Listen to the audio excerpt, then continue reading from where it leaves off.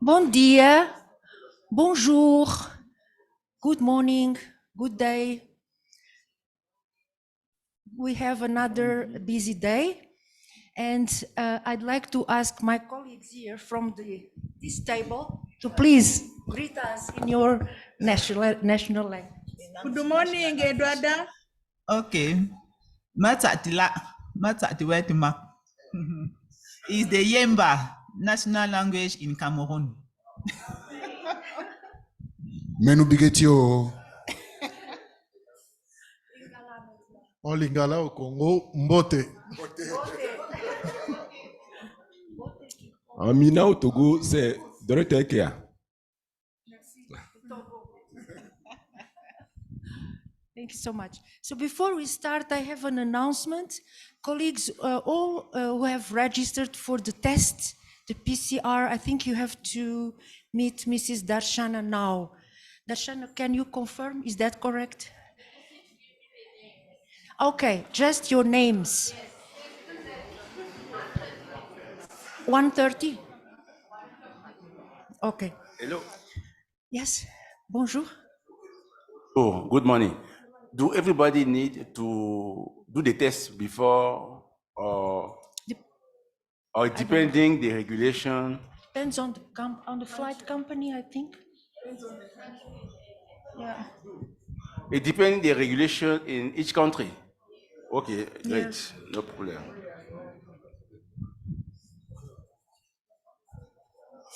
So I would like also to greet our new participants today, representing SAQA, South African Qualifications Authority. Hello, everybody. We are very, very happy to see you all here. So we will have the privilege to listen and to learn from you right after lunch. Thank you so much for your time. And Tola, hello. How many times we met? Huh? So let us then, as usual, do our brief introduction. And we also use this first session just to recap one part that we could not do on day one. And it's quite important. So all participants online, we have 41 participants so far, but in principle, very soon we will have around 100. Welcome again. We have, as you all know, 28 countries represented. Please, colleagues, as always, bear in mind the interpretation. So choose your interpretation channel. Let me just briefly recall the objectives, just a few, especially for our colleagues from SAQA who arrived today. So, as we all know, the main topic is skills, qualifications, and frameworks for mutual trust in a changing world. I think we have been discussing quite a lot about mutual trust and changing world as well. So, besides refreshing, deepening knowledge, understanding on linkages of components and themes of qualifications, frameworks, and systems, we are also here to, let's say, encourage, motivate, somehow even, let's say, support all those countries who are on their way, on their path to develop their national qualifications frameworks. And we hope that after these 2 weeks of training, so the one in April and this one, we will have a pool of trained, not only trained, but committed people from different institutions, different countries. We can continue and we can meet again then in 2023. And I see that Mr. Waldemariam agrees with me. Thank you.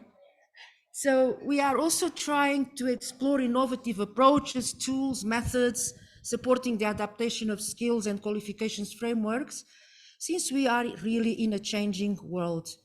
And of course, learn about ACQF. So I think we have progressed well. We are today already closing to the end of our journey today, day 4, will be very much dedicated to quality assurance. And as you know, the first session will be another country case, in this case, Cape Verde, talking about recognition, quality assurance, RS. And then in the afternoon, we have SAQA, National Qualifications Framework of South Africa. So let us then very quickly look very briefly at the topics today. You can see, so recognition of qualifications, digitalization, this aspect of digitalization in the first presentation. We will have then Paula Leite and Alberto Landim talking with us about this experience. Session 23 will be done online from Zoom. Professor Michael Mawa, he is already online, I know. He's from IECA. He has prepared a very interesting presentation on the linkages between ASGQA, African Standards and Guidelines for Quality Assurance, with ACQF. I think it will be an interesting point of view. Then session 24, Quality Assurance, a Systemic View, and links with the NQF by Andrea Bateman. You remember her? She's one of the team members of ACQF, authors of the guidelines and training modules. And then session 25, the very expected session, 2-hour session with the team from SAQA. So in the last session, then we will have a very brief introduction to the approach to self-assessment in the context of referencing. Just 10 minutes, less than 15 minutes, and then some examples, 1 or 2, depending on the time available, of articulation. So very concrete examples, very short. Thanks for your contribution at short notice. In the scheme, in our model of NQF, the systemic view, we can see that we have already covered a number of those pillars. So today, the focus, as the arrow indicates, is quality assurance of qualifications provision and qualifications systemic, and all the rest has already been covered.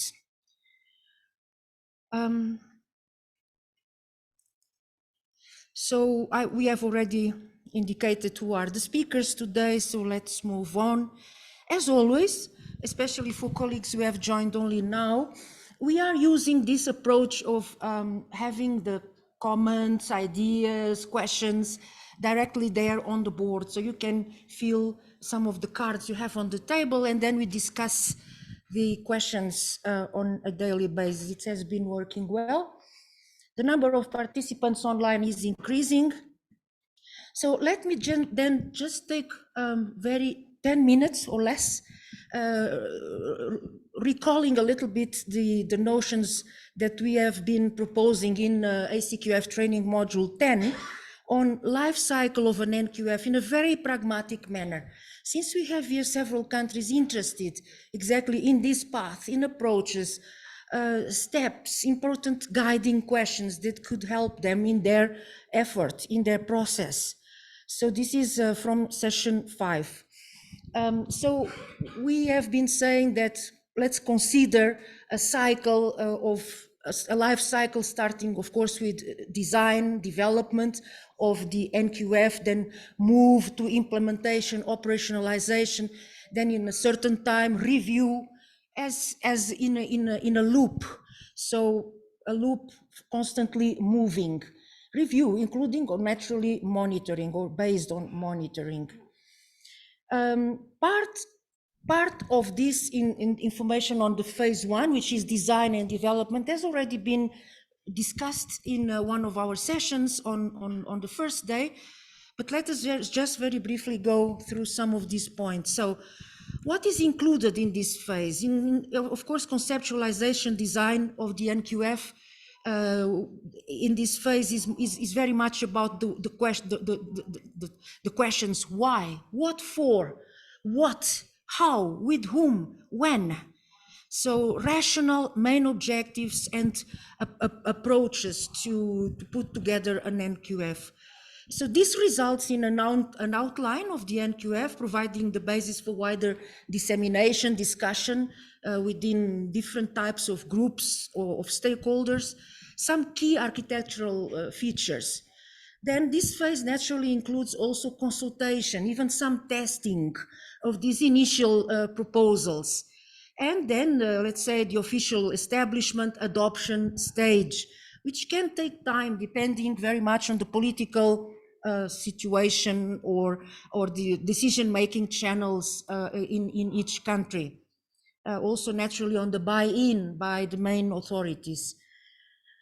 Some critical questions at this first phase are, for example, the plan for development. So the questions just mentioned: why, what for, what do we gain from this? Yes, what is the added value? How, with whom? Which is the overall approach to develop the NQF? Who will manage or coordinate this process? How will the stakeholders be engaged, involved?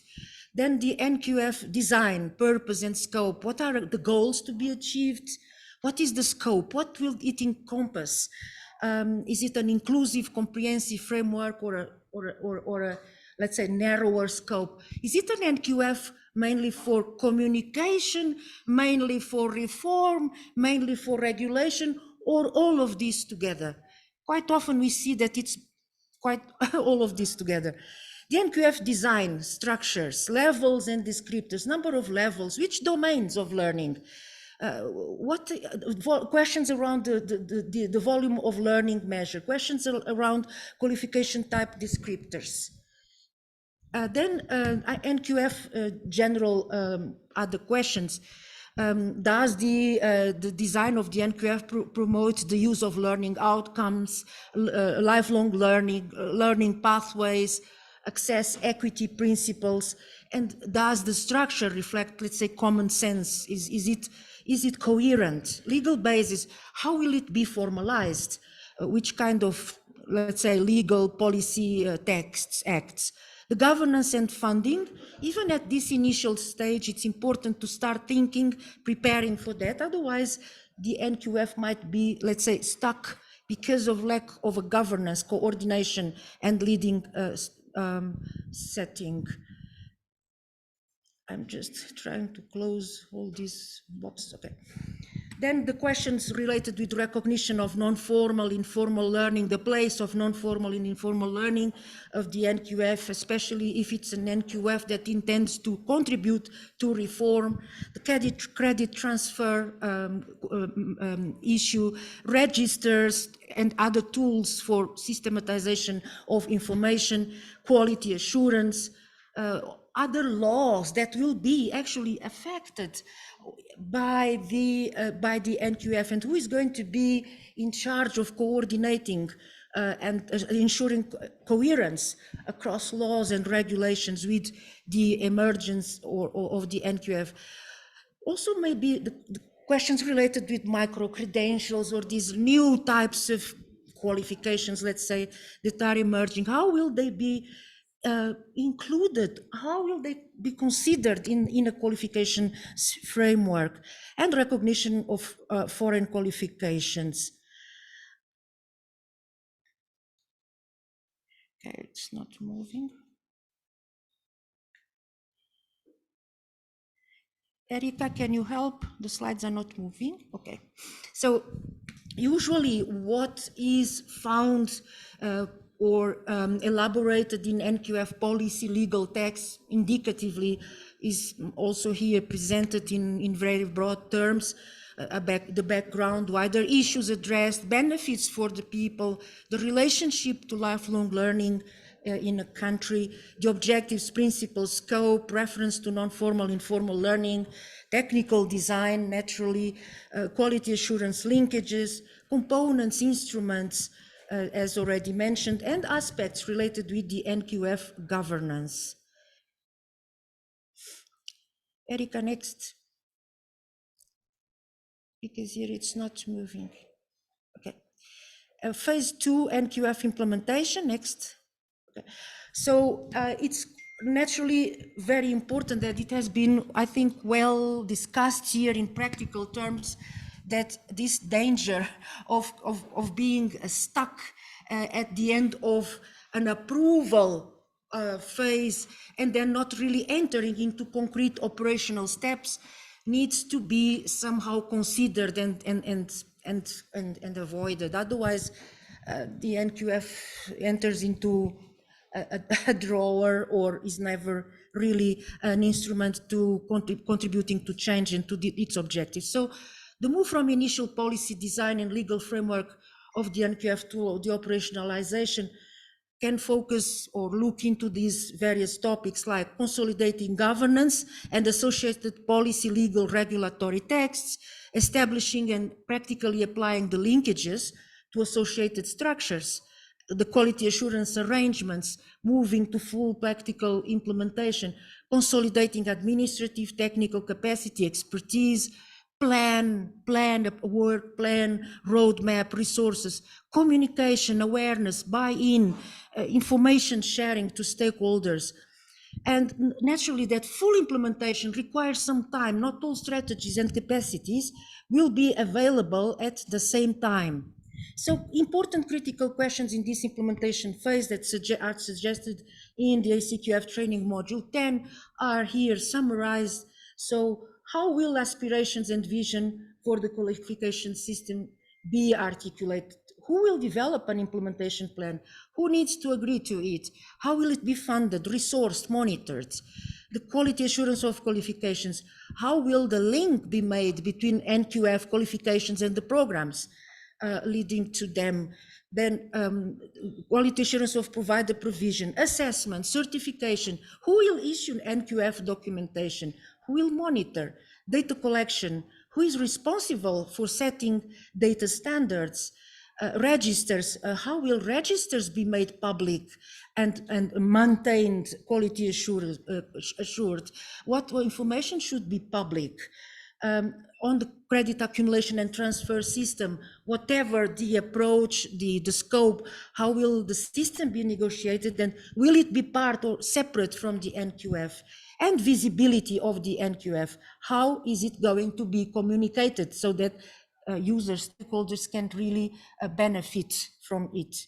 Very quickly about the third phase, and I'm not going at all into details because tomorrow we have a specific session that is going to go to unpack and go deeper into this topic. So this is very brief. Monitoring of NQF implementation for review, supporting the review. So how will implementation be monitored? This is a question to be considered and duly planned. What data exists that can be used to monitor implementation? Which indicators and objectives? So there are also regional examples for monitoring NQF implementation within a qualification system or a context of NQFs. And for example, there is an ACQF guideline and training module specifically dedicated to this topic, number 7. Tomorrow we'll have our colleague Rebecca Purcell telling us about this. There are also some quality assurance frameworks that actually contain elements supporting M&E, including of qualifications, and they are here indicated. So I'm going to finish here just to say, just to let's say encourage you to to look at the presentation of session 5, and here 3 main blocks of questions, critical questions for the review phase. So what are the questions to be asked when the country stakeholders are engaging in reviewing the framework, the qualifications framework? If they look, for example, at the NQF as a classification device, a question is the NQF helping to raise aspirations to learn? For example, do citizens use the NQF to see progression opportunities, or is the NQF not visible, not used? Are valuable qualifications that are sitting outside the NQF and could be brought in to, let's say, to expand also the scope? Another set of questions there in the middle. So the NQF linking to quality measures. So you can see also 3 proposed questions, such as is the NQF raising the standard of qualifications in terms of the use of learning outcomes, content, assessment, and certification processes? This is one question, possible question. And finally, the last block, NQF as a bridge between domestic and international qualifications. And the questions that are possible as well indicated, for example, do people abroad use the NQF of your country to appreciate elements of specific domestic qualification? Is it easy to make comparisons between the domestic qualifications and international qualifications, and so on? So I finish here this part of the presentation. This was just to bring back a little bit this part of session 5, and this is information contained in the training module 10, because we have been discussing in different ways about all of this, and this is a way to put this all together in our pre-last day. And now I'd like to pass the floor immediately to our colleague James Mwewa. You have a slide about credit accumulation and transfer, responding to the question from Tunisia. Olfa, vous avez maintenant quelques contributions à votre question. James? Thanks a lot in advance. Okay. Thank you. Thank you so much, Eduarda, and good morning, colleagues, ladies and gentlemen. Mine is a single slide, trying to just elaborate more on the contribution that was made by OFA regarding the allocation of credits to components of a qualification. What is it that we need to focus on? So as you can see from my illustration, we have first and foremost the determination of the kind of qualification or type of qualification that we want to come up with. In this case, I've used Bachelor of Science in Nursing as an example. So once you determine that this is the type of qualification or nature of qualification that you want to come up with, you then need to determine the expected learning outcomes of that particular qualification. What is it that you expect the learner to be able to know, do, and be at the end of the learning process? And this can be determined using stakeholder input. So the stakeholders have to advise the design of the qualification, what industry expects from the specific or particular learner, what sort of or sorts of roles are they expected to go and play in a particular industry or indeed company, as it were. Once that is done, we need now to also make use of the level descriptors. If these level descriptors are available, or if the National Qualifications Framework is available, we need to make sure that we determine our learning outcomes in comparison with the existing level descriptors. Once that has been done, we need now to determine the courses or modules, as the case may be, that are required for us to be able to enable the learner, more or less like be able to the learner to be able to appreciate the content of the qualification and be capacitated with the necessary skills and the knowledge that are required, including the competencies thereof. And once these modules have been determined, so these modules or courses are supporting, okay? They are supporting the attainment of the program learning outcomes. And in doing so, we need to also ensure that these courses also have their own specific learning outcomes. So we have what we can call a program learning outcomes set, and also learning outcomes that speak to the specific courses, indicating more or less like the amount of work involved in that particular course. Once that has been done, then we need now to allocate credits, okay, to each course or module based on the expected workload for each course or module. And this can be determined by, of course, asking ourselves, these courses we are looking at, are they core courses? Are they electives? Are they half courses? Is coursework required in that particular course, or classwork, should I say? Will the learner undergo some tutorials of some form? Of course, there should be assessment of some sort, be it formative or indeed summative assessment of some sort. Will the learner be involved in research, in practical work, such as laboratory work, or indeed industrial attachments? So all these components have to be factored into the formula being used to come up with credits, or indeed the duration that it would take a learner to be able to complete the amount of work or workload that has been assigned in a particular qualification.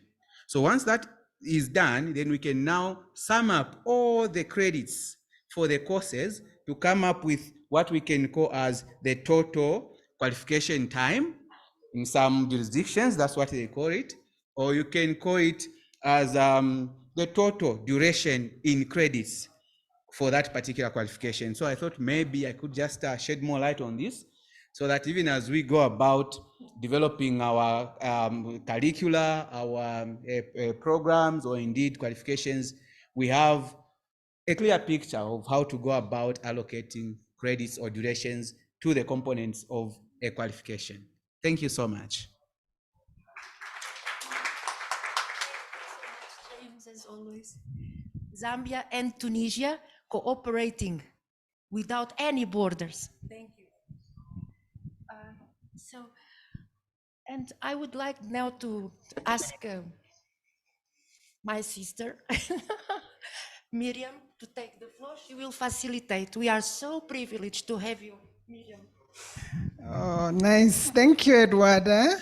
Thank you. Let's give a round of applause to Eduarda. Thank you. She deserves it. You know, all this that we're doing, it's because she spends sleepless nights just to make sure that we get going. Good morning, everyone, once again. I hope you've rested. This is day 4 of our session. We're almost there. It's hard to believe that we are almost at the end. A few logistics. Just to remind you, tea is always there outside. We won't break for tea, but please, when you need to get something, you can go ahead and get something. You have registers on your tables. Please fill in. If you didn't fill in yesterday, fill in to ensure that we just capture everyone that's in here and for audit purposes. Lunch for today will be served downstairs in the restaurant, so let's keep that in mind. I hope everyone for the PCR has had their names registered, but also those who are leaving early, please ensure that you check the shuttle time schedule or register. Just make sure that Dashna has your details with her. Okay, so we have a full-packed day, and Eduarda has gladly gone through for us most of the things that will happen. But before we go to the nitty-gritties, as I recognized Eduarda, let's also recognize Erica. She's in the background and just making sure that all these presentations and everything is happening. Erica, thank you very much for your work. We really appreciate that we do not have people staying on Zoom and disturbing us for a long time, because you are managing that. Also, I'd like us to just recognize SAQA incoming CEO, who is here with us. That's Nadia Starr. Maybe you can just wave for us, Nadia. So, colleagues, AU basically we'll be working with Nadia, I think, as of December. So let's just take time to just engage with her wherever possible. But today, we go back to our agenda, and to just take us through today's exciting program, we start with Cape Verde. We do have a joint presentation looking at recognition of qualifications in a digital space, in the digital world. And to do this presentation for us, we have Carvalho Paula. I hope I pronounced that well. Please come and take the stage with her colleague Ladim Alberto. So may I ask them to come? They have 15 minutes from now to take us through this presentation.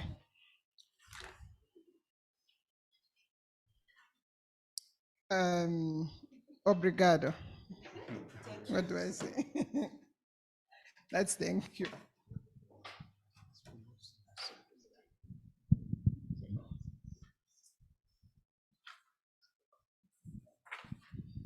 Bom dia a todas e a todos. Gostaria de apresentar a nossa equipa de Cabo Verde. Meu nome é Paula Carvalho, trabalho na Agência Reguladora do Ensino Superior como gestora de procedimentos, e o meu colega Alberto Landim, técnico do Serviço de Reconhecimento de Graus e Diplomas. Gostaria de agradecer a Eduarda pelo convite, pela dedicação e todo o empenho para que Cabo Verde pudesse participar.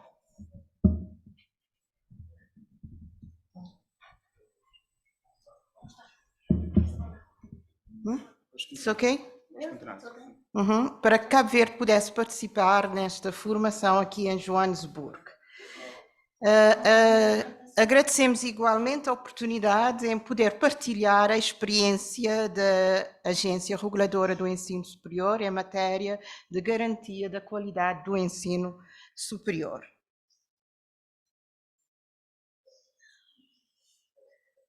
Assim, durante a nossa apresentação, abordaremos os seguintes pontos. O primeiro será a criação, a missão e os objetivos da Agência Reguladora do Ensino Superior. Seguido, o sistema de garantia da qualidade. Terceiro ponto, a plataforma digital da ARAS. E, por último, o processo de digitalização do arquivo físico da agência. A ARAS foi criada pelo Estado através do Decreto-Lei nº 121/8 romano de 2016, de 24 de março, enquanto autoridade administrativa independente que tem por finalidade garantir a qualidade do ensino superior. A ARAS foi criada em 2016, mas entrou em funcionamento em dezembro de 2018. Como estão a ver, é uma agência muito nova, tem pouco tempo de vida. Ela tem como missão garantir o cumprimento da lei e das normas vigentes através da fiscalização, controle e avaliação do funcionamento das IES, das instituições de ensino superior, favorecendo a eficácia e qualidade através de uma estrutura sólida e um quadro pessoal qualificado. Ainda tem como objetivo criar um Sistema Nacional de Garantia da Qualidade do Ensino Superior através da implementação de um sistema de avaliação, acreditação e fiscalização das instituições de ensino superior e dos seus ciclos de estudos e dos sistemas internos de garantia da qualidade. Apresentarei o que a ARAS tem feito em matéria do sistema de garantia da qualidade. A ARAS é uma agência que tem por finalidade, como já tinha dito, garantir a qualidade do ensino superior no país. Ela possui uma plataforma digital, a PDARS, que permite suportar as suas principais funcionalidades e procedimentos para apoio ao sistema de avaliação e acreditação das instituições de ensino superior e dos ciclos de estudos e também do reconhecimento de graus e diplomas. Assim, todas as instituições de ensino superior deverão criar sistemas de garantia de qualidade interna do seu desempenho e dos ciclos de estudos por si ministrados, visando promover uma cultura institucional interna de garantia da qualidade. Os atos e formalidades dos procedimentos de avaliação e acreditação das instituições do ensino superior e dos seus ciclos de estudos são praticados e registados na plataforma eletrónica gerida pela ARS, na qual deverão ser submetidos todos os documentos ou informações pertinentes. Temos a ARS possui, a plataforma da ARS possui 5 módulos, sendo 4 deles, porque 4 dos 5 módulos permitem toda a gestão dos atos e formalidades de acreditação e avaliação das instituições dos ciclos de estudos e também das instituições. Queria referir também que todas as instituições de ensino superior já têm o seu gabinete de qualidade, cujos pontos focais e os coordenadores, cujos pontos focais e os coordenadores dos gabinetes foram capacitados pela ARS em 2019. Em que consiste o reconhecimento de graus e diplomas?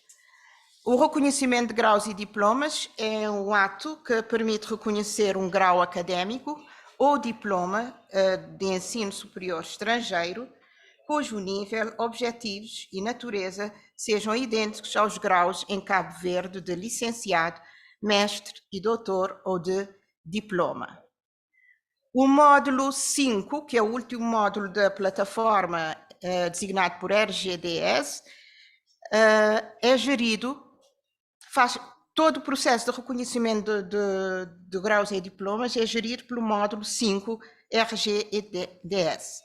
Ainda gostaria de vos informar que o nosso governo, o governo de Cabo Verde, homologou a Convenção Global sobre o Reconhecimento das Qualificações de Ensino Superior, já foi publicado no Boletim Oficial e neste momento estamos a preparar o processo de ratificação junto da Unesco.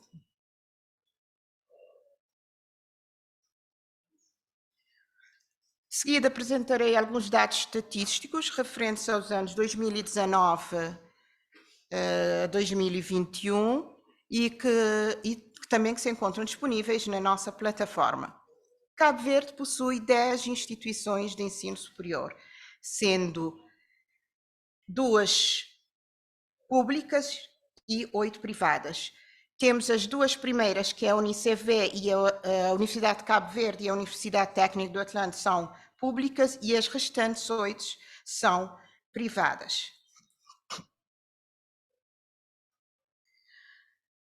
Na plataforma também temos os dados dos docentes, 1.149 docentes e 2.002 ciclos de estudos. O módulo PDES é um instrumento que disponibiliza e facilita os indicadores relativos ao número de docentes, ciclos de estudos e de alunos matriculados e diplomados por instituições do ensino superior. Temos ainda 21 processos de ciclos de estudos já avaliados. Em 2021 foram avaliados 21 ciclos de estudos, sendo 19 de licenciatura e 2 de mestrado nas áreas da saúde, jurídica, economia e gestão e arquitetura. E por último, iniciamos agora em 2022 a avaliação, o processo de avaliação institucional. Em março arrancamos com a avaliação interna, que ainda está a decorrer e que terminará no dia 30 deste mês, e em novembro iniciaremos a avaliação externa em todas as instituições de ensino superior, com as visitas virtuais e in loco. De seguida, passarei a palavra ao meu colega Alberto, que ele irá apresentar a plataforma de uma forma mais detalhada e também o 5º módulo de reconhecimento de graus e diplomas. Obrigada.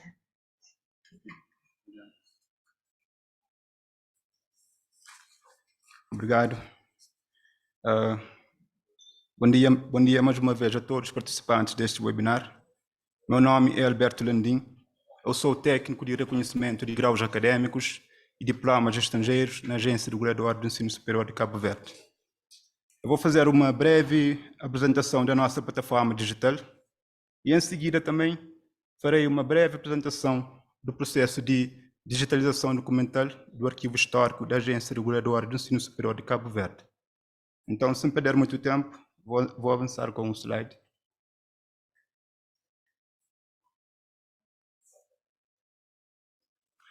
A nossa plataforma digital é uma solução web designada por PDRs que permite a todos os intervenientes terem acesso, que permite a toda a interação das diversas instituições de ensino superior, permitindo que as ações sejam coordenadas, aumentando assim a eficácia na prestação de serviços. Esta plataforma permite a todos os intervenientes terem acesso online aos processos, recolher e disponibilizar dados relativos ao ensino superior. Além disso, a nossa plataforma digital permite garantir um maior controle, maior rapidez e flexibilidade na resolução dos processos. Essa plataforma possui 5 módulos. Temos o primeiro módulo designado de PDIs, que permite fazer a gestão dos docentes e dos ciclos de estudos. O segundo módulo é o módulo AVAL, que permite fazer a tramitação do processo de avaliação dos ciclos de estudos em funcionamento. Temos o terceiro módulo, designado de PARSE, que permite fazer a tramitação do processo de avaliação e acreditação dos ciclos de estudos. Temos o quarto módulo, designado de AVAI, que permite fazer a avaliação institucional. E, por último, temos o quinto módulo, designado de RGDES, que é um módulo que foi implementado recentemente na plataforma e que permite gerir de forma informatizada todos os processos relativos aos pedidos de reconhecimento de graus acadêmicos e diplomas estrangeiros. Esse módulo tem como contributo possibilitar a tramitação documental online dos processos de reconhecimento de graus acadêmicos e diplomas estrangeiros de modo virtual. Também possibilita a submissão dos documentos de forma online em qualquer parte do mundo, basta ter acesso à internet. Além disso, este módulo permite a emissão das certidões de reconhecimento automaticamente online através de um código confidencial, sem ter a necessidade de se fazer o levantamento de forma presencial. Além do mais, este módulo permite-nos obter de forma automatizada diferentes dados estatísticos referentes aos pedidos de reconhecimento de graus acadêmicos e de diplomas estrangeiros, o que facilita o aumento da produtividade e também a melhor transparência na divulgação dos dados estatísticos. Agora vou falar um pouco sobre o nosso processo de digitalização do arquivo histórico, que consistiu na digitalização de todos os processos referentes ao reconhecimento de graus acadêmicos e diplomas desde 1976, período que remonta ao período de pós-independência de Cabo Verde, até os momentos atuais. O principal objetivo da digitalização consistiu na transformação de todos os processos físicos em suporte eletrônico, permitindo o armazenamento dos documentos em formato digital na nuvem, garantindo assim uma melhor segurança desses documentos e também salvaguardar o arquivo histórico da agência. Também vale ressaltar que o processo de digitalização documental tem como vantagens estimular a desburocratização e a modernização administrativa. Além do mais, garante uma maior rapidez na procura de um determinado processo online, sem ter a necessidade de se deslocar ao arquivo físico. Agora vou demonstrar as etapas de digitalização dos documentos físicos. A primeira etapa consiste na higienização e organização dos documentos físicos. A segunda etapa consiste na digitalização através de uma máquina digitalizadora de todos os processos físicos. A terceira etapa consiste na indexação de todos os documentos digitalizados, o que facilita uma maior rapidez na procura desses documentos online. E a quarta etapa, temos o armazenamento de todos os processos digitalizados através de serviços de nuvem, o que garante, desta forma, uma melhor segurança dos documentos. E, por fim, temos aqui um pequeno gráfico demonstrando a distribuição total dos processos digitalizados dos anos de 1976 a 2021. Como podem ver, temos 41 processos digitalizados de CESP, que corresponde ao curso de estudos superiores profissionalizantes. Temos 13.547 processos de graduação, que corresponde ao grau acadêmico de licenciatura. Existem cerca de 3.360 processos de pós-graduação, que corresponde ao mestrado, doutoramento, pós-doutoramento e outras especializações. No total, como podem ver, temos cerca de 17.000 processos digitalizados que se encontram atualmente armazenados na nuvem da agência, garantindo assim a salvaguarda do arquivo histórico da Agência Reguladora do Ensino Superior. E desta forma, a ARES concluiu em 2022 o longo processo de digitalização dos processos físicos que remontam o período de pós-independência até o momento atual. E desta forma, finalizamos a nossa apresentação. Agradecemos a vossa atenção. Agradecemos também a Eduarda pela oportunidade que nos foi dada de partilhar a nossa experiência convosco. Muito obrigado.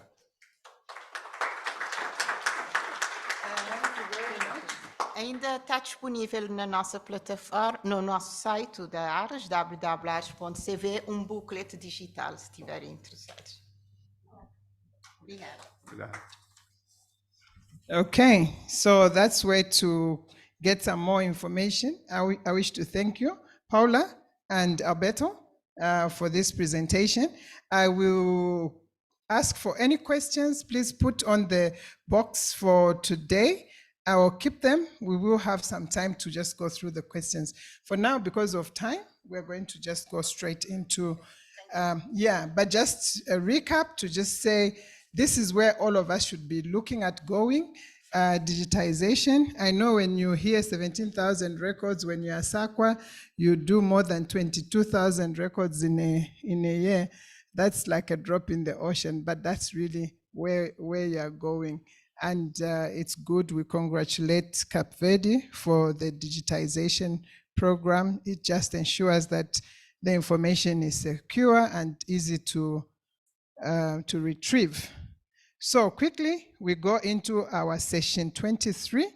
And to take us through this, we have Professor Michael Mawa from Inter-University Council for East Africa. And he'll be joining us online. Professor Mawa, are you on and ready to take us through? And he will be looking at the Africa standards and guidelines for quality assurance and their linkages to qualifications frameworks. Professor Mawa, over to you.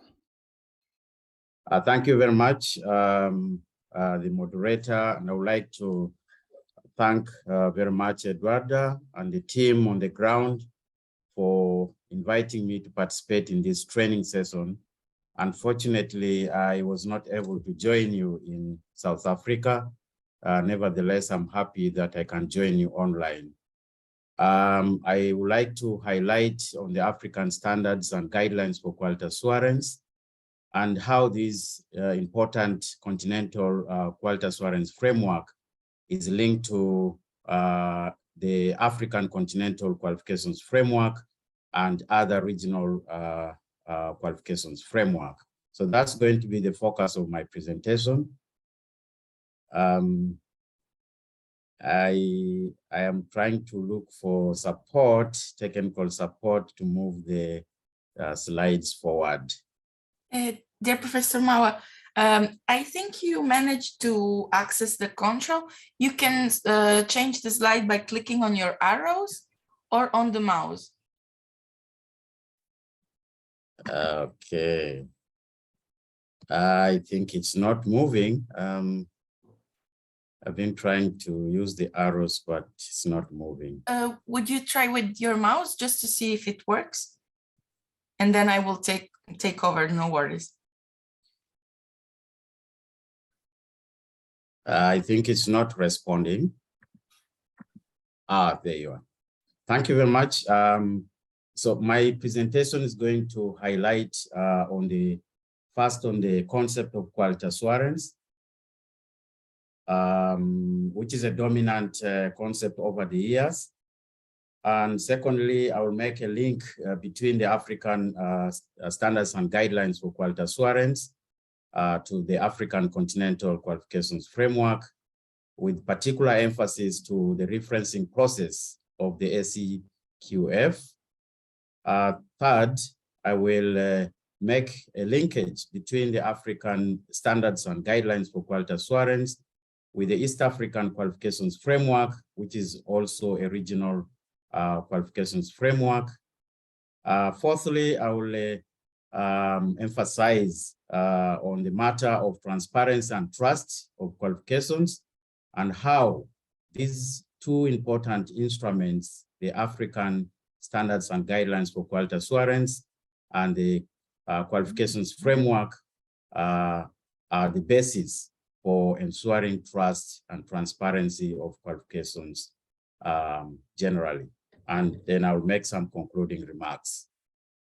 I would like to start by recognizing that over the years, the concept of quality and quality assurance have become very dominant, especially in the education sector. We do know that quality and quality assurance began quite a lot and more often emphasized in the industrial sector, but this concept over the years has gained more prominence in the education sector. The need to ensure quality of the education services has dominated over the years. However, the concept of quality and quality assurance is quite complex, especially within the context of education, because different understandings have been provided to these concepts. For some, quality assurance pays attention to the system. To others, it is concerned about the process of ensuring that quality, but for others, it is about the unit. Regardless of the variations of definitions, we do recognize that there are commonalities in all aspects of the definitions of quality and quality assurance, and these have been contained in a number of instruments, and I would like to highlight the definition of quality, especially in quality assurance frameworks that have been approved. Some of the key definitions that I've picked here is from the African Standards and Guidelines for Quality Assurance, which defines quality assurance as a general term for procedures in internal and external quality assurance procedures, including procedures of accreditation, procedures of evaluation, procedures of audit, for both institutions, for programs, and even for systems within the higher education institution, but also within the quality assurance agencies. So this is one important definition or understanding of quality that focuses mainly on the procedures and the processes of accreditation. The second definition, I draw it from the UNESCO Addis Ababa Convention, which defines quality assurance as an ongoing process. And here I underline the fact of ongoing process, by which quality of a higher education system, quality of the institution, or quality of the program is assessed by competent authorities, so that the stakeholders are assured that there are acceptable standards of the education that are being provided, and that the quality is continuously being maintained and enhanced. This, I find it as a very, very useful definition in the understanding of the concept of quality assurance in the higher education. We can underline these key words: an ongoing process, a process of ensuring the quality of our institutions, of our programs, of our systems, and that this can be done through the process of assessment done by competent authorities, so that our stakeholders are satisfied of the provision of the education services that we offer to them. Having given this definition, I would like to turn now to the second component of my presentation, which begins to link the African Standards and Guidelines for Quality Assurance with the Continental Qualifications Framework. I want to recognize that the African Standards and Guidelines for Quality Assurance is a continental framework, higher education framework, developed to support quality assurance agencies, commissions, councils, or authorities that are established at national levels or even at regional levels. And that this is important in ensuring that good practices are established within higher education institutions and the quality assurance agencies. This framework provides guidance to these key stakeholders, especially in the application of standards and guidelines in the higher education sector. The framework also helps in the development of adequate internal quality assurance mechanisms, both for the higher education institutions and also for the quality assurance agencies, that these mechanisms are fit for international best practices. The framework also assists the higher education institutions and the QA agencies in assessing their own quality assurance system. And this can be done through the process of self-assessment, but also can include external assessment of the institution or of the QA agencies so that they can get feedback, external feedback for continuous improvement of the QA system. I just want to highlight that the quality assurance framework is composed of 3 key parts with major focus on the key stakeholders here. The first part is internal quality assurance, which is to be used by the higher education institutions to ensure their own quality, and that the major mechanism for ensuring their own quality is the mechanism of self-assessment. And this is for the purpose of internal self-improvement, internal quality enhancement within the higher education institution. The second part of this framework is the external quality assurance framework, which is to be used by the quality assurance agencies. And this particular component of this framework provides for the audits, to do audits of institutions, to do audits of programs, and these processes could lead to accreditation of both programs and of the institutions that are regulated by the quality assurance agencies. The last part of this framework is the part that guides quality assurance agencies. And this is a framework that can be used by the quality assurance agencies to ensure their own quality by carrying out internal self-assessment of their system, of their activities, of their procedures, of their policies. And also it supports the quality assurance agency to invite external peers to be able to also provide feedback to the quality assurance agency on its system. So briefly, these are the 3 parts of the African Standards and Guidelines for Quality Assurance. You may have access to this full document so that you can be able to read in detail the standards that are provided and the specific guidelines that are provided therein. Having briefly introduced the African Standards and Guidelines for Quality Assurance, I would like now to make the link between the African Standards and Guidelines for Quality Assurance and the African Continental Qualifications Framework. And I want to begin by saying that a good starting point in making linkage between these 2 important continental higher education frameworks is to reflect on the purposes for which these instruments were established, or the objectives for which these 2 continental frameworks were established. And that will help us to see the commonalities or the common elements between these 2 frameworks, but also to see the focus of each of these frameworks. Moreover, the African Continental Qualifications Framework is underpinned by quality assurance. And I would like to emphasize this slightly later, that the African Continental Qualifications Framework is actually underpinned by quality assurance principles, by quality assurance standards, and by quality assurance guidelines. And so that in itself makes the linkage between the QA framework and the qualifications framework very much closely linked to each other.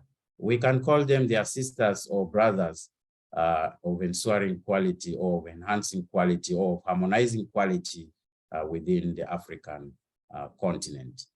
So let me just highlight some of the key elements, the purposes and objectives of these two frameworks. And first, the purposes of the African Standards and Guidelines for Quality Assurance.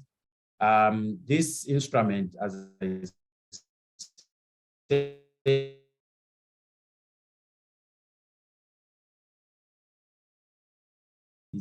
develops member states, particularly to have a common frame and understanding of the quality assurance system. Quality assurance system for teaching, for learning, so that all stakeholders within the continent can be able to be guaranteed of the quality of education. So it's a common framework, and I want to emphasize that. Two, it has been developed to provide mutual trust, to facilitate recognition of students and the human resources. Again, I want to emphasize here that this framework, the quality assurance framework, has been developed to support mutual trust, to facilitate recognition of qualifications, and to facilitate mobility of students and of workers. I also want to emphasize indeed that this framework has been developed to promote transparency and accountability. Once the higher education institutions and the quality assurance agencies have developed their own system and framework, then it must be transparently seen, and that system should be able to speak to the general stakeholders in terms of accountability. So it's a useful framework that gives accountability of the higher education institution and of the quality assurance agency. And lastly, I want to emphasize that this framework has been developed to promote international competitiveness, because the standards and the guidelines that have been established there are to enable higher education institutions and quality assurance agencies to develop a system that can be compared with international systems and that can be competitive enough to the international system, because best practices are drawn from all these standards and guidelines. So having highlighted the key elements in the purpose of the African standards and guidelines for quality assurance, I would like to similarly highlight some of the common key elements in the objectives of the African Continental Qualifications Framework.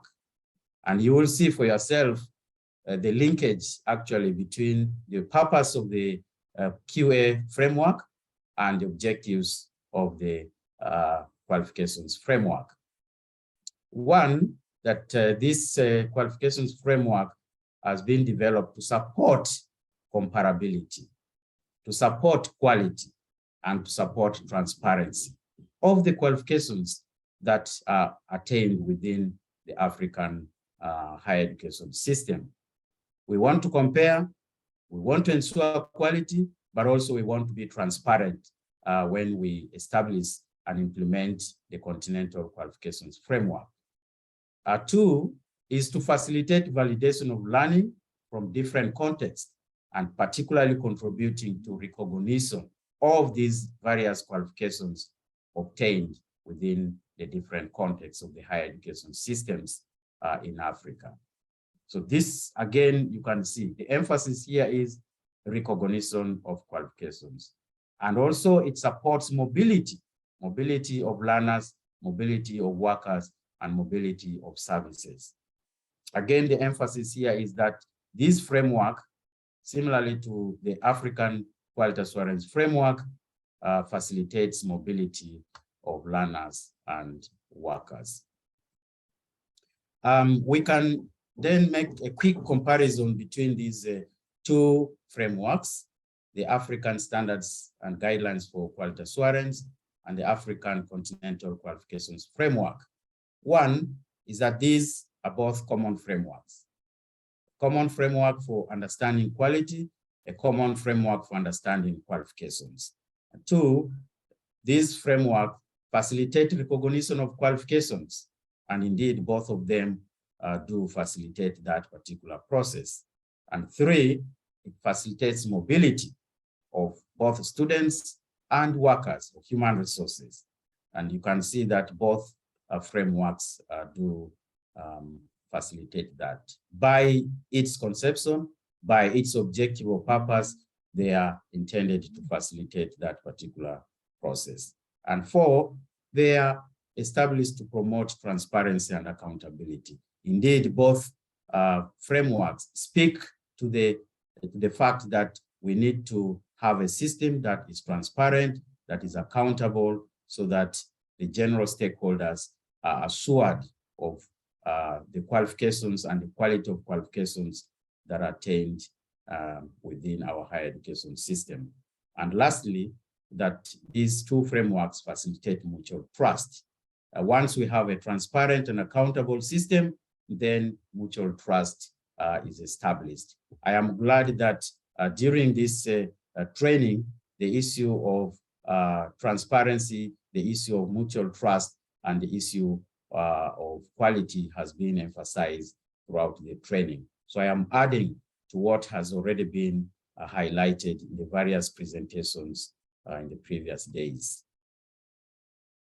So I would like to now emphasize the fact that the African Continental Qualifications Framework is underpinned by quality assurance. And this has been very much emphasized within the framework itself, that quality assurance is fundamental for trust in qualifications, and therefore a quality assurance system, a quality assurance mechanism must be in place so that that trust and that confidence is built. And quality assurance is particularly the subject of criteria 4 of the referencing system of the African Continental Qualifications Framework. And I want to quickly highlight this referencing framework. For both national qualifications framework or systems, that the African Continental Qualifications Framework is a useful referencing framework. And this process particularly facilitates transparency, self-assessment, and continuous improvement. The referencing criteria provide for a framework for comparing between countries, one country to another, and between one region to another. And this, of course, opens up an analytical process which will result to robustness of our higher education system and trust in the qualifications that are attained within the system. The referencing of the National Qualifications Framework to the Continental Qualifications Framework is a useful measure, indeed, of quality of the national qualifications, because this framework must address the qualifications quality chain from the point of design of standards through the process of teaching, learning, assessment, to the last point of certification of the qualification. So it's a very important mechanism of ensuring quality throughout this qualifications chain. It also addresses the application of the learning outcome approach. This framework, as a quality assurance link, emphasizes the outcome approach, which has been emphasized almost throughout within the framework. It includes a feedback instrument, and we know that in quality assurance, feedback is extremely important for the process of continuous quality improvement. We cannot improve continuously if we do not have a strong system of feedback, and this framework really guarantees that, and the quality assurance system embedded in this framework provides for this mechanism of feedback. It addresses both internal and external quality assurance processes, including regular reviews or assessment of the quality assurance agencies.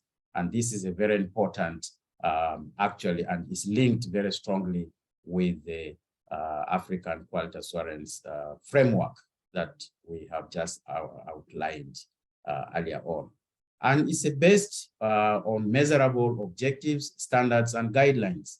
We have seen that the African standards and guidelines for quality assurance has specific standards and have specific guidelines. And these standards and guidelines are also linked to the continental qualifications framework. But lastly, and more importantly, this framework takes account of African Union policies that have been adopted over time, such as the what I've mentioned, the African standards and guidelines for quality assurance, but also other policies, including the African continental education strategy.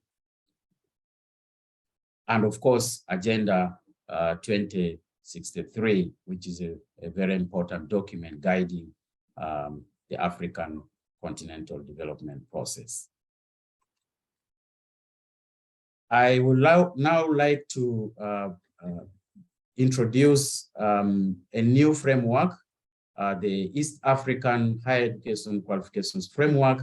And I want to draw the linkage between this particular regional framework with the African standards and guidelines for quality assurance. The East African Qualifications Framework for Higher Education, like the African Continental Qualifications Framework, is an overarching regional framework developed to provide a set of qualifications framework policies, objectives, and guidelines for higher education institutions and for the quality assurance agencies in the region to establish national systems that will allow comparability of qualifications attained within the East African community. There are many policies that have been defined in this East African Qualifications Framework for Higher Education, but one of these important policies is the policy on qualifications issuance. This policy particularly provides a means for protecting qualifications. And one of the major means of protecting qualifications as underpinned in this policy is the quality assurance arrangement. The policy clearly emphasizes that the protection of qualifications issued within the East African community must be anchored on quality assurance arrangements.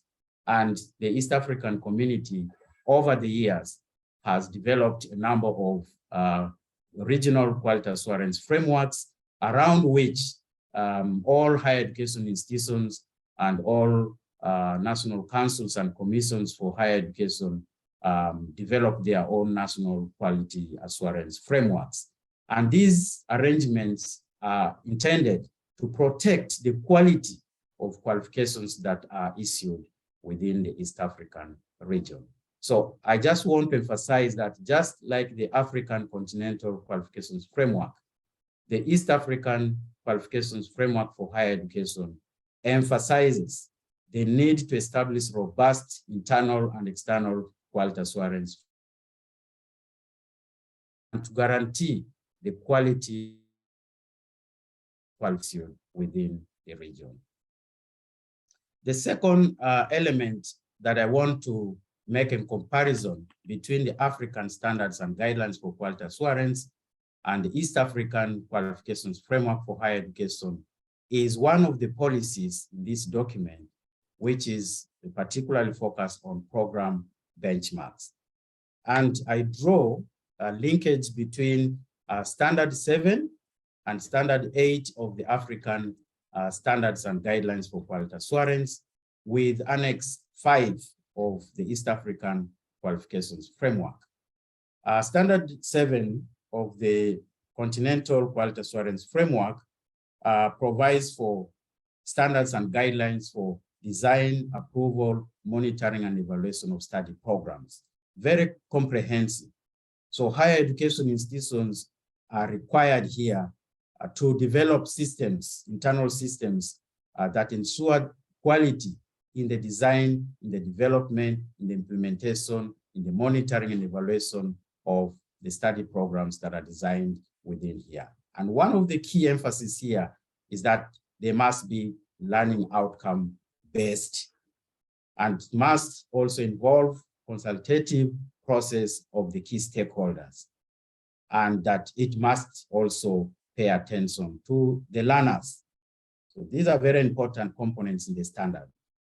Similarly, Standard 8, which provides guidelines on teaching, learning, and assessment, emphasizes the need for higher education institutions to put in place policies and procedures that will promote learning and acquisition of appropriate knowledge, competencies, and skills. So these are very important components.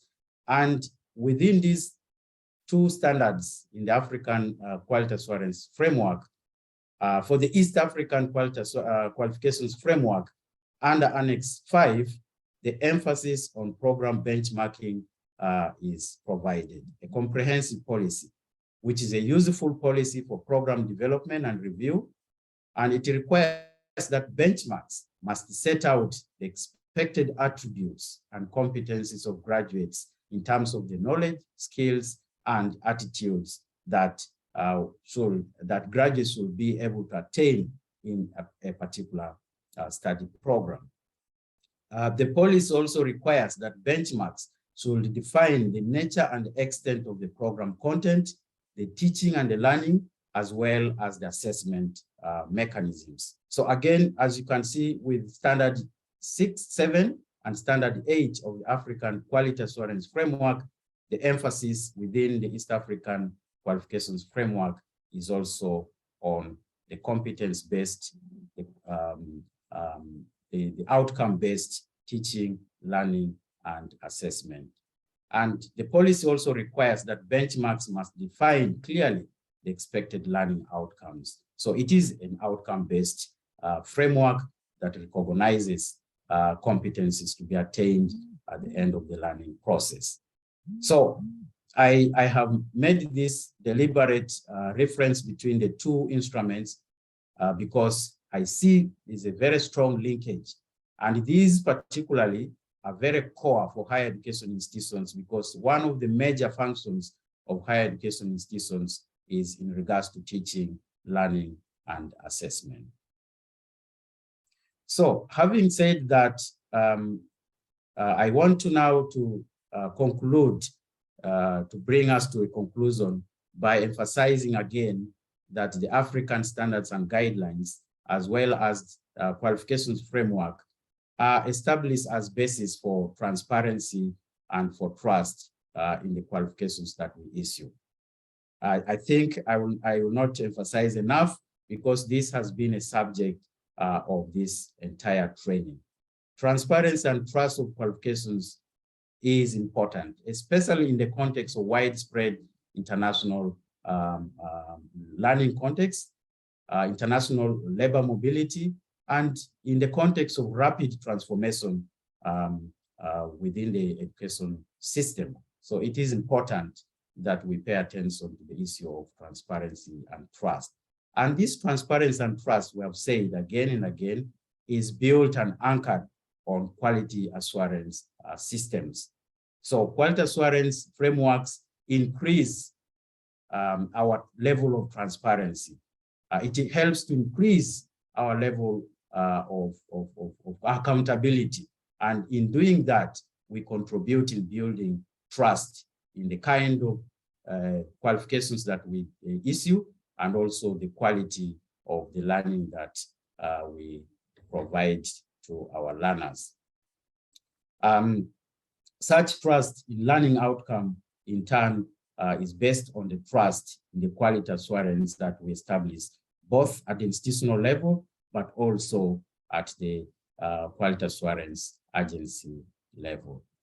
And I want to conclude by emphasizing once more that the African standards and guidelines for quality assurance and the African continental qualifications framework, as well as other regional qualifications frameworks, including the East African qualifications framework for higher education, are very important educational frameworks designed to guide educational stakeholders. And I will emphasize here particularly the stakeholders of higher education institutions and also the regulatory agencies in defining the quality of qualifications that are issued within our higher education area.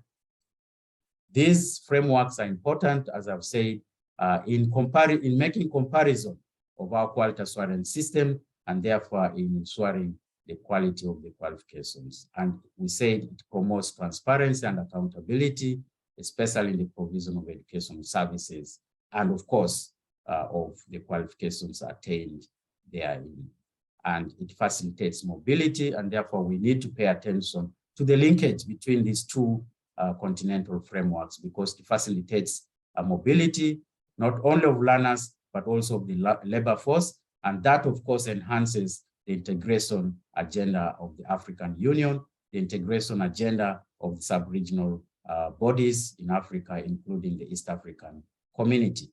We pay attention to this subject because it is one of the elements in which we promote integration within our East African region. And I'm sure this is contributing greatly to African continental integration agenda. And I want to note that the African Continental Qualifications Framework has a different scope to that of the African Standards and Guidelines for Quality Assurance, but still the two are linked to one another.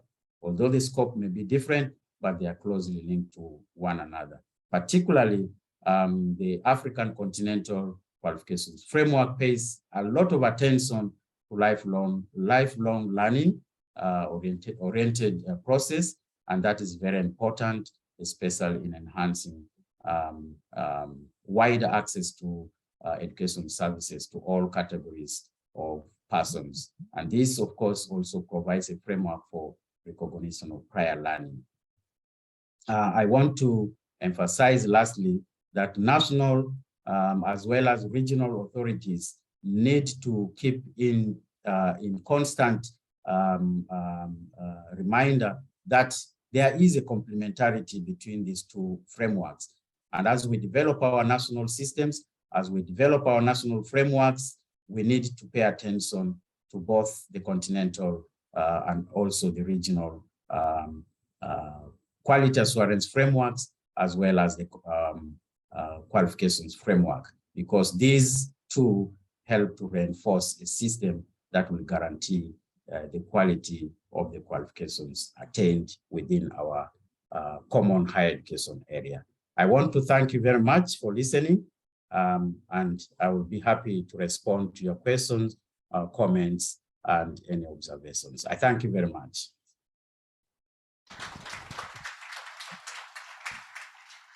Thank you very much, Professor Mawa. Very insightful presentation there. We really appreciate. And as you were speaking, it was very good and very exciting to see how you nicely brought out the link between the SSG QA and the Continental Qualifications Framework. I think it's good to note the issue of it being a common framework, speaking to mutual trust, on issues of recognition and mobility, basically the basis on which recognition of qualification is anchored on, and looking at transparency and accountability. Interesting also to talk about the East Africa Qualifications Framework on higher education. I think we all ask and would like to know, going forward, what is East Africa thinking about a comprehensive qualifications framework? Because as you know, the links that you are making are to do with a comprehensive look of our education system. Where is schooling? Where is TVET in as far as East Africa is concerned? We will take very quick questions. We have just about 5 minutes. So I think in responding, Prof, it would be good for you to be quick.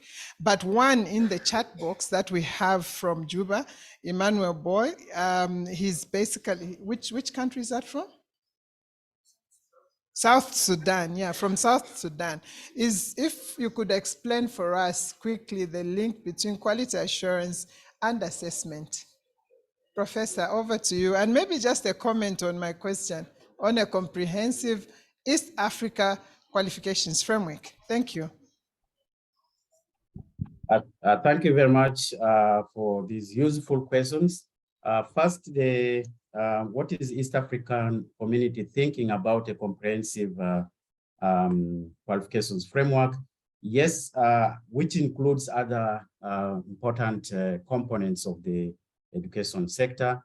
I want to inform the participants that already we have adopted an East African qualifications framework for TVET. This is the most recent instrument which has been adopted.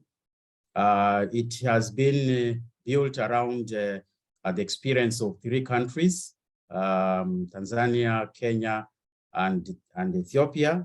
So it is a framework which has been adopted for Eastern Africa, not East Africa, Eastern Africa. And this is a very useful development within the region.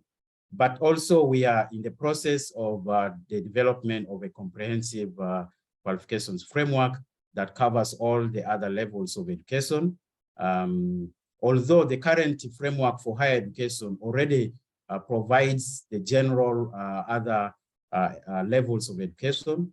So it's not only focusing on higher education, but also it has briefly highlighted on the basic and as well as secondary levels of education as such.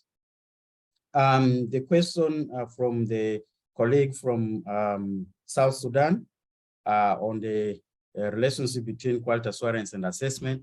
I just want to tell my brother there that I am actually sitting in Juba at the moment in South Sudan. I came here since Monday.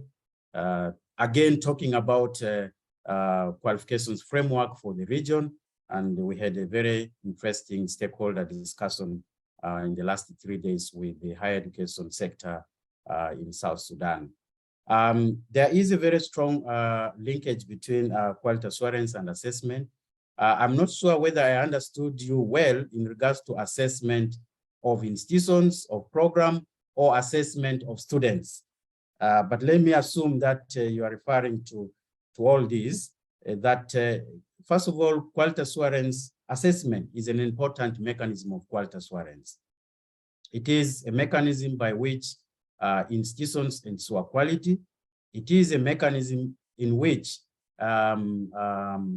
instructors or teachers or facilitators ensure the quality of the learning process if it is assessment of students and if it is based on the learning outcome. If it is assessment of program, again, the quality assurance mechanism is an important mechanism for ensuring the quality of the program through both self-assessment as well as external assessment. I hope I have responded to your query, but I just want to emphasize that assessment in itself is an important mechanism of ensuring quality at whatever level, whether at the level of the learning process or at the level of the program or at the level of the institution. It is an important quality assurance mechanism of ensuring. The outcome of an assessment provides feedback, identifying clearly the gaps and of course providing mechanism for continuous improvement in the process or in the system or in the institution or in the examination itself, if it is to do with the assessment of students. I thank you very much. Thank you very much. Prof, we'll take just one question on the floor from Abdou from Senegal. The next questions, Prof, I'm sure you're with us today. So we will be able to ask as we go, because just on account of time, so that we can get the next presentation from Andrea done. Very quickly, Abdul. Bonjour, professeur Mawa. Moi, je voulais juste compléter par rapport aux AEG et QA qu'il y a un projet important de dissémination de ce projet qui concerne 18 pays et qui est coordonné par un comité dont les membres sont là. Il y a Dr Bagouma et moi-même, et ça concerne 6 pays francophones, 6 pays lusophones et 6 pays de l'Afrique de l'Est.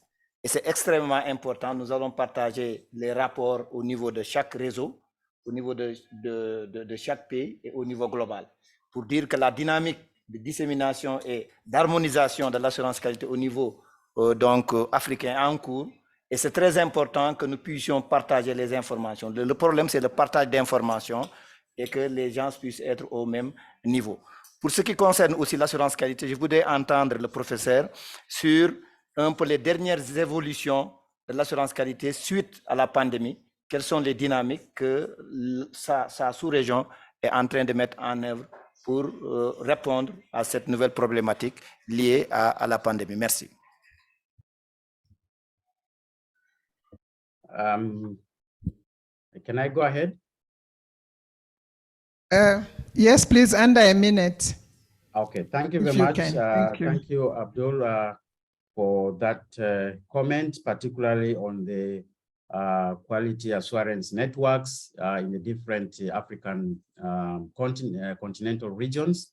And I'm looking forward to the sharing that will come in the next 10 days in Dar es Salaam from the different 3 networks. And I'm glad that the president of the East African Quality Assurance Network, Dr. Baguma, is there with you.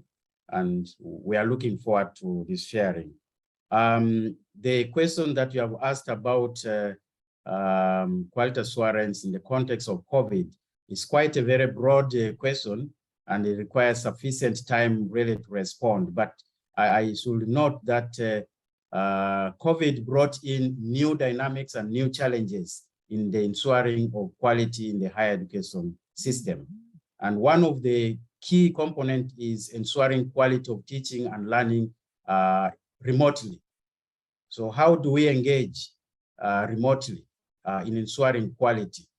We have been used to ensuring quality within the context of a campus, within the context of an institution located within a particular location.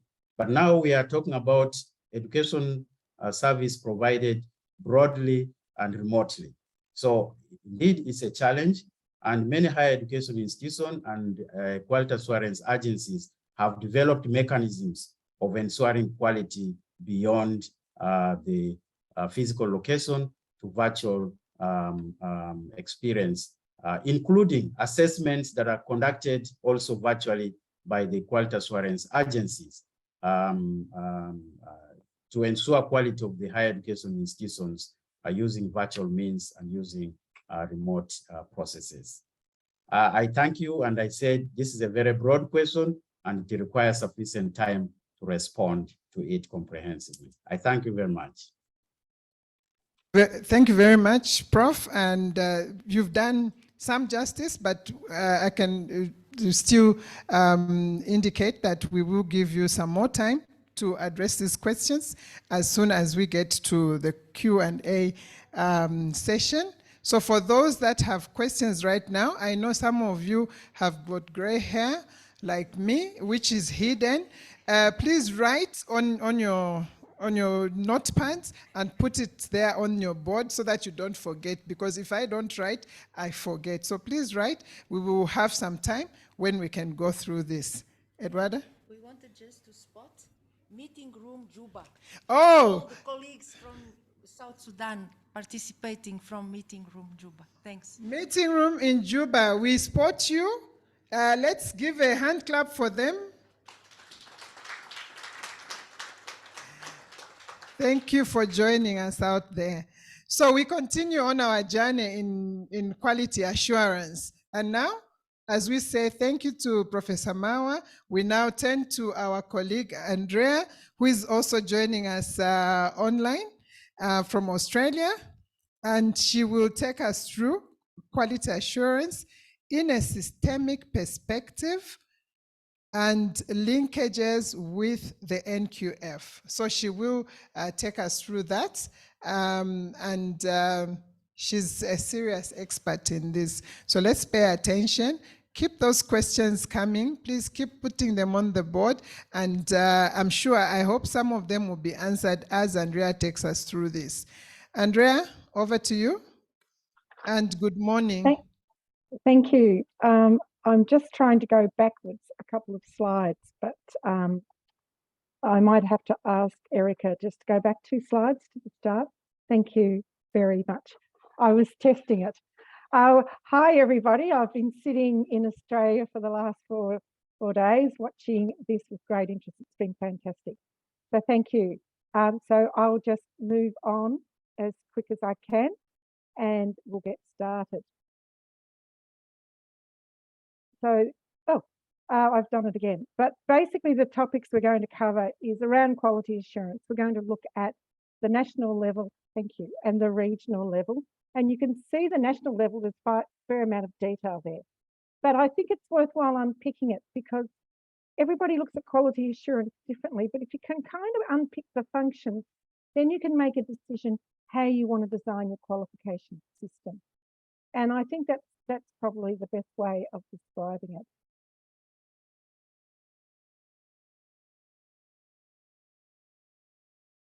I am now trying to click the next slide.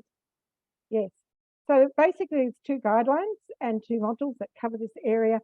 Module 5 covers it at regional, continental level, and guideline 10 and training module 10 looks at the national level. So basically we're going to quickly, you've seen this before, I know you have, but we're going to cover this section here. And as Edward has been showing you every morning, the bits that we're eating from the pie, and we're going to eat most of the pie this week. So when we talk about linkages to the NQF, you heard me say on Monday that the strength of an NQF comes with its linkages. And the stronger it's linked to its other strategies and functions and quality assurance, therefore it doesn't hide in the filing cabinet.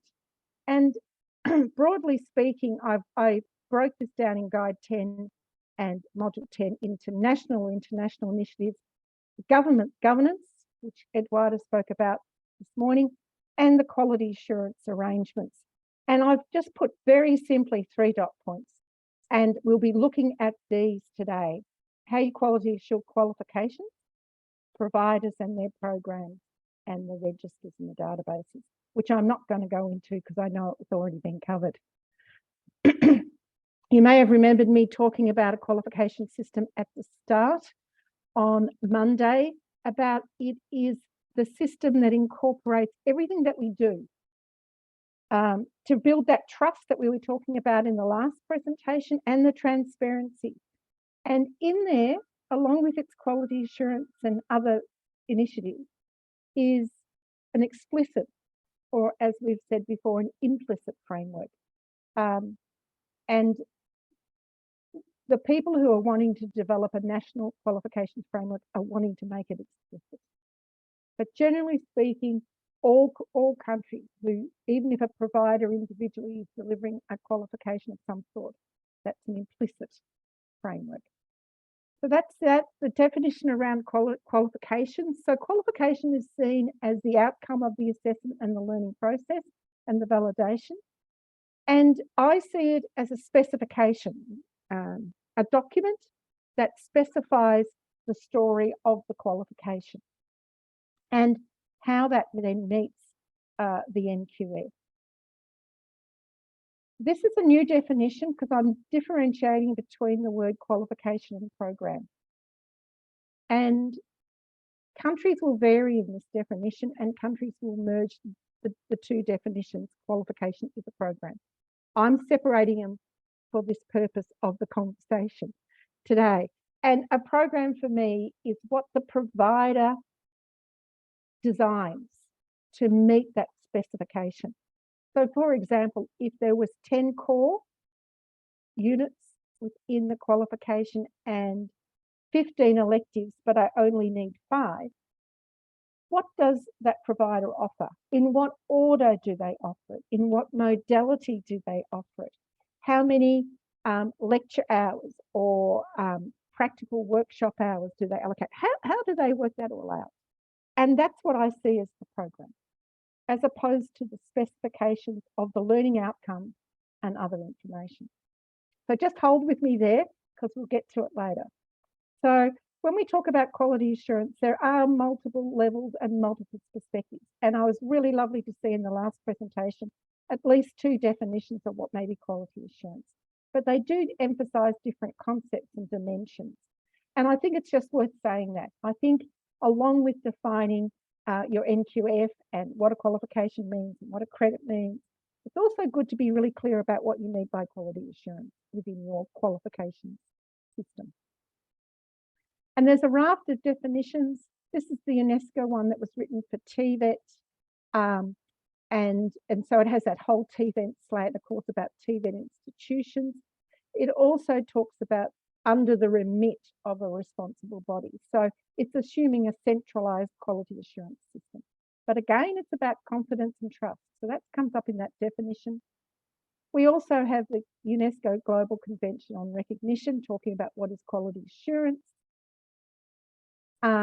We've also, as we've just heard, a definition from the African Standards and Guidelines for Quality Assurance. So be aware that there is multiple definitions. And within TVET and in higher ed, there are variances. But this one is an ETF definition and clarification. And it's saying it's about quality improvement and quality assurance. It's about policies and approaches.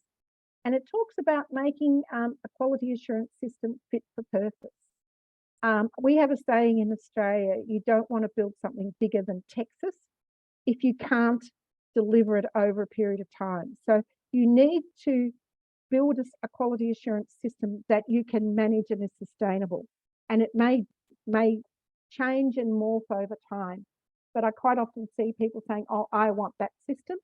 And that may be not attainable and not sustainable. So I think that idea of fit for purpose and the context in the country in which you're in is extremely important when you build a quality assurance system. This is a very simple definition. It's one of the oldest papers around regional qualification frameworks. And it's just very simply saying, this is basically what it's about. It's about your policies and processes to ensure that certain standards are met. This talk about transparency and trust that came up in the last presentation, I've actually covered as well, but it's very much around why do we do this? Why do we want to build trust and transparency? And again, it's for that student and labour mobility. It's also for employers, for students. They want to know that the qualification that they pay for, usually to a provider, is going to be worth something. And they want to understand their qualifications. So it has transparency and trust is multi-layered across your whole society, in my view, and internationally. And it is a range of measures. And having worked in quality assurance in Australia for over 30 years, one of the things I've learned very quickly is that trust can be lost very quickly. And it takes a lot of time to regain trust, either locally or internationally. So it's really important when you set up a quality assurance system that you know that it can be managed. There needs to be trust in those learning outcomes, trust in the quality of the institution, and trust in the graduates that come through. And there are system levels and there are provider levels. And they are, I guess we're all in it together. And I think that's an important point. Just very quickly, looking at the regional level, quality assurance can be at different levels. And I'll just bring these on as quickly as I can.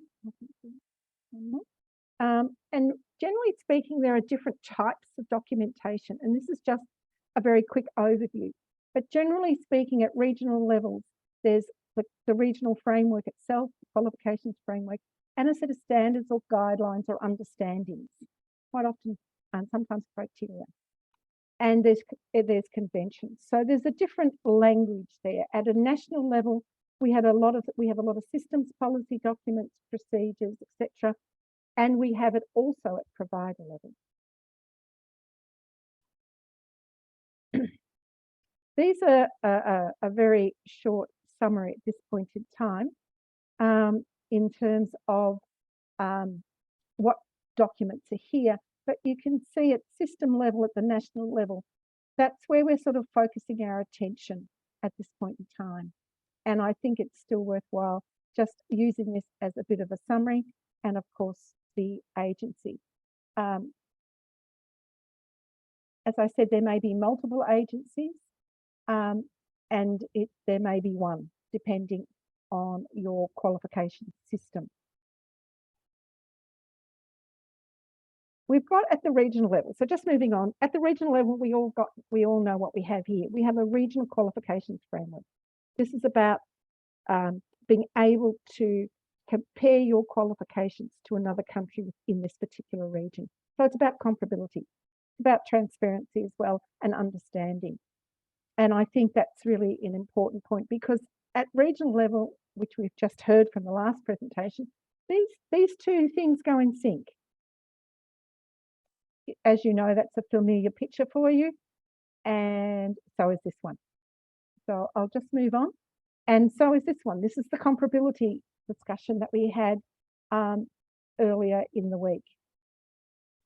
But we do have quality assurance frameworks, and these are only some. So all bar the last one are all what are determined as quality assurance frameworks. And of course, the ACQF, like the European Qualifications Framework, has a referencing criteria and links to quality assurance understandings. So, but these ones sometimes stand alone. For example, the ASEAN is a standalone quality assurance framework, which links to the ASEAN Regional Qualifications Framework. So they are in sync together. And there are more than this if you search. But these are just a few to show you that there are regional understandings as well around what is quality assurance. And in my experience, it is excellent in building trust, because everybody starts to agree on what they believe is quality, or what quality might look like. And I think that's really important. And I'm not going to go into too much because of the last presentation, but you do have the African Standards and Guidelines, which looks at IQA, internal quality assurance, external quality assurance, and quality assurance of the agencies. And again, you have seen these before, which is very clear. And I know we have Colleen in the room who could probably recite these in her sleep, but we do have the referencing criteria number 4, which links us to this notion of quality assurance. So I'm not going to go into what referencing looks like, but in this particular point, it is about countries explaining and considering and reflecting on their quality assurance system against these key principles. And of course, this is part of the principles from criterion 4, which I know you will cover in far more detail than I am going to cover here. In terms of quality assurance of the ACQF, and I think Eduardo has already showed this as well, it's based on a range of information. It's based on international concepts. It complements what's happening within national and regional systems. It's consistent with the African Union policies. It addresses qualifications and levels of modality and learning. It covers, it's a lifelong learning qualifications framework. and it looks at quality assurance again. So if we start thinking about what about national? Okay, so generally speaking, quality assurance at national level and anywhere really is really embedded within continuous improvement principles. Depending on the type of authority, their level of control, what I call control of their system, will vary. And sometimes it varies because of legislation and the context in which it's being played out. But generally speaking, regional and national will look at what we call a PDCA cycle. Now, I just want to unpack this now for you, because if we look at quality assurance at national level, there's two key and broad focuses. Actually, I'm just trying to separate them into two notions now. Notion one is quality assurance of qualifications as they are designed. So I'm thinking in my head, what I call the specifications, the document that tells me how many core, how many electives, what options or streams might I have, each what I call a component or a unit, it could be a module, how the learning, how the learning outcomes are documented. Are there assessment criteria? Is there advice on assessment within that module, in that component? And that is the specifications. And there may be other rules that apply. And we'll go into that. On the right-hand side, on the item 2, we have what I call how qualifications are provided. So that's looking at the provision of the qualifications, and so that whether the graduates have achieved those learning outcomes. So it includes learning, assessment, and certification. Certification can vary, and you saw in the slides from Eduardo earlier this morning, who issues the qualification can be a critical question within a system. In my country, it's the provider. In other countries, it's maybe the ministry, it may be the authority, it may vary. And that is an important area, which we'll go into. Module 5, which is the ACQF linkage here, talks about minimum criteria for qualifications. They talk about there being 4 key dimensions. And you've heard about the quality chain already today. But just focusing on item 2, the minimum criteria is here, and they look at the relevance of the labour market. They look at standards behind the qualification, the learning process, the assessment and certification, and process. Okay, and the labour market, of course, and the research at the top. And it's in a cycle because no qualification stands forever. At some point in time, between usually 5 to 7 years, they go under review because qualifications need to be updated, things change, needs change. So the specifications need to change to make sure they're up to date. So when we talk about national level, if you noticed, I mentioned before external quality assurance and internal quality assurance. And this particularly begins to play out at national level. And at national level, we can talk about external being what does that responsible body do around quality assuring the qualifications and the provision of those qualifications. They're usually based on standards or rules. There's usually monitoring and evaluation, including provider review or audit. And depending on what country you're in, audit has a specific meaning, review has a specific meaning. So even unpacking that in relationship to continuous improvement is an important aspect, I think, of a responsible body. And then I talk about the locus of control. The control sits with the responsible body, but they may devolve it. So in some systems, you will have a responsible body, but they allow, for example, universities to take on some of the responsibilities. However, usually speaking, under legislation, the responsible body is usually a centralised or a quality assurance agency. So going to this development of qualifications, what do? Aim is to build trust, yes. We've got regulations and rules, yes. I want you to think about what you have in your country around the formulation of that specification. How is it done? What processes are required? Will all be devised by the responsible body in consultation with their stakeholders. And I don't think it ever happens without consultation. And obviously it will vary.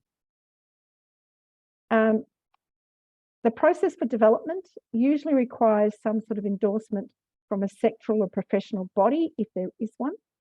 It may require consultation of a range of stakeholders, and it may require international peer review, and some require benchmarking against other university qualifications. So the responsible body needs to think of a process.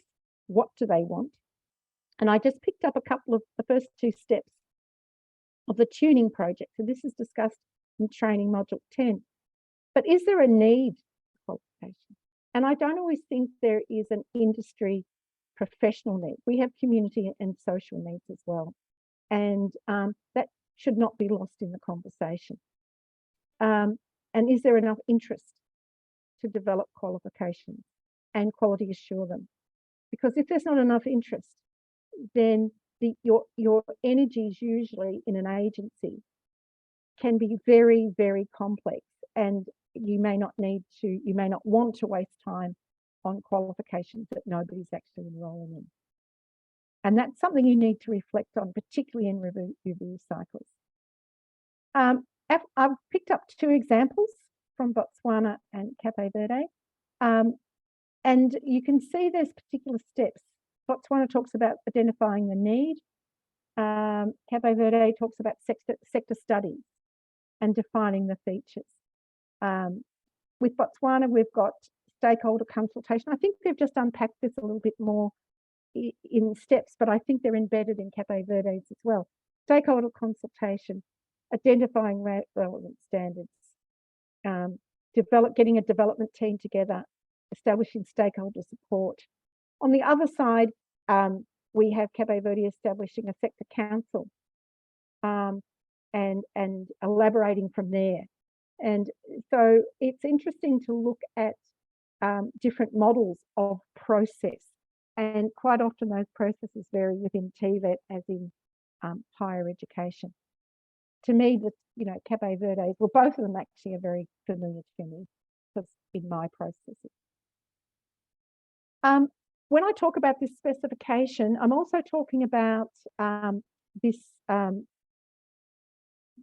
what that might look like. And so in the guide and the module, we've unpacked that into, well, what might be the heading? What might be the sections?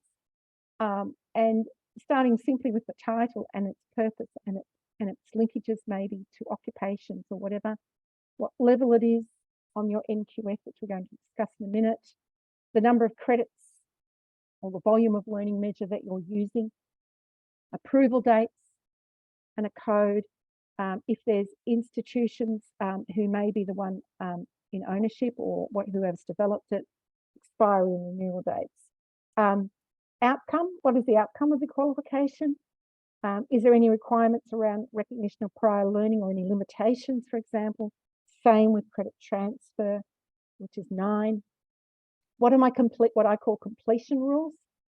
In my country, we call them something else, but internationally, I call them completion rules. What do you have to do to be able to get that qualification?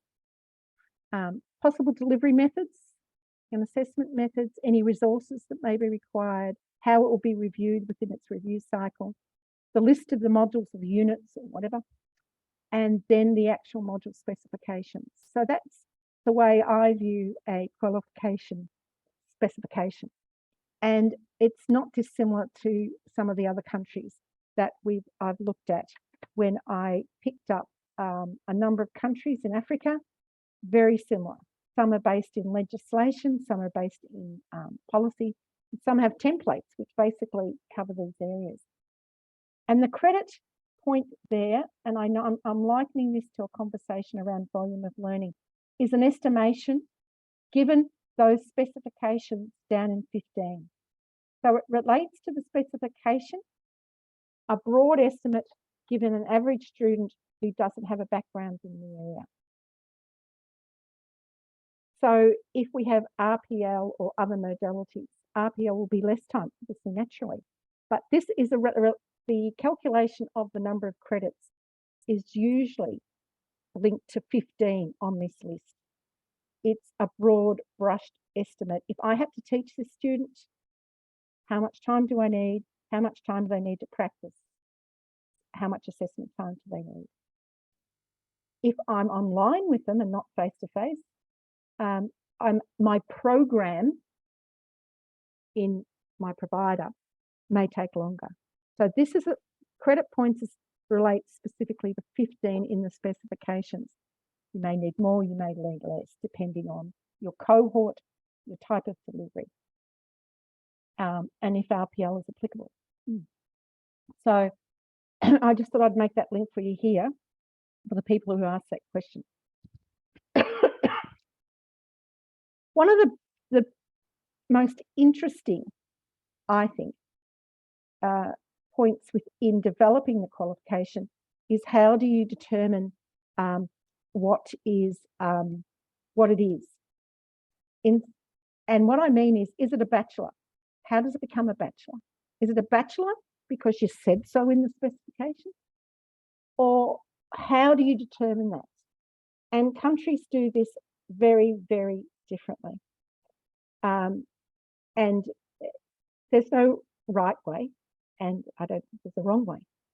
But I think we need to understand how we do it and how that can be teased out either in your NQF document, which it doesn't need to be, but for me, it usually ends up in the accreditation, the approval of the qualifications process in that sort of policy documentation. But there are different factors. Some people call it leveling, some people call it aligning. It may vary in terminology, but generally speaking, there are two big broad approaches, and one I call best fit and the one I call a credit-based approach. And they're on a scale here. I've put them on a continuum because I'm not convinced there's anybody necessarily totally down the end or totally that way. I think we're all somewhere in the middle, but you can see this. So on the right-hand side, we can talk about a credit-based approach. So if we say that the qualification overall is 120 credit points, and let's say that's an academic year, just go with me. You may decide, just broadly speaking, that's what you need to see, or you may require in your specification document each unit or each component to have a credit value attached to it. And so therefore it becomes a formula. And we often do this, what we call a rate. And there are multiple examples around the world on guidance on rating activities if anybody's interested. But usually there's an expert panel and they make these estimates. But it's not always a numbers game, and I'll look at that in a minute. On the left-hand side, there's a notion of looking at the whole qualification, the completion rules, the units required in that completion rule, and saying, does the outcome, does the purpose and the outcome and what I read in my components give me confidence that it is a bachelor? And it's what we call a concept of best fit. It's based on an approximation and an agreement. It's professional judgment. And I live in a country that does exactly that. So what else can affect it? You may have a formula and you may have this best fit, but sometimes other things get in the way. International factors. What does a medical degree look like in other countries? Do I need to consider that? Does something have to happen? What is the regional framework telling us? What are other national frameworks within our region telling us? And we may have labour laws. We may have tradition. historical or labour understanding, social understandings that says a qualification for a particular occupation is usually this. And sometimes that can affect either the credit-based approach or the best fit approach. It doesn't happen necessarily in isolation. And I think you need to be clear about those in your understandings. But for me, this particular step within qualification systems is particularly interesting.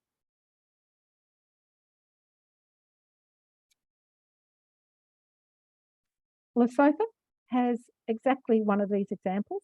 And this is the one I found and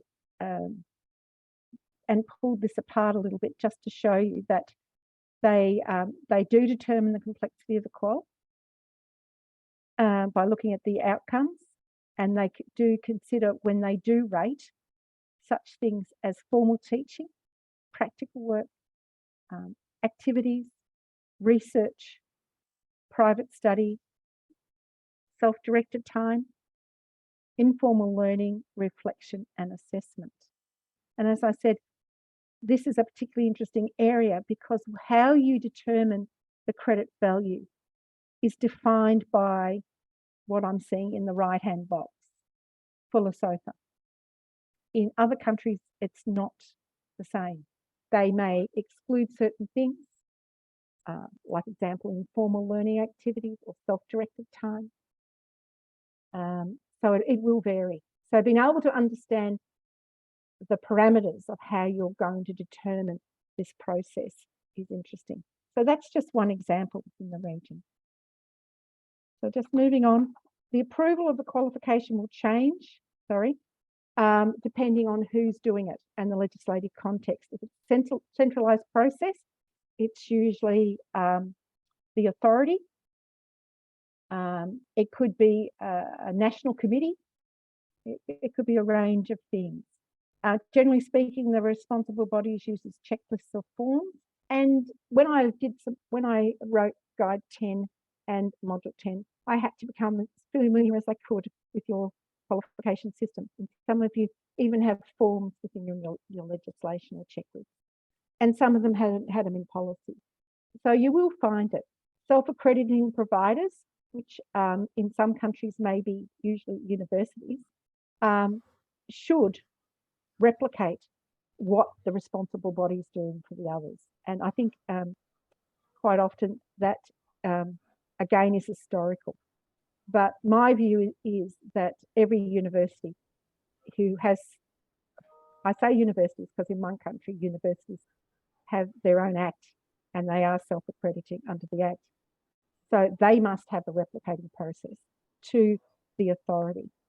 However, the act, the national act, overrides the University Act if it needs to. Meaning that the control rests at the end of the day with the responsible authority. And then we've got this review process. And I was really pleased to see the other day from CEDAFOP when they were talking about the review of frameworks, and they talked about a spiral, because I think that is the concept. It's not necessarily circular, it's spiral, because every time you review a qualification, you'll improve it, it'll up to date, and it'll then go into an improvement process. And I think that spiral is a good way of looking at review and renewal of qualifications as well. And you will review a qualification if you're what I call a qualification developer. And you will see that you need to be able to analyse the market. You need to be able to look forward. What is anticipated in my country? What are the needs in my country? I'm working with a country right now where, yes, they don't have air-conditioned cars and they don't have electronic cars, highly specialised cars that need a whole stack of electronics. So their automotive qualification needs to focus on what is possible, but maybe take them a couple of steps forward, but not too many steps forward, because knowing in the cycle, you'll change that as things evolve. There's engagement and feedback from stakeholders, so that will vary. If, in some countries where we have what we call national qualifications and TVET, it may be national consultation. but it may be smaller if I'm if I'm a provider developing a qualification for a particular company or enterprise that I have a relationship with. Data feedback. What are your graduates doing? Where are they? Were employers satisfied? So that's some of the things that you need to think about when you design a qualification, is how you're going to review it, how you're going to collect that data.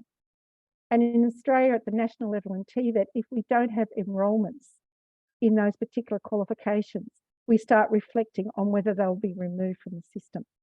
That's just a comment. But the whole process for renewal will usually replicates the initial development. So we just want to jump onto that second piece. And this is really important because now we're talking about the design of the specification has been approved. And now we need to make sure that the provider who wants to deliver this qualification can do it. And this is where most countries will vary in their thinking. And this is where we start to talk about program versus qualification. So the qualification specification has been approved. It's a bachelor. It's a Bachelor of Economics, for example. Now, a provider wants to deliver it. They need to seek approval to deliver or provide that qualification. And what are the common themes? Well, usually speaking, we have two breakdowns in themes. We have the institutional level. Do you have governance, academic governance as well as institutional? Do you have financial sustainability? Do you have data management and certification processes? What's your quality assurance look like? How are you doing that? How will you support the learners? What is your program delivery capability? And this is the next one. What do I mean by that? This is where the provider needs to say, yes, we can deliver this, and this is how we're going to do it. We're going to deliver these components or these units over 2 years. We have these teachers, we have these facilities, we have these learning materials, we have these libraries, resources, we've got assessments. Our educators are qualified, they've got background in training or teaching or education or whatever. They're also a specialist in their field, whatever that might be. And therefore, this is about capability of the provider. And depending on your country's system, you may merge this particular area, program approval to deliver, with the approval of the qualification specification. But in fact, they're actually two separate things. They may be merged in your processes, but they're actually two separate things. And this is particularly becomes relevant when you're talking about TVET qualifications, national. So there's one qualification and all the providers deliver it. This step becomes quite clear. It's not always clear if it's not, but that's where it comes to the front. So getting onto this notion of external and internal. External will include what we've just discussed, if the control rests with the authority, plus much more system-wide activity. So the first dot point is really pertaining to what we just spoke about. But you may also have things like validation of assessment processes, or you may have checks on certification, on graduation processes. How does a student complete the qualification? How is that determined? How does the graduation occur? There's monitoring of that, which could be with the provider, it could be with the authority. Plus there's system-wide evaluations, which you're going to talk about monitoring and evaluation tomorrow. But system-wide evaluations are incredibly important. And sometimes that's up to the authority, but sometimes it might be up to another external body, like a skills council, or, an employment council, or sometimes international trade or trade council may want to be knowing what's going on. But quite often it's the authority where they will look at external activity. And quite a it could be on, and I know we've talked a lot about RPL. How is RPL being implemented? How is apprenticeships being implemented? What is the feeling around, other initiatives, what the credit transfer system, for example? It also can include the reviews of the framework, the qualifications framework. So I think it's important to reflect about, are these happening? If they are they public? And are they creating this change, this improvement that we want to see? At the provider level, we have internal quality assurance. And I sometimes see there's two complementary forces. And I'm saying complementary, sometimes I'm not convinced they are complementary, but because people get panicky. But you do see that there may be regulatory obligations around safe self-assessment. Some authorities require their providers to do a self-assessment and send it in annually.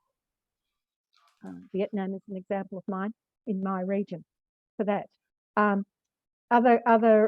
New Zealand asks every 3 to 5 years for the provider to reflect on their qualification that they've delivered. And they call them consistency reviews. So things like that, there are obligations and they could be done by the responsible body. But item 2 is that as a provider, our role is to provide learners with the best environment, with the best capabilities that we have, and enabling them to work or move on to further learning. So you can also look at graduate expectations and employer needs. And so what we're doing there is reflecting on how is our internal system working in relationship to what our goals are. And this allows us to design and implement a process for continuous improvement, usually the focus. Allows for planning and investment, because in that self-assessment, you may find that there's gaps or problems, and then that becomes an area for investment. So it's about identifying gaps and preparing plans and developing targets. So you may end up putting a focus on a self-assessment, satisfaction surveys, graduate destination surveys, they seem to be the core, and focusing on inputs and outcomes and outputs, which I see as slightly different, but some people see them the same. Okay, so just moving on, I'm not going to go too much into registers, but at the end, the end product is, if I have quality assured and approved a qualification specification, and I have quality assured a provider, as this is as an authority, then they will be up on the registers. I see registers in 2 ways. We have a qualifications register, and we have a register also for the providers. And they may, in the public domain, be one register, but they may not be. I guess I find that if they are merged registers, they're really good functioning databases. But they are a transparency tool because they do show to people who isn't on that list and what qualifications aren't on that list. And then you're making it quite clear that these particular providers and/or qualifications are not quality assured. And that has an enormous influence. And I know Eduarda has gone through the qualifications register, so I'm not going to go into too much detail. But please be aware, as you already know, session 19. So just moving on to my final notes. What are we saying here? I just need somebody to walk behind me who's going past. Sorry about that. What are we saying here? Quality must be assured and maintained, and it aims to build trust and transparency. That's what the qualifications do. But trust and transparency is built in good, strong quality assurance. And as I said before, if you lose it, it takes a long time to get it back. You lose that trust. Quality assurance at the national level generally focuses on the design of that qualification, the provision of that qualification, the control and supervision and monitoring of assessment, graduation and certification, system-wide evaluations, and the provision of public information. And that's That's an unpicking of the East Asia Summit Quality Assurance Framework for TVET, unpicking those into what we see as the key components. But within there, in that core, in that middle of the pie, is your NQF. And it is in there, and it links with every other system. And the big important thing is that we need to look forward to innovation, and we've heard talks about digitalisation of credentials. That is looking forward. That is new technology. That's making those qualifications safe. For me in the Pacific, any hard copy qualification that is issued to somebody can be lost in a tsunami. That's it. So digitalisation and some sort of centralised management that can always be able to retrieve that information is incredibly important for individuals. So I find that looking forward as incredibly important, particularly with the new technologies. And the last and final comment, which I can see Eduardo threw up into the chat, quality assurance concerns everybody. So I don't think you can turn away from it. It's our role, and it's linking with that trust that we want to build. So thank you very much.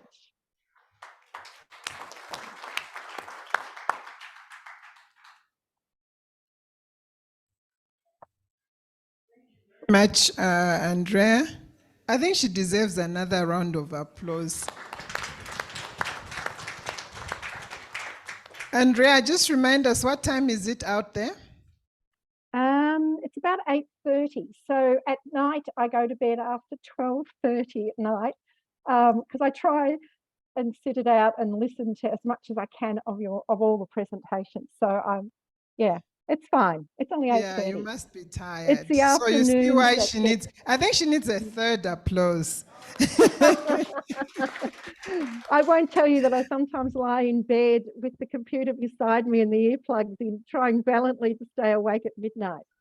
Oh, wow. Thank you so much for that. That's okay. I've been loving every minute of it. And as I've said, there's so much in these presentations. And I think that picture of the pie, what I call the pie, is incredibly important. Great. And thank you so much for keeping the time. We are within the time. So it means we get a chance to ask a few questions quickly before we break off for lunch. But just a reminder to everyone, I'm told that one or two people are still wondering if we have the tour to SAQA this afternoon, just to indicate that this is cancelled. It was cancelled. I think the announcement was made on Monday, but maybe we didn't repeat it. So people are seeing it on the program. Please disregard. SAQA representatives are in the house. They'll take us through what we were going to learn just there. So the only thing we're not seeing is the building. So otherwise, we will have all the information that we were going to have for the SAQA tour.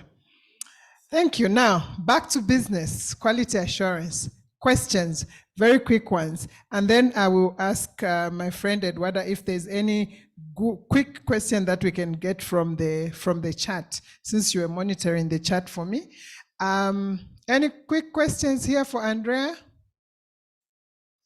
No, I don't see any. Okay. Professor Mawa, are you there? I was going to say, don't be scared. You don't have any, but Eduardo, do we have any in the chat? Or Andrea, did you pick any in the chat that you think you can address? From Mr. Kamara? Don't see. Okay, Mr. Kamara is not there anymore, but Andrea, you can just address it. Okay. Okay, thanks.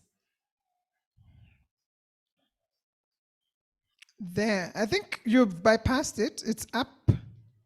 No, up, not down, but up. You need to go up. Oh, okay. Sorry, I think it might be down the bottom. Is it? Must be at the bottom. Where they fall? What quality management system should be put in place to support quality assurance? What Quality assurance. What quality management system should be put in place? Okay, let me just read this. Assurance? What quality management system should be put in place to support quality assurance? What quality management system should be put in place to support quality assurance? This is in higher education. That's in higher education. Okay. Andrea. So if we're talking about, I think a quality management system sits within the responsible body, the authority. It also sits within the institution, be it higher ed, TVET or schools. A quality management system really is around how are you going to encourage continuous improvement and itemize your processes. So for me, there's a hierarchy of documents. So you need to look at one, what you want to quality assure. And it's so varied, you know, with students, student enrollment, student information, student support. It could be student testing to see where they're at, see what support they might need. So it's hugely varied, but it encompasses everything. And then you need to think about what policy, which is your promise, your focus and your promise. Your procedure is how you're going to do it. And then you have guidelines with more details and templates. So I see a quality management system, and I'm saying as a document, but that can be electronic, of course. But it's really about how you promise to support your students, for example, and how you will do that will be the procedure. So you need to think a quality management system in terms of its hierarchy of documents. And I'm pretty sure you can Google hierarchy of documents in a quality management system and it'll come up. There's also an ISO standard on quality management systems, which is very useful. So I think the focus would be, if I was in a university, is what needs to be quality assured at all levels across all my functions. And academic would probably where you'd focus, but there are so many more. Thanks, Andrea. We have another question from Sudan. What mechanism can be used to ensure and maintain full autonomy of quality assurance bodies? Did you get That's that? a good, yeah. That's a goodie. Sorry, that's a good question.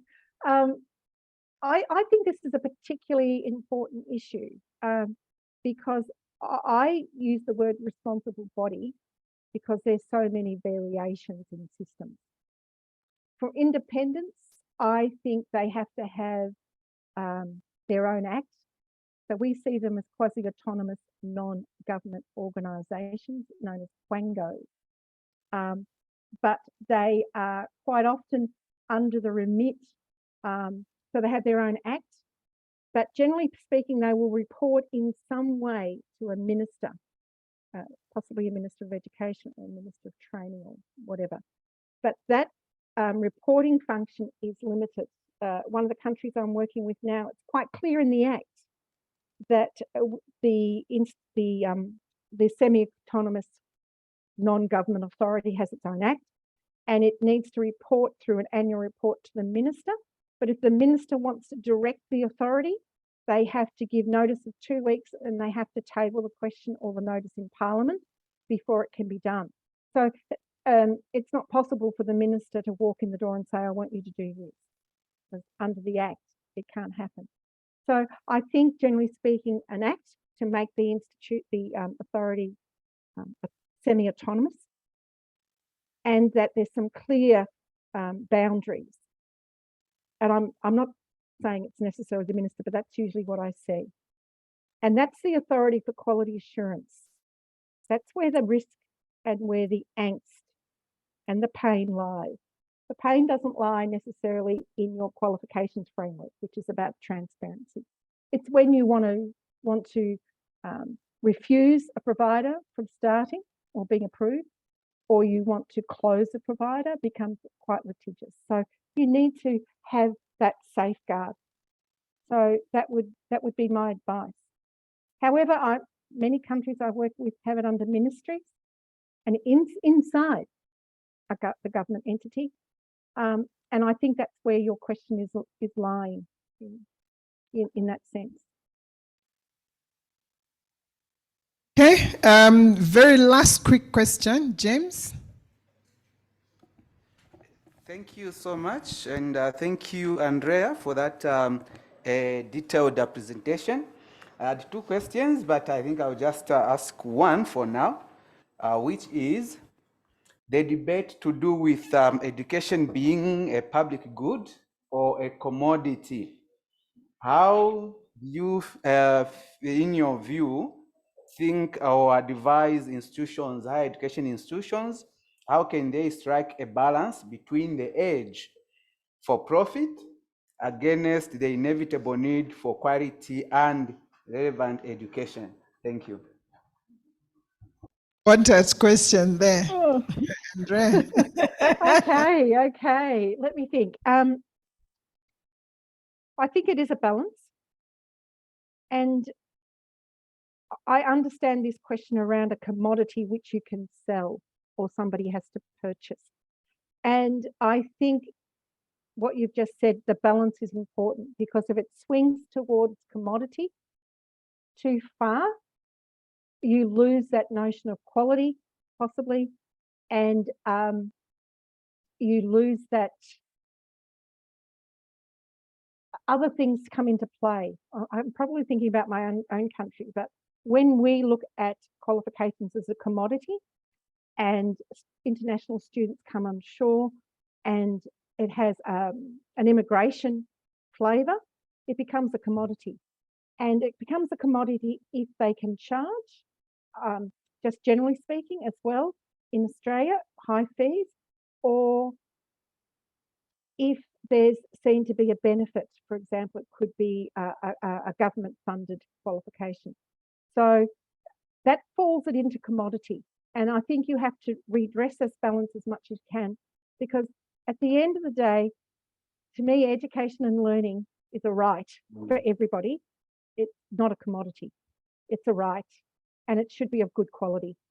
Because what are we talking about? We're talking about improving our country with our citizens internally, within our labour and student mobility coming in to us and benefiting our country, and our own students and labour going out benefiting our country. So I think it's something that can be fed either by the institutions themselves and or government itself. And I think if the balance goes out towards commodity, we have a problem. Thank you very much. Very well said. And as they say, education is the game changer. It's the equalizer.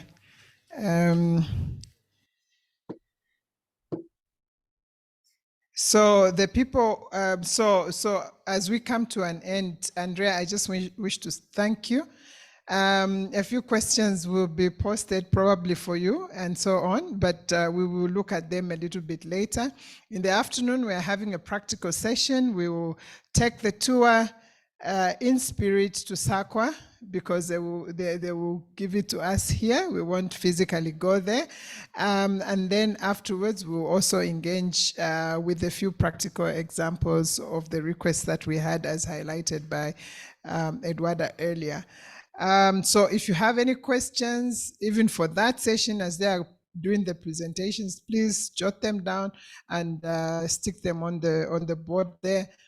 For those that are online, please share with us on the chat. If you have any questions from the earlier presentations, please do the same, because we will have some time to just run through them either today, if we don't run out of time, or first thing tomorrow morning.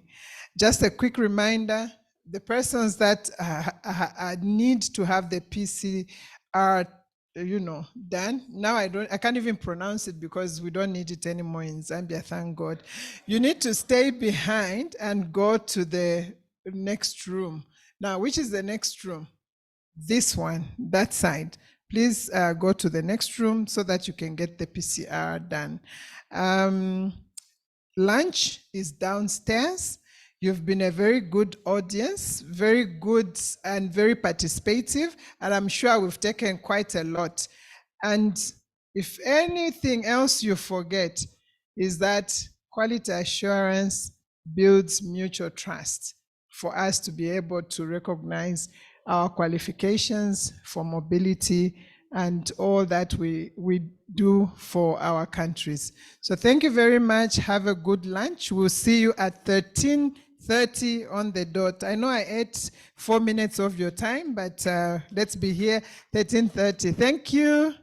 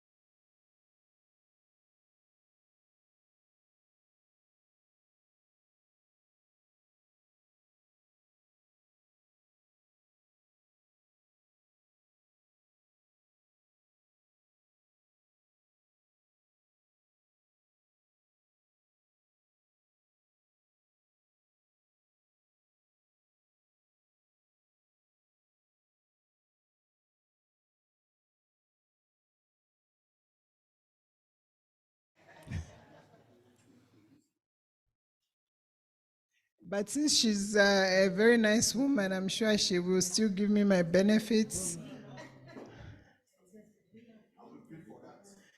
You will pray for that, huh? You will bid for that. You do it? Oh, please, please, plead for me. Yeah. So I guess the others will join us. We have a schedule, and I think it's good for us to start on time. So this afternoon, we're going to have a tour of SAQA here, and Naveen will help me co-facilitate. So I will quickly hand over to Naveen, who will tell us the detail of the afternoon and how he's going to entertain us at SAQA in Radisson Blu. Naveen. I get it, Miriam. Hello, everybody. My name is Naveen. It's so lovely to, I've been meeting most of you. For those who didn't know my name, it's Naveen Vasudev. I'm the manager in the CEO's office at the South African Qualifications Authority. So I'm really honored. Thank you, Eduarda, for inviting us here. And before anything, again, Miriam has already mentioned, I do apologize. This would have been a visit to SAQA, but for various reasons, it had been very difficult for us to accommodate the numbers in terms of both the virtual bit, but also in terms of the building, and there were other reasons. So, but we have our experts here, as Miriam mentioned. So this is a wonderful opportunity. I'm going to quickly actually do a quick introduction before I go into the agenda for the next 2 hours. May I ask the SAQA staff members to just quickly, very quickly, introduce themselves and let us know what they are doing at SAQA office. So please, anybody can just start from the SAQA.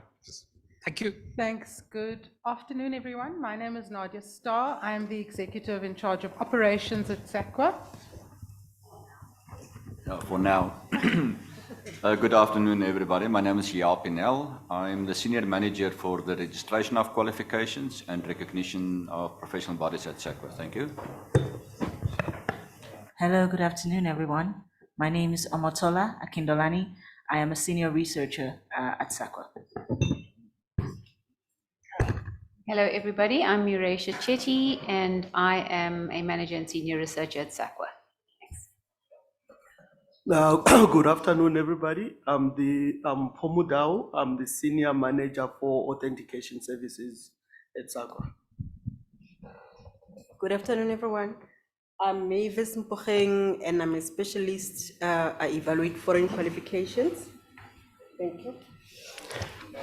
Thank you very much to the SAQA team. As you can see, it's a... Sorry, just to also let colleagues know that online we have Dr. Heidi Bolton, who is the head of research at SAQA.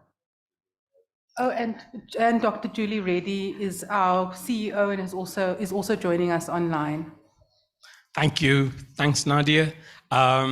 So we have a variety and a wide range of expertise of representatives here at SAQA, and for the next 2 hours or so, they will take us through an interesting, I like to say, more than presentation. I'm hoping that it can be a conversation about SAQA, the trajectory of the building of the NQF, the South African NQF. We've been hearing about it in bits and pieces until today, but there will be a talk about it. We will see what were the opportunities that came to us as an agency, but also the challenges of what it meant to build a South African national qualification framework. So a bit of a narrative there. So this is how the agenda will be for the next 2 hours or so. We will try and see, there are other areas also that we will try and touch. We will see how we will work with time, and so that it continues to be an interesting afternoon. I know this is a kind of a graveyard shift, but I'm hoping we can be active, and there'll be lots of interactions, lots to learn from already. We've learned so much from your experiences, but again, I think this is a two-way process. So let's start with it. I'm going to as a brief summary, what the presentations will be looking at. We're going to talk about the South African NQF, as I mentioned. We're talking about, we'll be doing a bit of a presentation on the registration of qualifications, professional bodies, and the South African NQF, the linkages. And we're also going to be talking about the register of qualifications. And already there have been,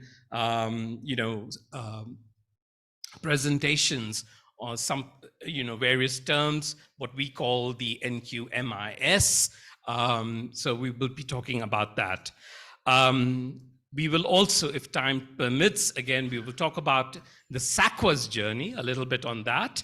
And I did mention earlier that we may, again, if time permits, talk about this interesting project, because I know there have been interesting conversations on this project that we are working with refugees and asylum seekers. But again, we'll keep that and we'll see how it goes along. So can I request Nadia to lead the process for now, and we'll again, like the first chairperson was saying, you would have questions. We will take the questions after all the presentations are made. Please make a note of those questions so there is enough time for conversations and interactions. Nadia, all yours. Thank you and good afternoon, everyone. It's a full room, which I didn't expect after lunch, so appreciate you all coming back. As I said, my name is Nadia Starr. I look after operations at SAQA, in particular NQF operations, because really that is what the South African Qualification Authority is mandated to do. I'd like to also just add that, we've tried to give a very high, quick overview of, certain aspects. And if there are conversations and tangents that the audience want us to go on, we're happy to do that. But these are just, some initial discussion points.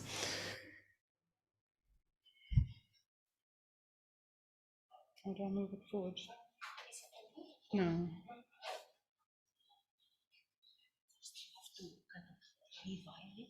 Okay, and then thank you.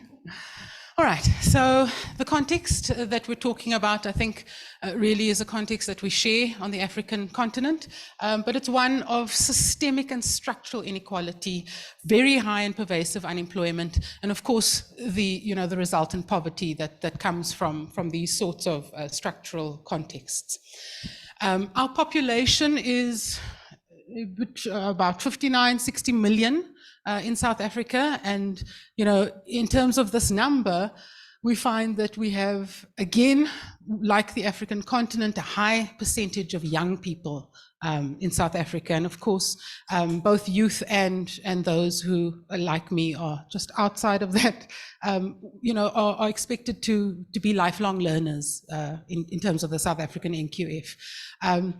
Our life expectancy is 62 years, so the journey of lifelong learning is really a long one, and one that the NQF, the South African National Qualifications Framework, needs to cater for at all aspects in one's life journey. As I said, poverty is a systemic problem, and in South Africa we have at least 55% living below the poverty line, and so one needs to think about this context when one is delivering education, and particularly in terms of the commodification of education, and particularly higher education. Our unemployment, depending on where you look, ranges between 35 and 42% of the 60 million. It's a huge number of people who essentially need the tools to access either the labor market or in order to create viable self-employment for themselves. And self-employment is something that South Africa has not quite cracked in the way that other African countries have done. Our needs, not in employment, education and training, young people sit at about 3.6 million. This is 35% of our young people who are not in any kind of education or employment endeavors. And so these are really problematic cohorts that the NQF in particular need to accommodate. So this is an overly complex slide, but really what we're trying to show is the evolution of the NQF. And Colleen is smiling because she knows she's seen this and probably developed most of it in her previous life. We just added a year or two onto it, Colleen. But really what we're trying to show is this broad evolution of the South African NQF, and I'll take you through some of the important milestones, so you don't have to read any of this too much. But really, our NQF is a democratic instrument. And so at the dawn of democracy in South Africa in 1994, it was around that time that the National Qualifications Framework was conceived. And this is an important foundation, because our NQF is a social instrument for change. It is an instrument for transformation. It is an instrument that is supposed to give access, redress, to the previously disadvantaged, and really to all South Africans. And so the NQF is, as we say, a democratic instrument.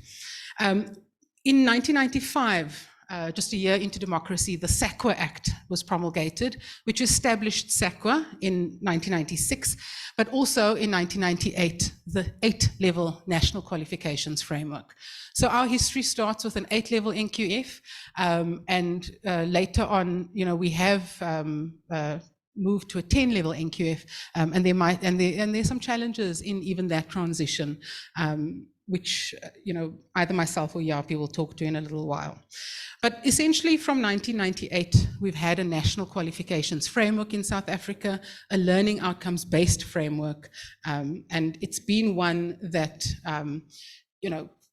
at the time catered for 3 bands: our general education, our further and vocational education, and our higher education.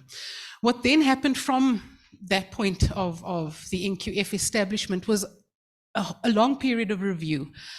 We've had study teams, national commissions reviewing our NQF, and the outputs of those really were the joint policy statement in 2007 by the then Department of Labour, the Minister of Labour and the Minister of Education. But ultimately, those reviews and statements resulted in 2008 in the NQF Act. And this is an important distinction. We started with the ACQF Act, which established, ACQF in order to establish and implement the NQF. But through the review process, we realized the NQF itself is the primary instrument, and the institutional arrangements, who we put in place to implement these things shouldn't be foregrounded. So we foregrounded our NQF in its own act, and that act provides for a 10-level NQF. And we'll talk to what the NQF looks like in a minute. But it also changed some of the institutional arrangements in our landscape. It created, at the bottom, what you don't see are the Department of Higher Education and Training logo and the quality councils. So in 2009, we had, through presidential proclamation, the merger of some parts of our old Department of Education and our Department of Labour into the Department of Higher Education and Training. The DHET, as we call them, looks after the post-school and education training system. So anything for adults or youth that have left basic schooling. We then also have a Department of Education that still looks after our basic schooling. But the DHET is and the Minister of Higher Education, Science and Innovation is our executive authority in terms of the NQF family. The 2008 NQF Act also established quality councils. Now, this is another important distinction. In South Africa, at the first establishment of our NQF, SAQA itself held quality assurance functions, and we developed qualifications and standards for our qualifications framework. With the move to the NQF Act, the NQF Act actually creates quality councils for our three sub-frameworks, and these quality councils are quality assurance agencies with the powers to recommend qualifications to SAQA. So SAQA is no longer both the developer and the adjudicator of qualifications. The other thing that the NQF Act introduced was the incorporation of professional bodies into our NQF. We've realized that the professional pathway, the designations that allow license to practice and access into employment is very closely linked. Did I touch something? Is very closely linked to our career, to our learning pathways. And so in South Africa, we've incorporated professional bodies and designations into the NQF. And Mr. Nell will talk to that in his presentation. We have, since the 2008 NQF Act, had a period of some evaluations, and on the back of the evaluations, there have been further amendments that have been proposed, and in fact, what's the word? Promulgated. So we have a new NQF Act, 2019. It has not, however, been signed off by our president. So we're sitting in a bit of limbo with a new act that is on the table, providing us with additional mandates, specifically mandates for verification of national qualifications and the continued mandate to authenticate foreign qualifications, but it also very crucially brings in the powers to report misrepresented qualifications. And I think this is something that on the African continent we need to keep talking about.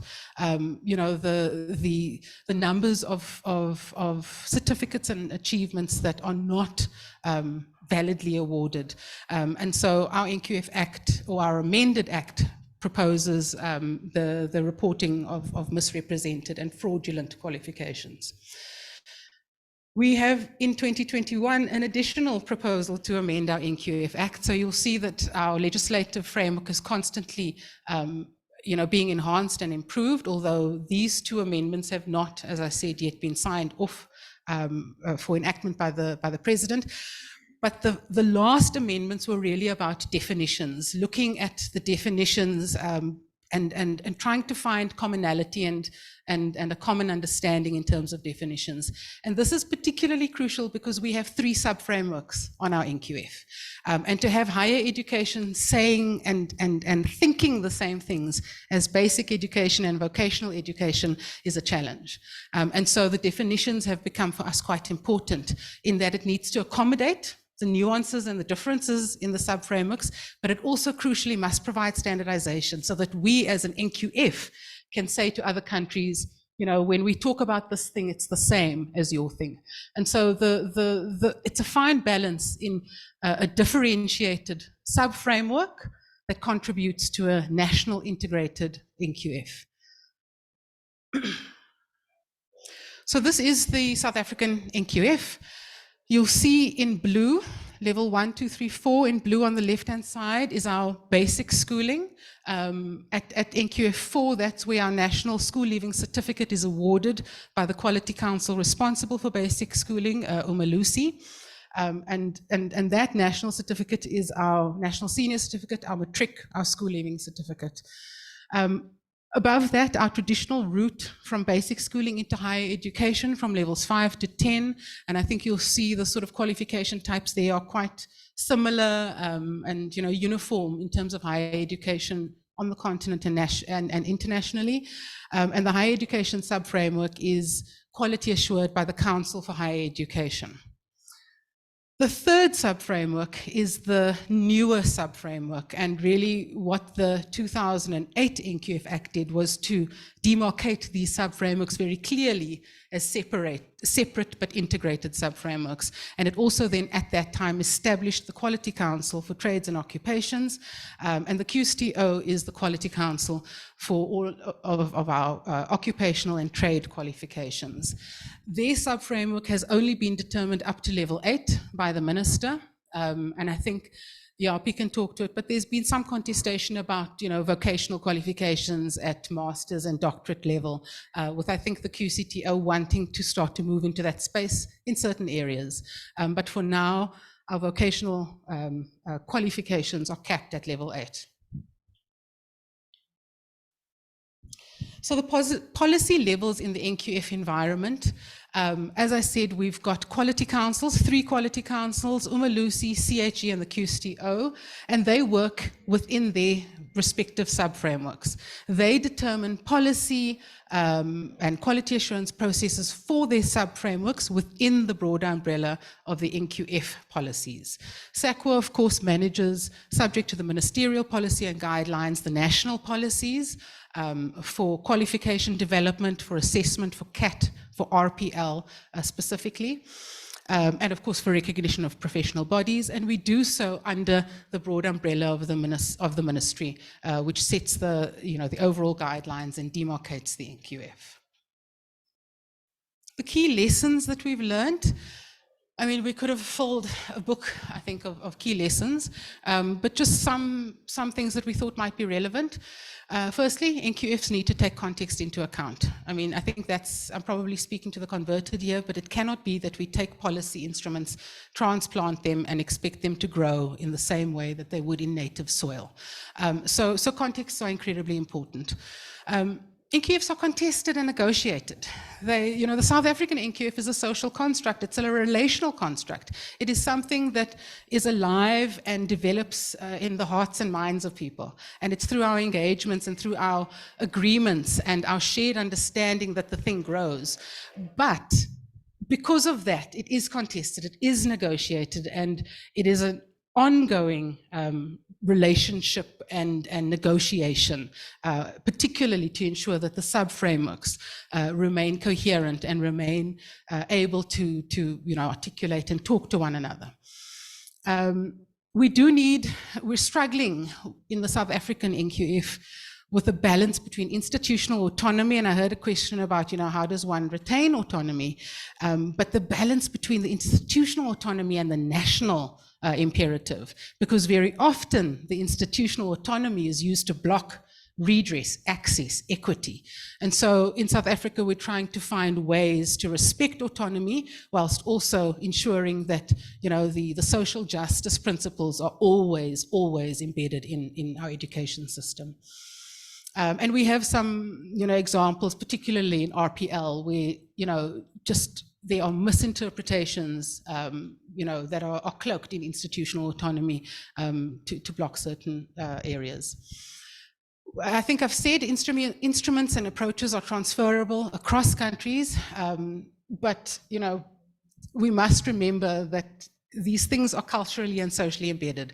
And so when one is looking at taking on another policy or system, it really does need to understand the context in which it is coming, the institutions that will be implementing, the quality assurance models and relationships that will create the parameters for the implementation.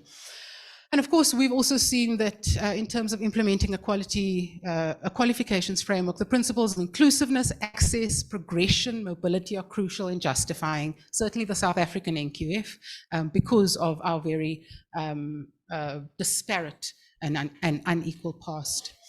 And then, of course, we know that the implementation of an NQF is a multi-year process, and if you look at the trajectory of the South African NQF, a multi-decade process, a constant evolution, a constant revitalization to make sure that it remains current and valid. Just quickly to look at what is in the pipeline for our sort of next year or two. There are, I think, 3 big areas that SAQA is looking at the moment. Firstly, small unit of learning, micro-credentials, whatever you want to call it. We cannot, avoid the conversation. In South Africa, we're of the opinion that we've always had micro-credentials. We've got part qualifications, we've got parts of qualifications that are registered on the NQF. And these are small units of learning. They're not digitally enabled, perhaps. And so if one thinks about micro-credentials as digital certifications, there might be some ways for us to move. And so what we're doing at the moment is really trying to conceptualize a South African position in relation to the continental and global position that will position us in terms of the micro-credential conversation.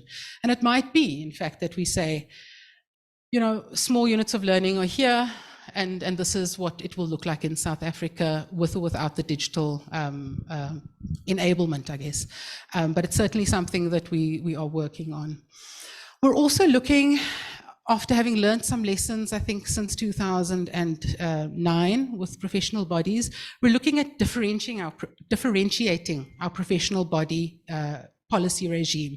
At the moment, in South Africa, all professional bodies who want to, operate as a professional body and award a designation would have to be registered with ACQF in order to register their designations on the NQF.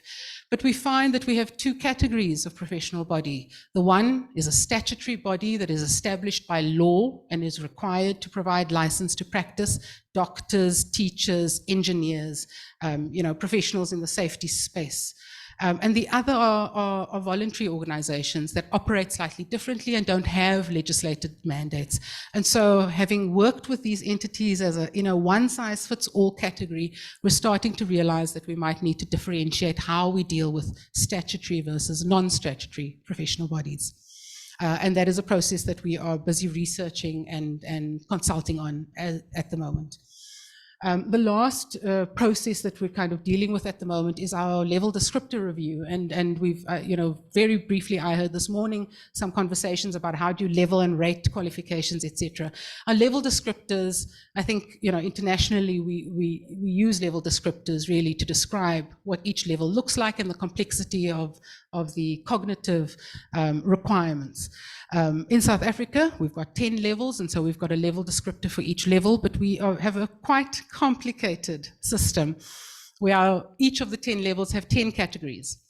And, internationally, we've seen sometimes 3 categories. World reference levels, I think, has 11, but they're clustered. So really what South Africa is doing at the moment is saying, these level descriptors, do they need to be updated? Do they need to be rationalized? Do they need to be, reviewed for currency? At the moment, they're 10 years old, and we know COVID, technology, etc., has really changed our world. And so the level descriptors have to be reviewed. Through all of this, ACQF is going through quite a big automation project. We've secured funds through our ministry and through our own revenue sources to automate just about everything that ACQF is doing, from qualifications development and registration all the way through to checking and verifying your statement of results. Now we have, of course, automated systems, and Tola will talk to you about our NQF MIS that holds our learner achievement.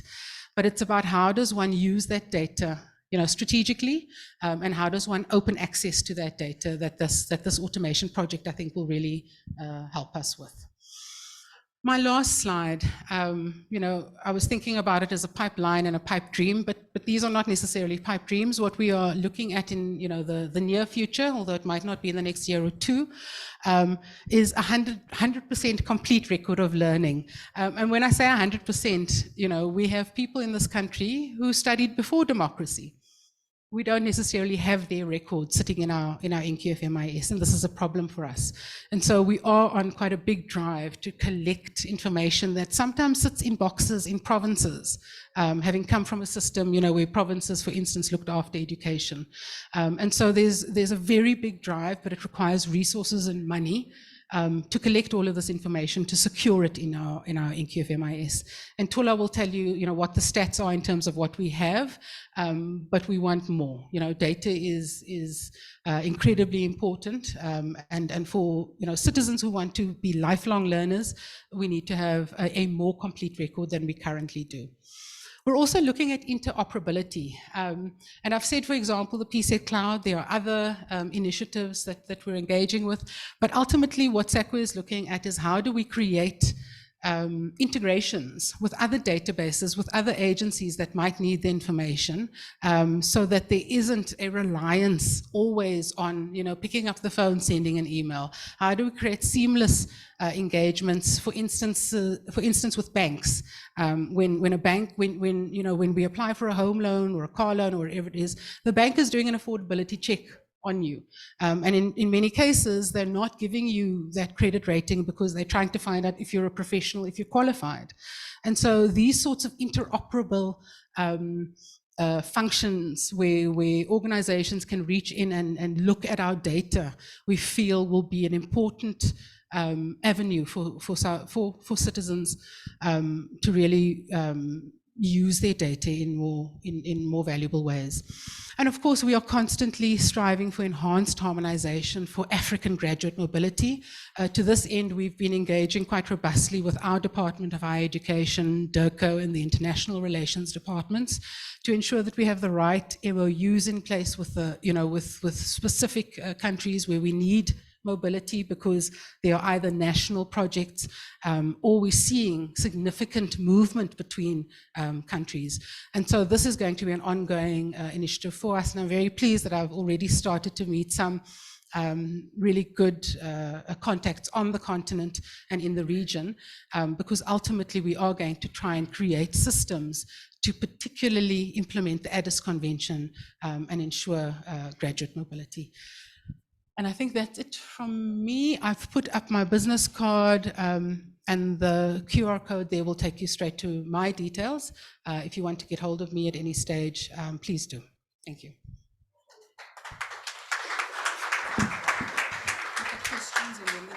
Later, I'll take the questions. Yeah. You want the question? Okay. Oh, yeah. Okay. Thank you, Nadia. That was a very interesting presentation. It's almost like a journey of frustrations but hope, which is very interesting. I always think about, when we talk about like learning pathways, these journeys are never they're never linear.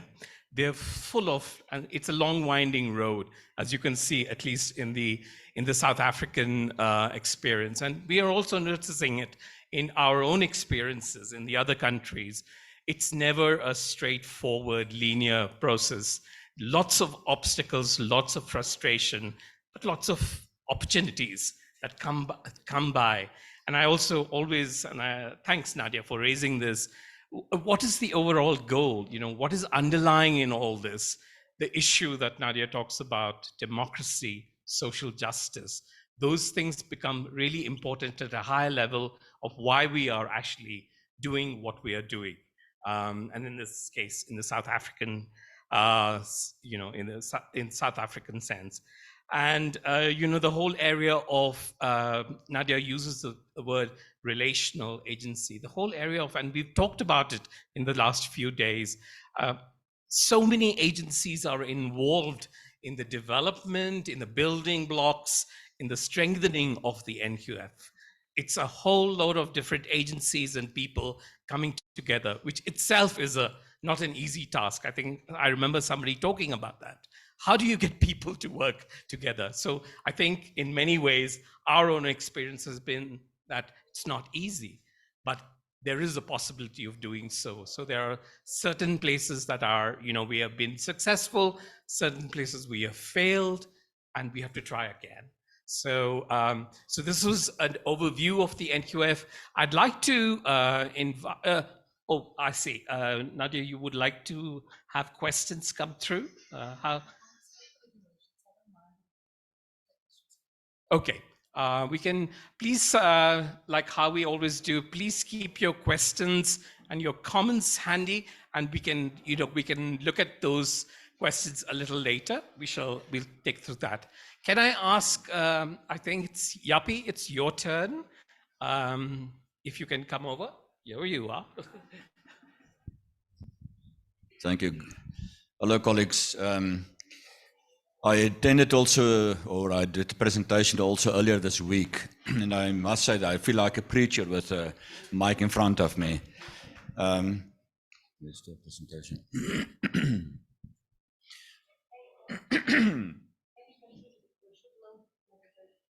Okay, while they're loading the presentation, is that I think that what Nadia said is that when you look at the NKF development, it's about consultation. It's not about an institution or a department. And what you need to take into consideration is the end point, and that's the learner. So what's the learner? What will be the benefit for the learner? So it's not to say that, okay, I'm from CHE and I want to push the agenda from CHE. It's what will the learner get out of that at the end of the day? Still loading. Erica, can you put on the next presentation? Okay. Thank you, colleagues. And the other point also is that we can talk quite a lot in long time about... Okay. Still learning also. That jumped too quick. If you look at the system here, is that Nadia indicated that it's about the NKF, the 3 sub-frameworks, the Council on Higher Education, or CHE, QCTO, Council for Quality Council for Trades and Occupation, and Umalusi for schools. I also joke normally is that when you develop an NKF, you develop a new language also. And that is when we start using QCTO and CHE. Nadia keeps on asking me, please explain that, because other people don't always know what I'm talking about. If you look at this, is a snapshot of the process. So when you look at the public providers, those are our public institutions, universities. They are established through an Act of Parliament, Higher Education Act, establishing them and recognized by the Minister of Higher Education and Training, or Higher Education, Science and Innovation. And you can see the registration at the bottom here, but that's not for the public institutions. Those are private institutions that want to offer qualifications in the higher education sub-framework. What they need to do is that they need to be registered with the Department of Higher Education and Training. As soon as they are registered, they need to submit their program to CHE for accreditation. And when the CHE approved or accredited the program, it will be recommended to SAQA for registration on the NKF. Only afterwards, they can actually offer them the qualification. If you look then also from a private provider on the school side, is that if it's a public institution, again by the Schools Act, they don't need to be accredited or registered. They are established by an act. But if it's a private school, they still need to be registered with the Department of Basic Education, and they need to be accredited by Umalusi in the schools. For QCTO part is that when they develop qualifications, they establish what they call a community of expert practitioners, or what they say a qualifications development committee. What they do then is that they look at industry, looking at the occupation, looking at what is required for that specific occupation as a qualification. And then they register or recommend to SAQA for registration. And afterwards, your skills development providers need to be accredited by the QCTO to offer that qualification. From QCTO point of view also, what they do is that in all their occupational qualifications, they do have an external integrated summative assessment, or SAQISH, ASA. They do have an ASA. So all qualifications, they need to do a summative assessment before they can actually obtain the qualification. So what I indicated is that all 3 quality councils need to recommend qualifications to SAQA for registration. And what we do at SAQA is that we also evaluate the qualifications, too fast again, according to specific criteria. And I heard Andrea Bateman also mention that there are criteria for qualification. So what we look at, title, field, and subfield as the first thing. And Nadia indicated also that the qualification types developed by each quality council, but they will say that we do have qualification types per level in the qualification. So in evaluation, for example, if you look at a higher certificate, NKF level 5, there's a minimum credit for that qualification of 120. So you can see already field level credit, and then the rationale and purpose. So the purpose, what will the learner be able to do after completing this qualification? So that's the question, the main question. The rationale is that why should the learner do this? What's the reason why this qualification is there? And if it's not really, there's no need for that. And I think that, again, there were some inputs to say that there's a rationale for this qualification. You cannot just develop a qualification for the sake of development and the learner can do nothing with that qualification. Then you look at RPL, entry requirements, also extremely important. As Nadia indicated, some past discrimination, many people did not attend school or leave school very early. But what they did is that they learned at the workplace.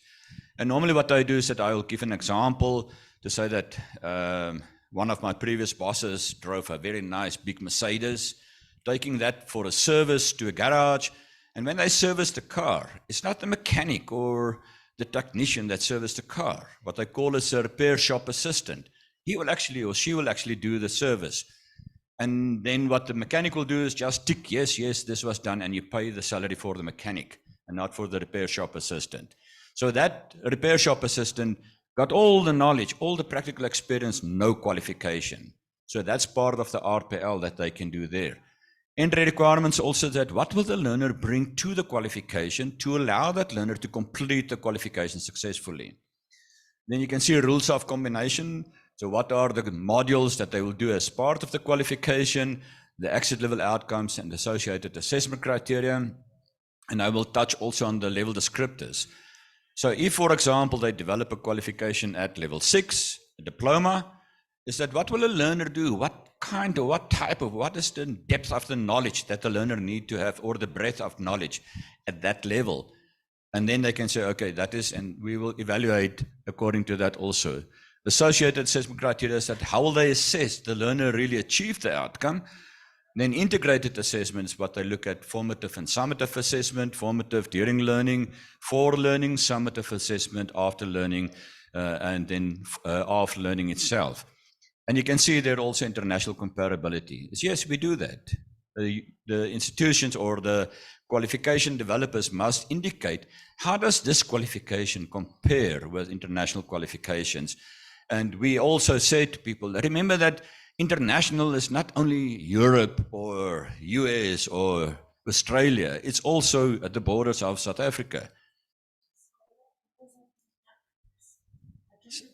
Slower. Thank you, sorry. I'm getting excited and I keep on talking faster and faster.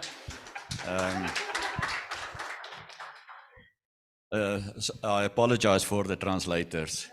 Okay, international comparability is what we keep on saying is that you can look also at other countries outside South Africa, for example, Zimbabwe, Nigeria, Egypt, for example. So that is the international comparability. Articulation, what we do is that we say that there should be articulation for a learning pathway, and that is from level 5 up to level 10, or a progression or a work pathway. So that can be that if, for example, I studied to be an electrician again, I will not only be an electrician, I may be a supervisor or a manager. So there may be articulation to those kind of qualifications also. And then, yeah, that is the last part of the qualification.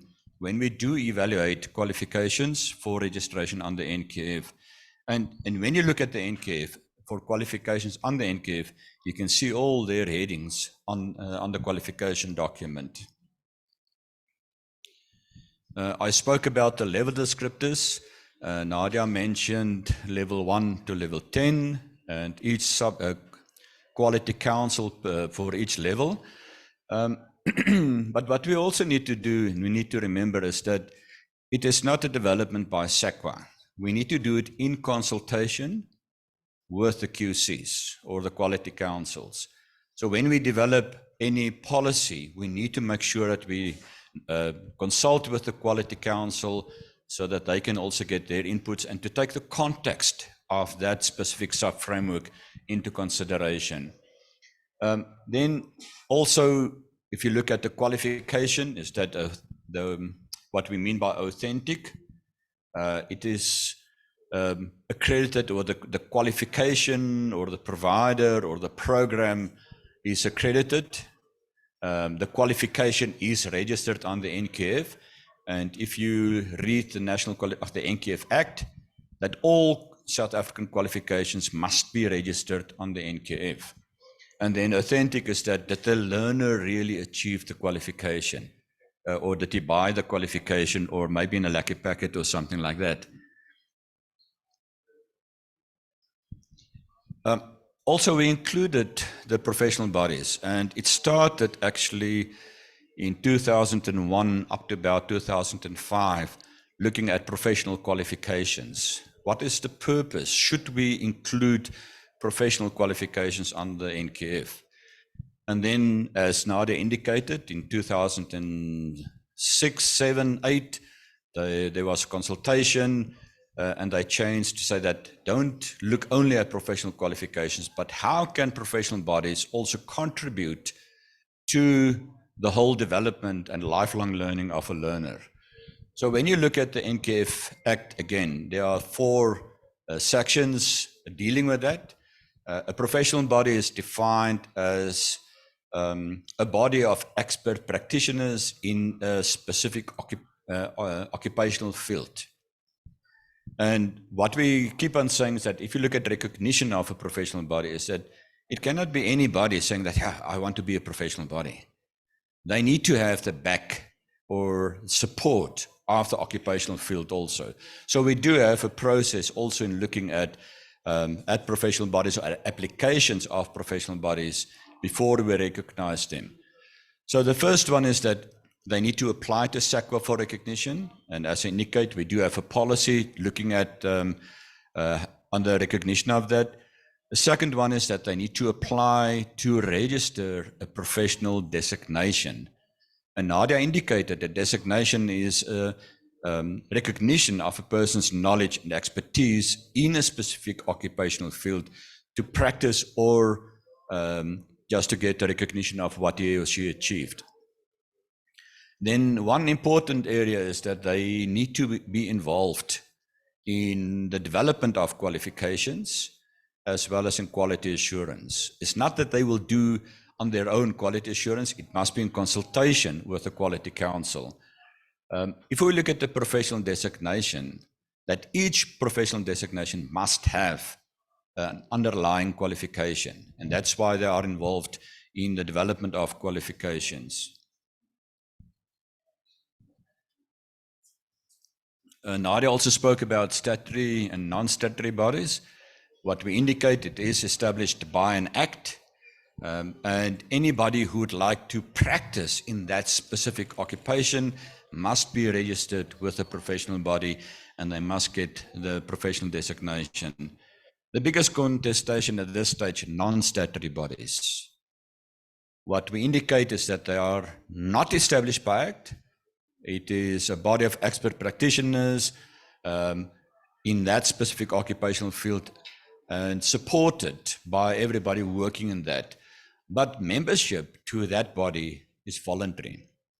So that's the biggest challenge for non-statutory bodies, that how can I be financially viable if it's a voluntary membership, because they base their sustainability on the membership fees. But currently what we also do is that we do have one set of professional body or a policy and criteria for professional bodies. And Nadia indicated in the pipeline is that we do look at that to say, how can we differentiate? Purpose also for including professional bodies, as indicated, is that if you are designated, you need to attend continuous professional development. And that is also recorded then, making sure that Nadia mentioned about the small units of learning. How can we record that and give recognition to that also? This is a difference between a qualification and a designation. And you can see a qualification awarded by an educational institution, where a designation by the professional body. A qualification, once achieved, is achieved. You cannot take it away. But a designation can be revoked. So if a person, in order to keep your designation, is that you need to attend CPD, you need to subscribe to a code of ethics, and you need to pay up your fees. So if any of those are not there, they can take a designation away.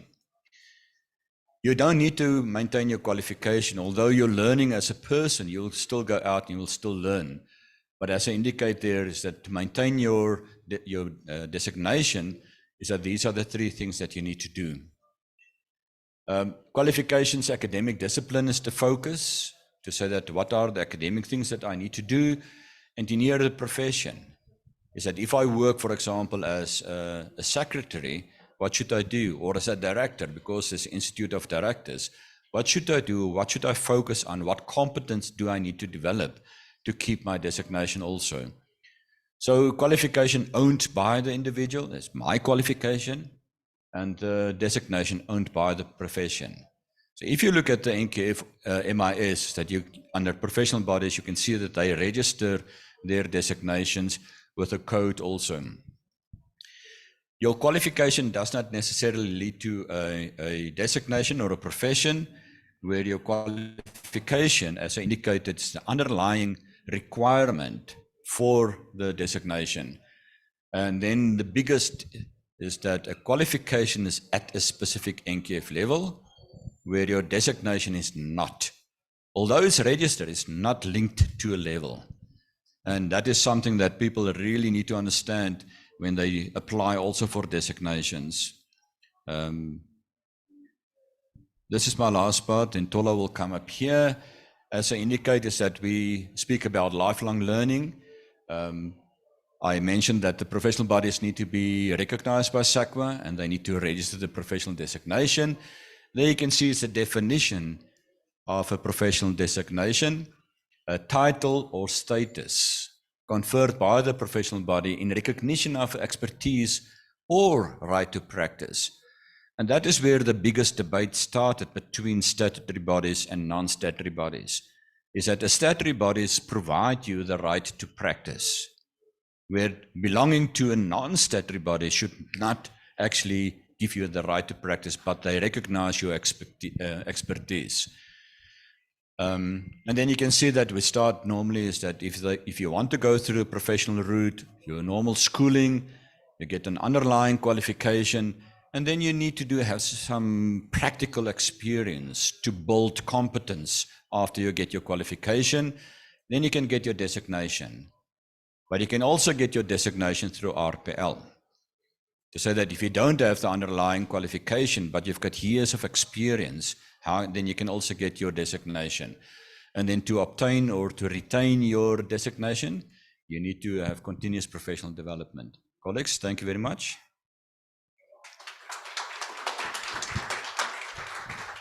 Thank you, Yapi. We do love your excitement in the work that you do. Yapi, we joke and say you eat, drink, and you sleep registration of qualifications. So thank you so much for that. Colleagues, it is so true, and it resonates with what we've been talking all through the last few days on NQF being a contested landscape, the issue of policies, terminologies. So Yapi has talked about it, and at least in SAQA, we had, and Colleen, you would remember the NQFpedia, which is being updated to a large extent, and it is an interesting and important area of work, because you're dealing with terminologies, and sometimes they can be very confusing, and it may mean different things in different contexts. So that has been a very helpful area for us, and something that we can share. I know it's being further developed over the next few months, and also processes. I'd like to now call Tola, Omatola, but we lovingly call her Tola, to take us through, and as we are going further into it, take us through the whole area of MIS. Tola? Thanks, Naveen. Hello, colleagues. How are you? How's everyone?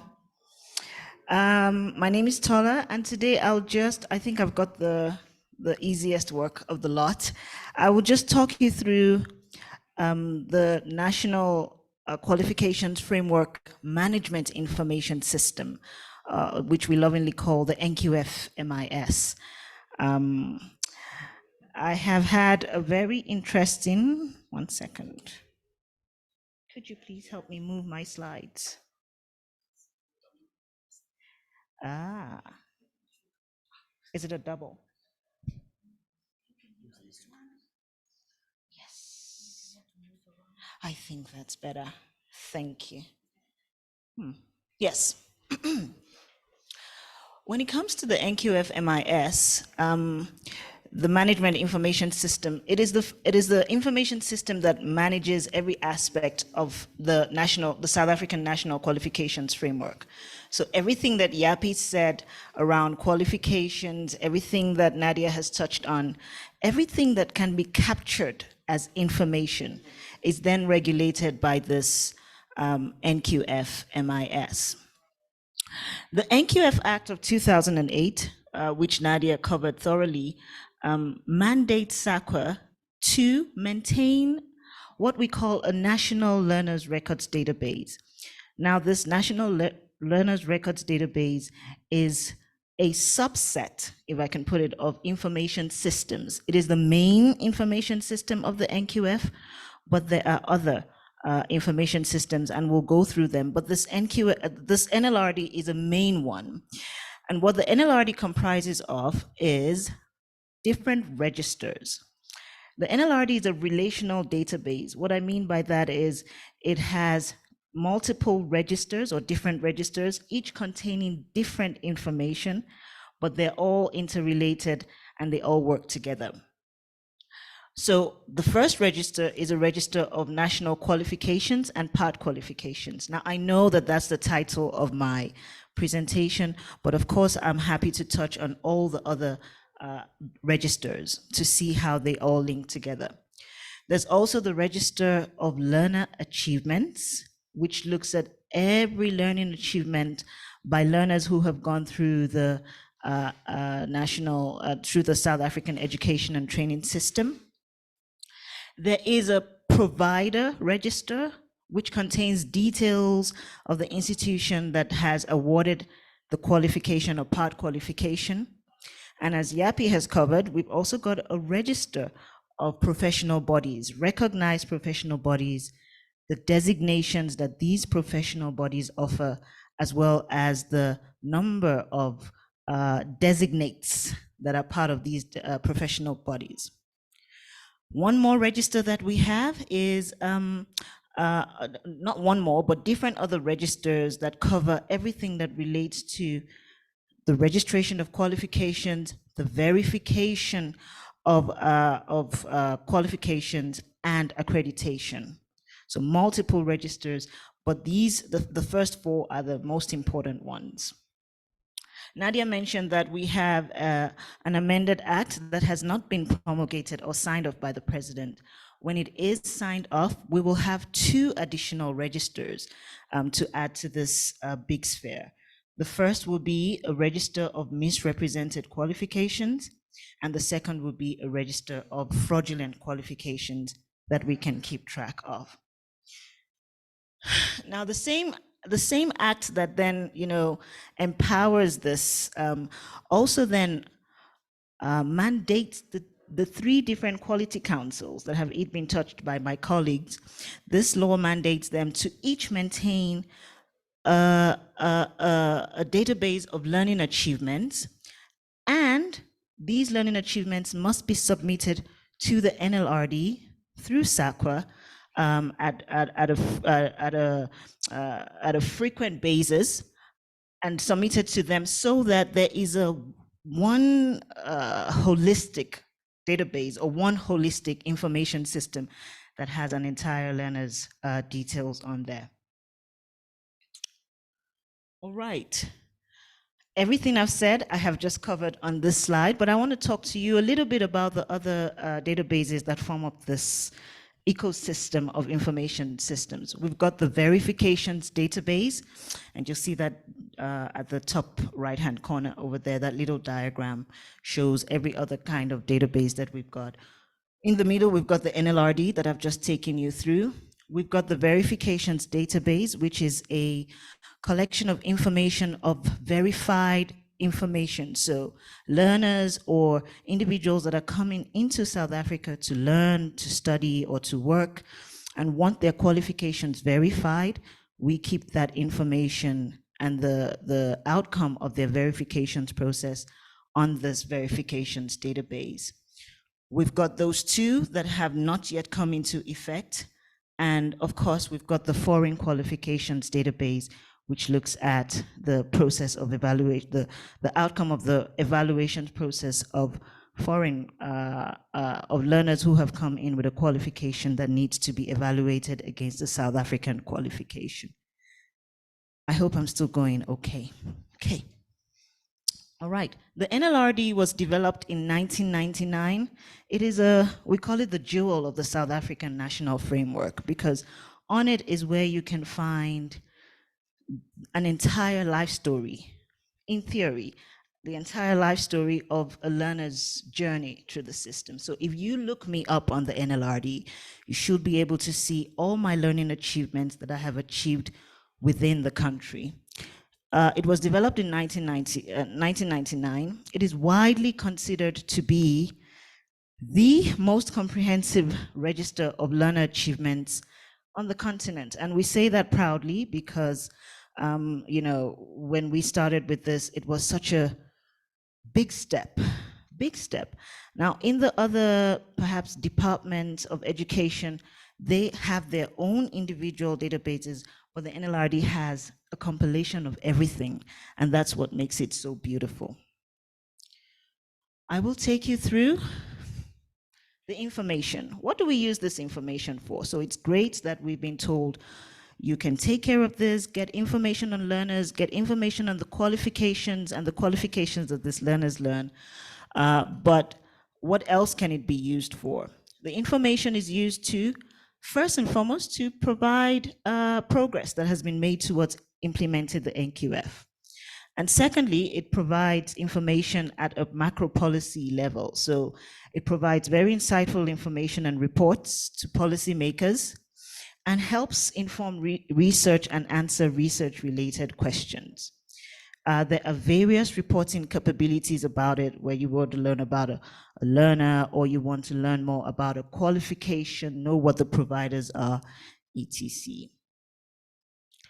What are the data sources, you know, for this NQF MIS or the NLRD in particular? I think Yapi's already covered a big part of it, and his unit is responsible for providing the information on the national qualifications and path qualifications. So if you remember on his presentation, where he shared the different components of what, you know, a qualification would require to be registered on the NQF, all of that information goes first into the NLRD. So if I pull up a qualification, I must be able to see everything about that qualification, the international, what it's been internationally benchmarked against, what the recognition of prior learning, what other qualifications, you know, can come through from there, the title, the NQF level, the number of credits, and. Then we've got the data from the 3 quality councils. Each of the quality councils and their providers submit information. So we've got data from the quality council that manages the basic education, the general and further education and training qualification sub-framework. We've got data from the occupational qualification sub-framework. And then the higher education sub-framework is split into 2. We've got data from the public, about 26, there are about 26 public higher education institutions in the country, and about 90 private, registered private higher education institutions in the country. And of course, professional bodies, like my colleagues have mentioned. All of this data will then encompass things like learners and their achievements, providers, misrepresented qualifications, and other associated information. So you can see it's quite a comprehensive information system.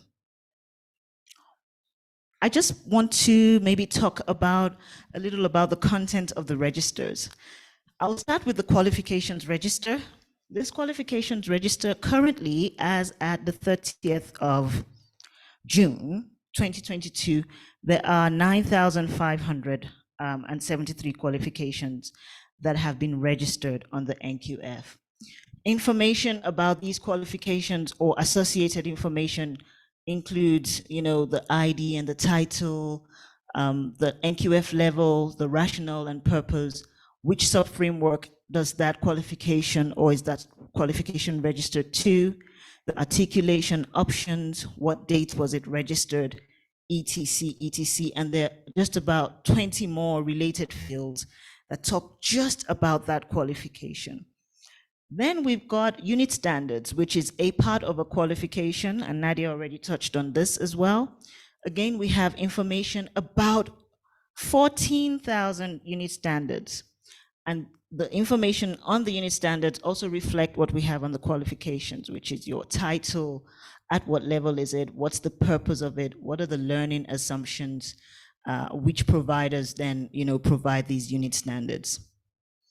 Another register is the providers register. Here you'll have information about what's the provider name, what are their details, email addresses, what type of providers are they? Are they public institutions or private, etc. We've got the designation information, and we currently have 102 professional bodies that are related to 375 professional designations, and in total, recognized professional bodies have about 1,200,000 professionally designated members, and these are each registers that contain additional information. Then we've got the Register of Learning Achievements, which is quite a big one. We've got about 19 million registered achievements registered on the NQF, and about 40,000 of these achievements have been achieved through the recognition of prior learning. And then most importantly, I think, then we have information about the people that have achieved these qualifications, that have attained this professional designations or are affiliated to these professional bodies. And on the NLRD, there are about 21 million people that we can at any point pull up information on them about what they've studied, who are they male or female, what population group they are, what's their date of birth, what are their identities, what have they studied. So each of these are interrelated then. So far, so good. Good. What do we use the information on the NLRD for? Well, I covered that initially, but I thought, just to give a bit of a perspective, we'd like to look at trends. When we look at trends in qualification achievements, and this is an example of what we do, we just look at trends over the years. We can then, disaggregate this information either by sub-framework or by qualification to see how well we are progressing on matters of the NQF. Another kind of analysis that we use the information on the NQF MIS for is then looking at learning pathways and how learners have progressed through the different levels of the National Qualifications Framework. So an example of this, and it's a very complicated chart, but it's just looking at how learners either go upwards within levels, across levels, or across sub-frameworks of the NQF of the National Qualifications Framework. Okay. I'd like to touch a little bit about some of the highlights and then some of our challenges as we manage this NQF MIS and some of the stories that have come out from there. One of the highlights is that we are able to track learners who have achieved qualifications via the recognition of learning, recognition of prior learning and articulation. So it has helped from the time that we started looking at RPL holistically in South Africa.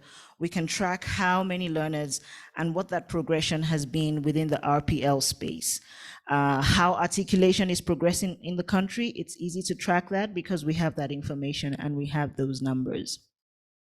We worked with 3 sectors in the country to sort of develop learning pathways for their learners and see how, these sectors can either grow or can move from where they are beyond. So those 3 sectors, we have looked at early childhood development, community development, and engineering. And what we did was we went to the bodies that were responsible for each of these sectors and say, what are learners, that have studied within the sector, how are they supposed to navigate the NQF?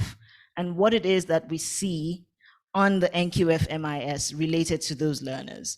And an example of this is this, this little chart up here. So when we spoke to the experts regarding early childhood development, we said, when you plot your pathways, I, as a learner, if I'm supposed to study something that has to do with early childhood development, how do I navigate the NQF, or how have you, visualized the qualifications such that navigating the NQF looks like this? And they came up with this chart such that if you have a National Senior Certificate at NQF Level 4, for instance, you can move up into the higher education qualification sub-framework, you can move across into the OQSF. We said, this is fantastic. So each of these arrows sort of looks at how a learner has progressed from one NQF level to the other in the eyes of those who have developed these qualifications and who have an outcome for these qualifications. When we look on the NLRD, what we see is a different picture. So we see that, and you can compare some of the numbers, is while you have upward movement in most cases, while you should have upward movement in most cases, you have all sorts of movements here. So that's an example of what we do. And this kind of information we will take back to that sector, who will then look at how, what are the blockages that allows learners move around like this instead of this, as a good example. I think that's all from that chart. Another thing that we use the information on the NQF information system for is then for international benchmarking. We have worked with the South African Development Community countries within the SADC region to come up with a mobility report that looks at how learners within that region have been moving within other countries in the region. We do this, we work with the countries, the SADC countries, 16 of them, including South Africa. The information from South Africa comes from the NLRD, and we look at how these learners are moving into the different countries and the different spaces. And this helps to, it helps with understanding learner movement within the region and within the continent as a whole. All right, other highlights is, as I've mentioned, the NQF MIS then is used for national policy making and analysis. It helps us track learners through the system. And I think most importantly, SAQA has assisted countries in conceptualizing similar systems. And a recent example of that has been our work with Namibia, where we have tried to replicate some of the aspects of this NQF MIS that Namibia has found very interesting. No system is without its challenges. And even though we have had this beautiful treasure for the last 20 years plus, there have been challenges. One of the biggest challenges, and that was hinted at earlier, is the historical data gaps that we have on the system. So learners who have studied or achieved a qualification before a particular time, say 1994, most of their achievement records still exist on paper, and they have not been captured electronically into any of the systems. And so part of what we are looking at as a unit and as SAQA is to come up with digitization initiatives. I know digitization has been mentioned quite a couple of times today, but digitization initiatives where we can, I think Cape Verde covered that very well this morning, to ensure that paper records are then translated into electronic records so that a learner is not disadvantaged, if I can put it that way. Then another challenge that we faced is data submission. The providers that are supposed to submit this information according to the Act at often set times do not always do this, and this results in delays. So our verifications processes are impacted by this. One way that we're looking at addressing that, and you'll see through the slides, is we've tried to come up with ways to address each of the challenges. One way that we're looking to address that is to gazette the data regulations and the data submissions so that it is written into law, it is legislated properly, and we've made good progress with that. A third challenge is data quality and integrity. Our information, sometimes the nature of information is it's inaccurate and there are errors with submissions. One way we try to address that is to consistently and constantly come up with data cleaning exercises at a massive scale. When you look at millions of records, to try to clean up those records at predetermined times. There are other registers that exist in our NQF universe, but are not fully integrated into this MIS. Currently, SAQA is looking at a project that will then bring some of these registers together, and we're constantly looking for opportunities to integrate them all. These are some of the challenges that we face. In my last slide, I will talk about lessons learned. What have we learned so far? First, information is vital. And when we are developing our NQFs and frameworks, it's also important to, by the side, understand that information is gold, because that's what's going to enable you see the past and the present and help you to plan for the future. No data is ever too small. No data is ever too vague. It's all important information that comes together to build your NQFs as you go on. The development of information systems within the NQF context is usually a multi-year process, and it's informed by continuous improvement. And thirdly, one thing that we have learned is that for 20 years, we have nailed the art of getting information into the system. Now it's time to look beyond that and make the best use of that information that we have to grow, improve the NQF, and make it more strategic. I think that's my presentation. Thank you. Thank you so much, Teola. That was wonderful. It's just these, when you talk about these numbers, Teola, it's just sometimes mind-boggling, 21 million. At least it's mind-boggling for me, I'm a Luddite there. But it's excellent. But also, I think, Teola, with your presentation and the work that you're doing, and the importance of information gathering, but I also see, the work that's being done in organized information, which is very important when we are looking at the development of the NQF. Just as a very quick before we go into the Q&A, it's on a lighter note, and this is something that I only got to know last year. I was talking to the registrars in Canada, and we were talking about the work that South Africa has done on the particularly on the NLRD, as they were calling it at that time. And it was interesting, and I didn't know this. They said, did you know that, well, they've been struggling and they've been working towards the development of an MIS/NLRD in Canada. And they said, did you know that when it started in South Africa, it was the Canadians who were actually helping and supporting South Africa in trying to build an NLRD. And they said, look where you've come all this way, that we are now here wanting to learn from your experiences. So it's always very interesting how the journey has taken us. And again, like in Nadia's presentation, we saw the journey has been with obstacles, but lots of opportunities. And I really appreciate that. I think we'll now open it to Q&As. I'm just looking at the time. How are we doing? We're okay?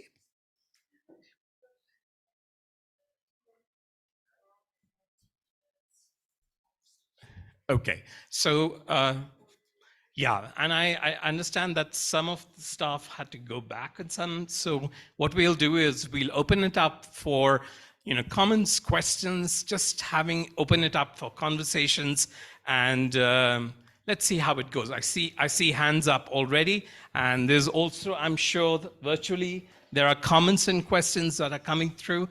Eduardo, you might help me there. So please.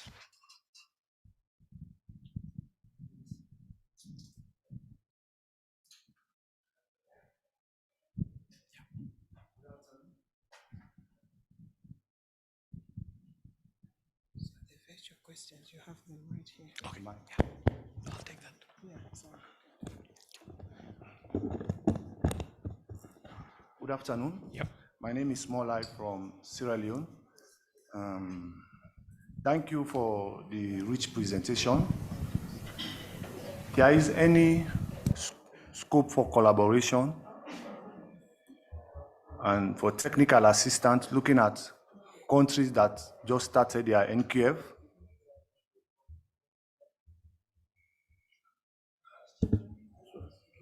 Nadia or any of the staff? Yeah.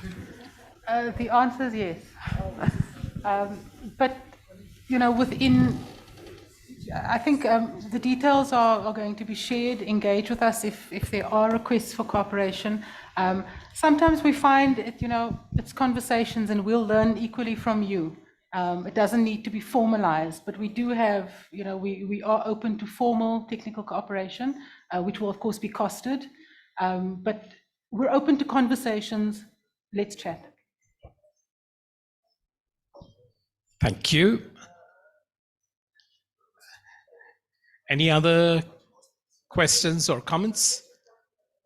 Robin?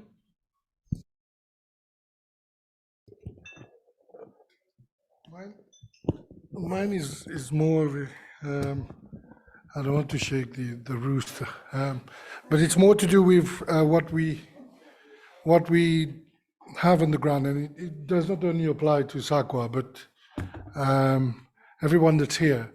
We are working at the moment on one project under the CIPA project, which is the value chain project, and we're focusing on development of one master's program, which is basically on one of the value chain, which is pharmaceutical. So we're developing a fellowship program for a master's in ARV, which is pharmaceutical. Now, this involves 3 universities, one from South Africa, one from Zambia, and one from Tanzania. Yep. Now, I don't have to tell you the conundrum. You already know the conundrum. In terms of accreditation, and for us, what we're trying to do is try to talk to the different countries. We started a conversation with the Higher Education Commission, the HEC, the other day, and we already saw in terms of the processes, the procedures, and basically it's going to take us a minimum of 2 years. Before we even get to our dear friends from SAQA for accreditation. Now, for us, given changes that's happening, for us it's too long. It's too long if we want to create the requisite skills. I've been made to understand now South Africa potentially has had some changes in law, but unfortunately that might be a test case for joint program and joint initiative. We are also in the process now, hopefully, of talking to Zambia to also see what is the process and to understand. I mean, all these stories, just to cut it short, in terms of, I think we need to be flexible. I know there are certain regulations, in-country regulations. I've been there, done that, I know it. But I think we need to really think ahead in terms of how to promote regional programs. Because we're talking about SADC qualifications framework, we're talking about movement of people. I think there's a dire need for us to think out of the box. Even not regionally, but also nationally. We have to cut the space. two institutions involved for having a program accredited. And I suspect they don't talk to each other very often. There need to be a common understanding, and I think there need to be a forum where all these institutions involved in getting a program accredited need to be able to talk and run through the process very quickly. Why I'm saying that is because in my previous life, I used to be on the board of investment. And one of the things we used to do is what is known as a sandbox license framework.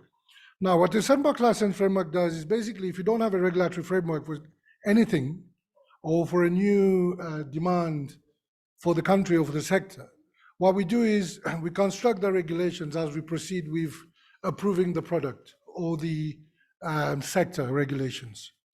So maybe it's time for us to really think about this, because especially given the timeline and how fast some of these value chains demand changes, by the time we get a program accredited, most probably it's going to be outdated in terms of skills needs. So I think it's food for thought for all of us here. How do we, it's one thing having qualifications framework and all these things, but how do we fast track the whole process of approval and accreditation of programs, especially when it comes to joint programs? Thank you. Robin, Yapi, do you want to say anything about that? I have some thoughts about it, but please. Yeah, I must firstly say that yes, we are working with the CHE currently to enhance the process, working on an online application process to shorten the whole process. So what we do also is that as soon as they submit the qualification for accreditation, we at SAQA also then evaluate the qualification, so that after the accreditation, they can then just recommend that, and then we will do that. But I know also CHE is working on a cross-border type of policy that they're looking at. Part of the policy is that it must be accredited, and if it's a South African institution, they need to inform CHE that they are doing cross-border training, and that qualification will then needs to be on the SAQA website. If I could also just add, I mean, one of my pipe dream items was harmonization, and I left it quite broad because I don't think any one of us has the answer. We know that we want regional and maybe even continental qualifications, particularly because we want to see mobility, but our in-country laws will always have to be applied, and we know that. So, you know, it's not a South African issue. Whoever is engaging, you have to deal with your in-country laws. But it's something that we've already started discussing with the regulators and with our department.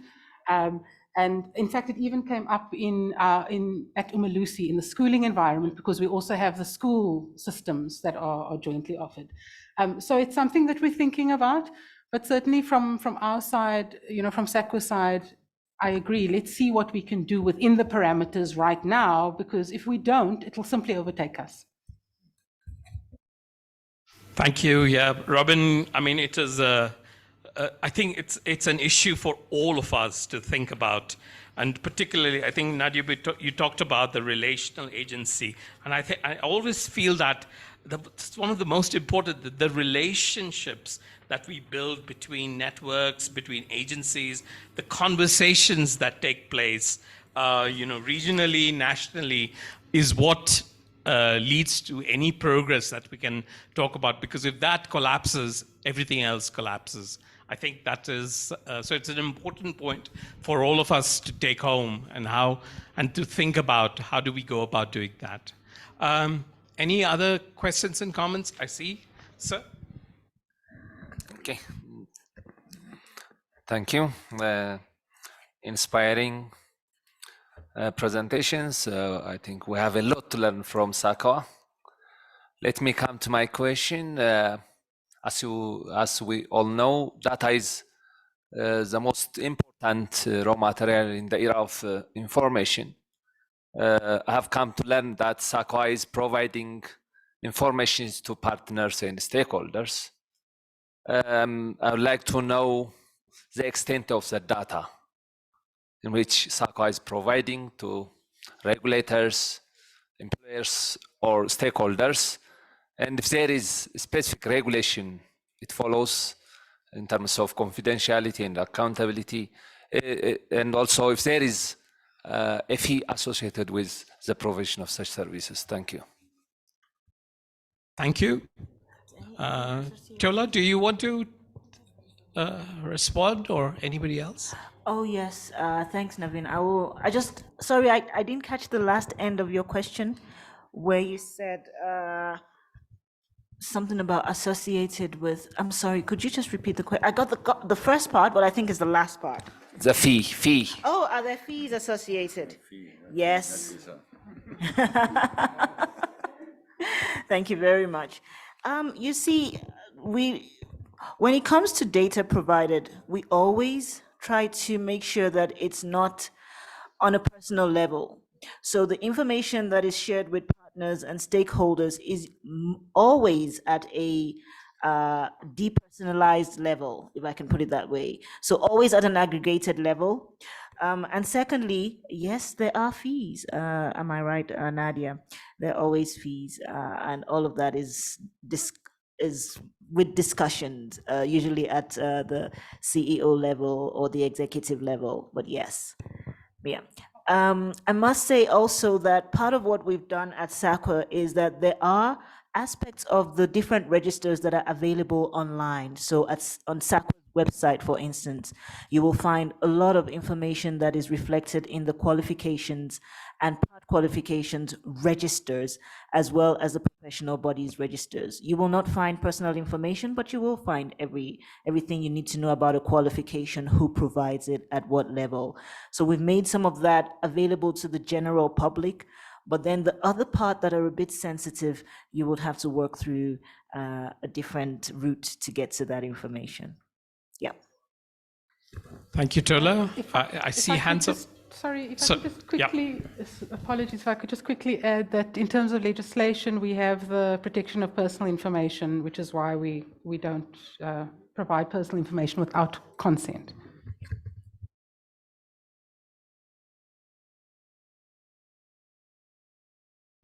Please. And then we'll take a few questions from the chat that's come through. Sir, please. Thank you very much, Naveen, and officials from SAQA. I was one of those who was still asking if we are visiting the offices, and I suggested a virtual tour. I hope something can be done, and then we see the premises, please. Thank you. But I have a question. I was excited to see the comparison between the qualifications and the designation. Yes, so I am Baguma Abdallah. So I have a question. What is your experience, or have you encountered where people bring their designations, or based on their achieved designations, to be equated, for instance, to be eligible to teach a certain level? Because as we know in academic, we have those ranks. Okay, if for you to qualify to teach, either you are a lecturer, a senior lecturer. So, and I have seen that a designation you may progress beyond your qualification. Okay, so have you encountered that? Because in my context, we do still have complaints where someone says, for instance, I have progressed in terms of my profession, and also institutions are being urged to involve both academic staff based on qualifications, on pedagogical experience, but also a professional expertise. So this person may have maybe a master's or even bachelor's, but has progressively achieved in a profession, either licensed or not licensed. Thank you. Very interesting question, and I think that we are working towards establishing what we call competency frameworks within professional bodies, within a designation, to show progression of learning after they completed or were awarded the designation. You can remember also that as part of the slides, what we indicate is that to retain the designation, they need to show that they've done continuous professional development. So to grow in that designation. So what we also work with professional bodies currently is to make sure that there is a progression pathway within the designations. So it means that they may have a minimum underlying qualification, but then as part of their work experience and competence that they gain, as part of that, they may then claim a higher level of designation.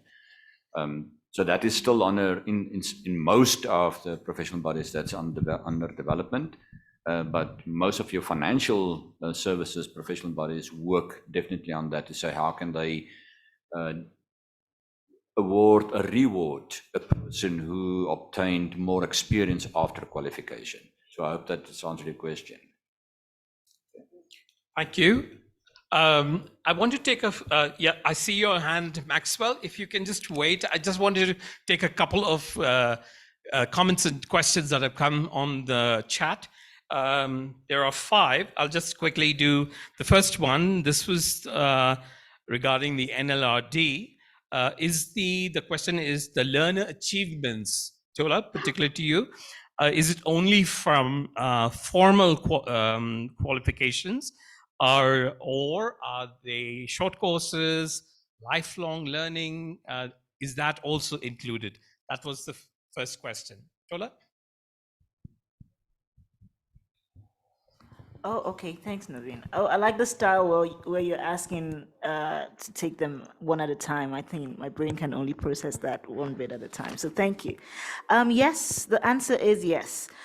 It's majorly against formal qualifications because that's what the South African NQF is, styled against mainly.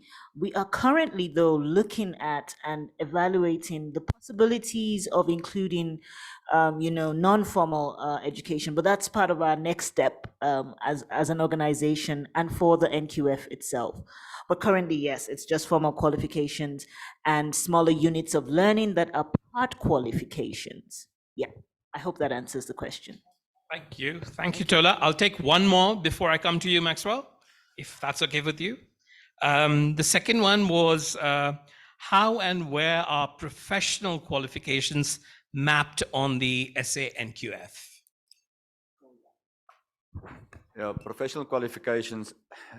If you look at the structure of the NQF, is that on NQF level 8 is that we register professional qualifications, and those mainly refer to your dentists, doctors, and some of your financial qualifications.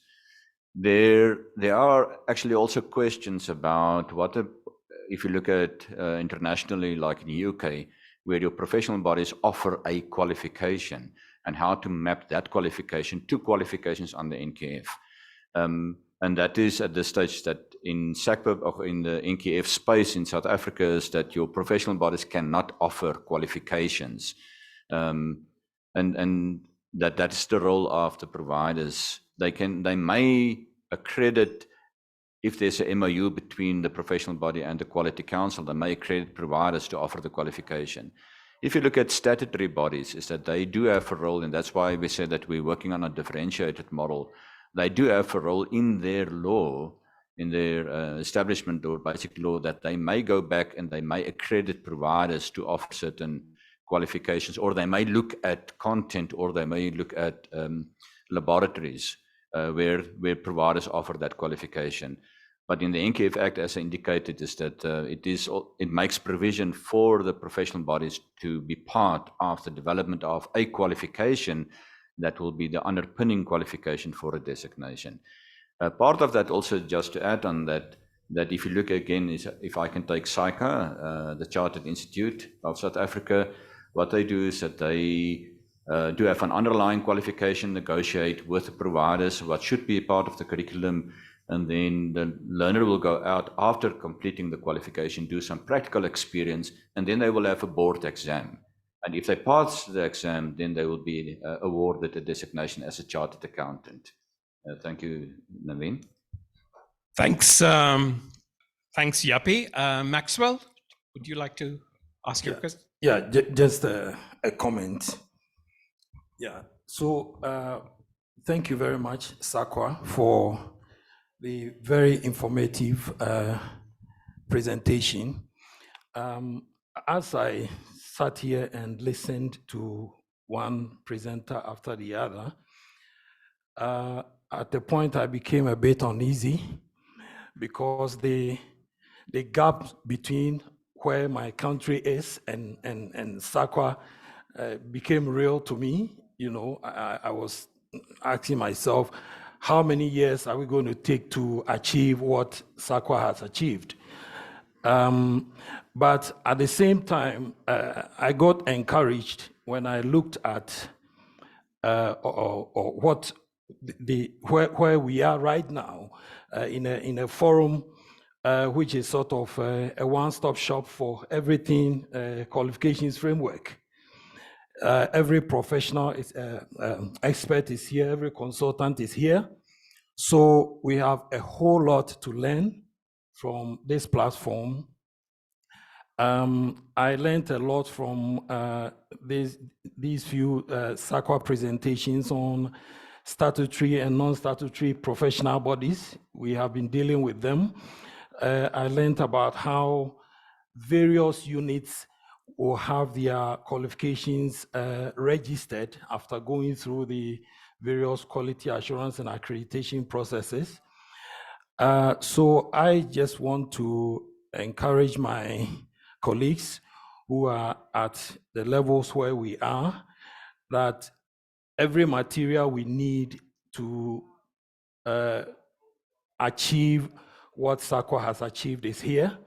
So let's make very good use of the materials provided, as well as the contacts we are making or have made already. Thank you very much. Thanks, Maxwell. That explains my gray beard and my balding head, but that's besides the point. Thank you so much for those kind words. But I think in the first presentation that I did, that it is a journey, and it's a journey full of obstacles. Like I said, I think so. This is what I think. Any journeys, and the NQF journey is one, but it's also, like I said, it's also of hope. So it does take time, but I think we're here to learn from each other. I think SAQA has to learn a lot from. We were in fact discussing this during the lunch. How much very interesting progress has been made by countries. The example of Angola, how they have moved, and it's not necessarily the question of how quick, but how they have moved, how they have progressed. So I think we all have to give ourselves a pat on the back in terms of what we are doing and what we're doing together. I think that's really important. Is there any comment or questions before I go back to the chat? Yes, please. Thank you very much. I would like to thank all the presenters for taking us for this wonderful journey on SAQA. I just have one small question regarding what is in the pipeline for SAQA. There are three main things. One of them is micro-credential. Could one of you just tell us what is being done in that area in terms of micro-credential? Is it going to be embedded directly on the NQF, or is it going to be a subset, or what kind of work is being done? If somebody can help on that. Thank you so much. Thanks. Yeah. Interesting question. Nadia, do you want to say something about that? I don't want to say anything. I'm sure Julie would have liked to say something about it. If you, in fact, I mean, maybe Julie does want to add, but in terms of what we can say at the moment is that we're simply looking for a position. So we don't have an agreed, negotiated, consulted position for South Africa yet, but we have acknowledged that we cannot not be part of the conversation. So what we do have is the intention to provide a definition. And as I said, we might actually turn around and say, well, we've had this thing all along, and the only difference is that micro-credentials internationally carry this very digital transferability. But in fact, if you look at the NQF, the South African NQF, we've got achievements of unit standards, things that have taken people 10 hours to learn. Those sit on our NQF. And so, how do we take something that will work for South Africa, that is recognized internationally, is definitely on the cards. Whether it will look exactly like, what we see, and there are different definitions. I mean, I don't think anyone has, said this is what it is. But, we want to craft something that will work for us. It's the whole area of, what we're talking about, terminologies versus context. But it may be that, like you're saying, Nadia, it may be that the word micro-credentials is something that has been used and been practiced already. It's a question of what we call it. I don't know if Julie is online. Julie, would you like to say something? It opens a Pandora's box for me. Good Julie's afternoon, not everybody. No, I'm here, Naveen. Can you hear me? Oh, I think, are they able to unmute though, Naveen? Can you unmute? I have unmuted, but I don't know. Naveen, can you hear me? Yes. Yes. Mrs. Reddy is actually talking. I don't know why you can hear me and not her, but she's talking. Can you hear me, Naveen? Please go ahead. Can you hear me? Yes, we can. Oh, okay. Sorry, good afternoon, all. I said the whole notion of micro-credentials opens a Pandora's box for me. But as Nadia has said, and maybe it's a discussion for another time, we, in principle, do not have an issue with recognizing short learning programs and partial studies. We have been doing it. We have an issue and a concern about how credentials and micro-credentials are being defined and used, and seems to only be capturing formal learning at the risk of leaving out non-formal and informal learning attributes. So I'll leave it at that. Thank you, Naveen. I'm going to take a couple more questions from the chat. I think this is for you, Tola, if you don't mind.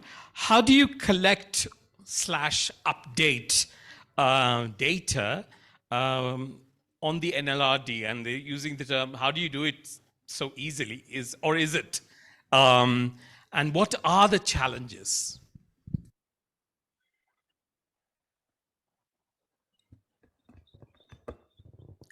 Can I go? Okay. Thank you for that question. Well, I think SACWA's work has been really helped by its legislative mandate. So, as I said during my presentation, one of the things that makes our work easier is that the law actually says you must submit learner achievement information, you as a provider. So the providers will submit to the relevant quality council that is responsible for that sub-framework, for one of the 3 sub-frameworks, and that data then gets submitted to the NLRD. Now there are, of course, behind that, there are lots of principles and data submission criteria. I don't want to get too technical, but we have an entire data submission process that goes through a data validation tool, and then it's batch submitted to the NLRD. So the fact that there's a legal muscle behind really helps. And so providers, right now we have it at a frequency level of submitting data twice a year. So the providers will submit twice a year via their quality council. There are numerous challenges because, as you might imagine, with over 6,000 providers, some might submit, some might not submit, some missed the submission deadlines, some don't know how to use the data validation tool to submit information. And so there are whole lots of challenges, but as we come across these challenges, we tackle them on a one-on-one basis to keep the process going. I hope that answers the question. Stola, thanks a lot. I believe we have a question from South Sudan, from the meeting room. Say yes. Yes, good afternoon, guys in the hall. This is Angelo Loyer from South Sudan. I'm very happy with the presentation of SACA. I have a couple of questions that I need to present on your table so that you help to put your insight in. First, I have what you call record data. For us here, we are always getting youth who are coming.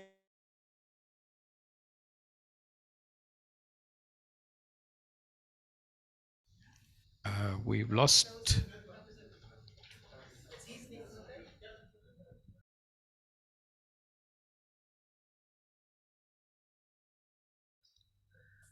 Yes, I believe that the colleagues in South Sudan had some connection problems.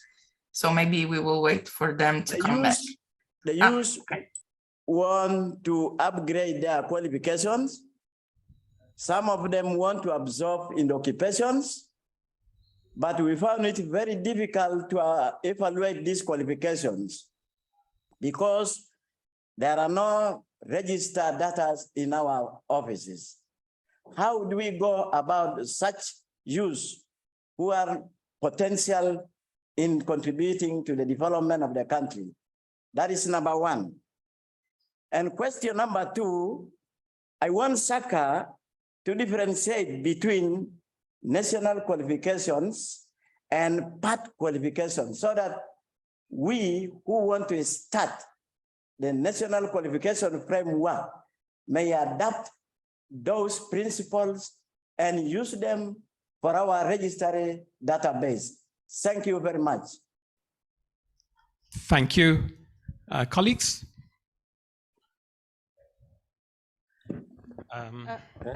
Thank you. I'm not sure we got the first question in full, but I'm assuming it was something to do with how do we evaluate qualifications from South Africa against South Sudan, where there aren't necessarily comparable frameworks. If I've got the question correct, I hope so. We lost them for a minute. But I mean, our system is always about looking at what we have. So, you know, when we have a national qualifications framework, it's a little bit easier. If we don't have the national qualifications framework, we look at what is sitting in the country, and then we have to ask very specific questions. You know, what value does this thing have in your country system? And, you know, what, for instance, does this particular qualification allow access to higher education? Does it allow access to a master's, etc.? So even if you don't have a formal register that looks like the South African NQF, there's still similarities that we can pull out on the basis of the structures that you have. Mavis is someone who does this work directly, so if I've maybe not answered adequately, I'm going to hand over to Mavis if the South Sudan colleagues need any more. Mavis?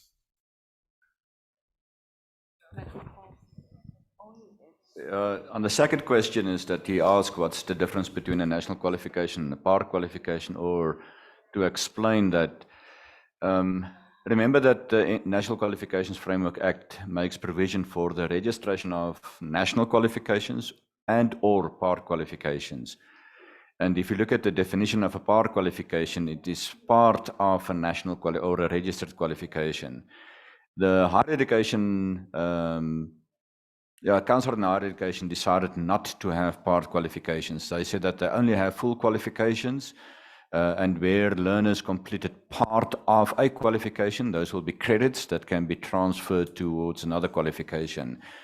The occupational qualifications, or the Quality Council for Trades and Occupations, decided to have part qualifications. And what must be remembered is that a part qualification cannot have more than 120 credits. If it has 120 plus, then we recognize that it's a full qualification or a national qualification, and they need to register that as a qualification. The part qualification, what they developed as part of,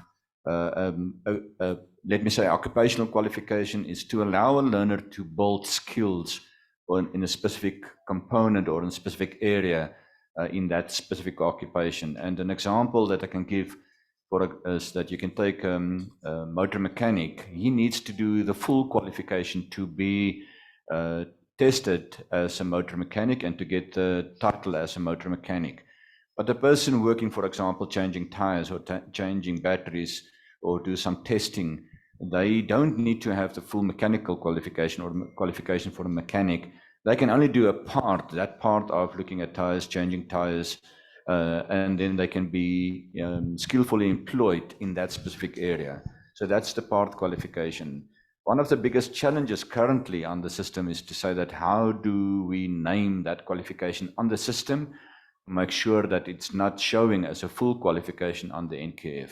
So there is that if you look at the qualifications on the NQF, there's a part of a qualification type that will indicate that this is a part qualification. In that specific part qualification, it will provide a link to the full qualification, or what we call also a parent qualification. I know that it sounds quite to say that you've got a full qualification, part qualification, national qualification. We actually speak about the qualification and the part qualification. Thank you.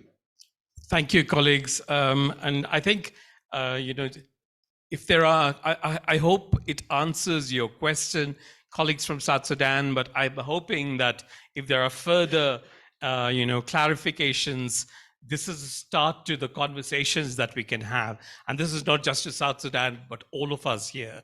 There may be more details. Either ways, we may have more questions also for all of you. So really hope that this conversation can continue offline and after this event.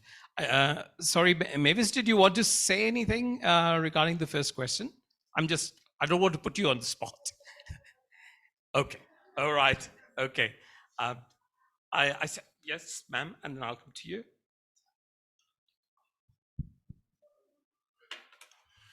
Merci pour la parole. Je suis Jimmy Kintombo. Je viens de la RDC. Je voulais poser une question controverse qui est aussi pratique. Peut-être que j'aurai une suite. Ma question elle est la suivante. L'université de Kinshasa, où beaucoup de médecins congolais sont sortis avec le titre de médecin et travaillent facilement en Afrique du Sud. En revanche, il y a des Sud-Africains, des Congolais qui ont terminé leurs études en Afrique du Sud. Et au Congo, ils sont considérés à leur titre de licenciés, voire même plus, et voire même à titre d'expert.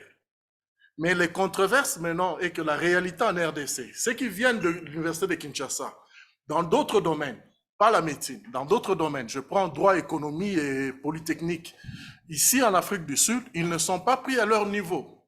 Et pourquoi ces controverses? C'est dit à une disposition de la saga? Ou bien c'est une question d'évaluation? Ou c'est la volonté politique? Je ne sais pas. Je veux pas avoir une explication quant à ça. Merci. Thank you. Nadia or Yapi? We're all pointing to Nadia. So, I mean, I don't know of any exact examples, so I'm not able to respond adequately. I'm looking at Mavis if we know of any specifics. But perhaps what would be useful is if we got some more information so that we could respond better to our DRC colleague. From our side, really what we look at is when foreign qualifications are coming in, we look at three things. The first is the qualification, is the institution accredited? So is Kinshasa University accredited in the system, where it comes from? The second is the qualification that the university is delivering actually part of the system, of the quality assured system? Because remember also that there might be just bridging courses and additional courses that accredited institutions are offering. And the third is authenticity. So I want to believe that whatever the colleague is talking about might not have in some way sort of addressed one of those three pillars. What we do is once those three pillars are checked, we then say, what does this thing look like in the South African context? So the doctor that is coming with the medical degree from the DRC, we'd look at it and say, is our medical qualification, does it look the same? Does it have the same amount of practical? Does it have the same amount of theory, etc.? And is it, going up the same levels? And it might be that in that comparison element, that there are differences in the evaluation, for instance, as the colleague says, the lawyers and other things. But I'd have to look at some examples to be able to really provide Thank proper you. response. Thank you, Nadia. And this is another thing that we would like to take it offline and be get some specifics regarding this. I wonder if it's also goes back to Robin, your question around the issue around accreditation and of institutions and accreditation of programs. Because from the SAQA point of view and the work that we do in South Africa, we go back, like Nadia is explaining, we go back to the country and see how is it placed in the education system, national education system in that country. And that's how we define the verification process for when we are doing the evaluation of a foreign qualification. And I think that is a very important point. I've just quickly two on the chat. The fourth question, how are we doing with time?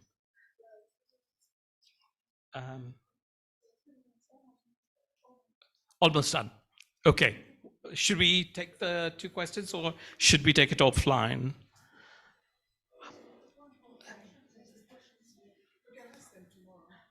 Okay. Okay, we can. Okay, you want a last? Yeah. Okay. Should we take the last question, ma'am, please? Merci beaucoup. Bon après-midi à toutes et à tous. Alors, tout d'abord, je veux féliciter l'Afrique du Sud pour le système qu'ils ont réussi à bâtir. C'est vraiment impressionnant. L'équipe, pour les informations présentées. Ma question, c'est par rapport à l'architecture de ce système et spécifiquement sa gouvernance. Tout à l'heure, Nadia elle a parlé de la notion d'autonomie. Alors, ma question, elle est simple. Quel est le degré d'autonomie de la SAQA par rapport au ministère et le degré d'autonomie des conseils d'assurance qualité par rapport à la SAQA? Merci.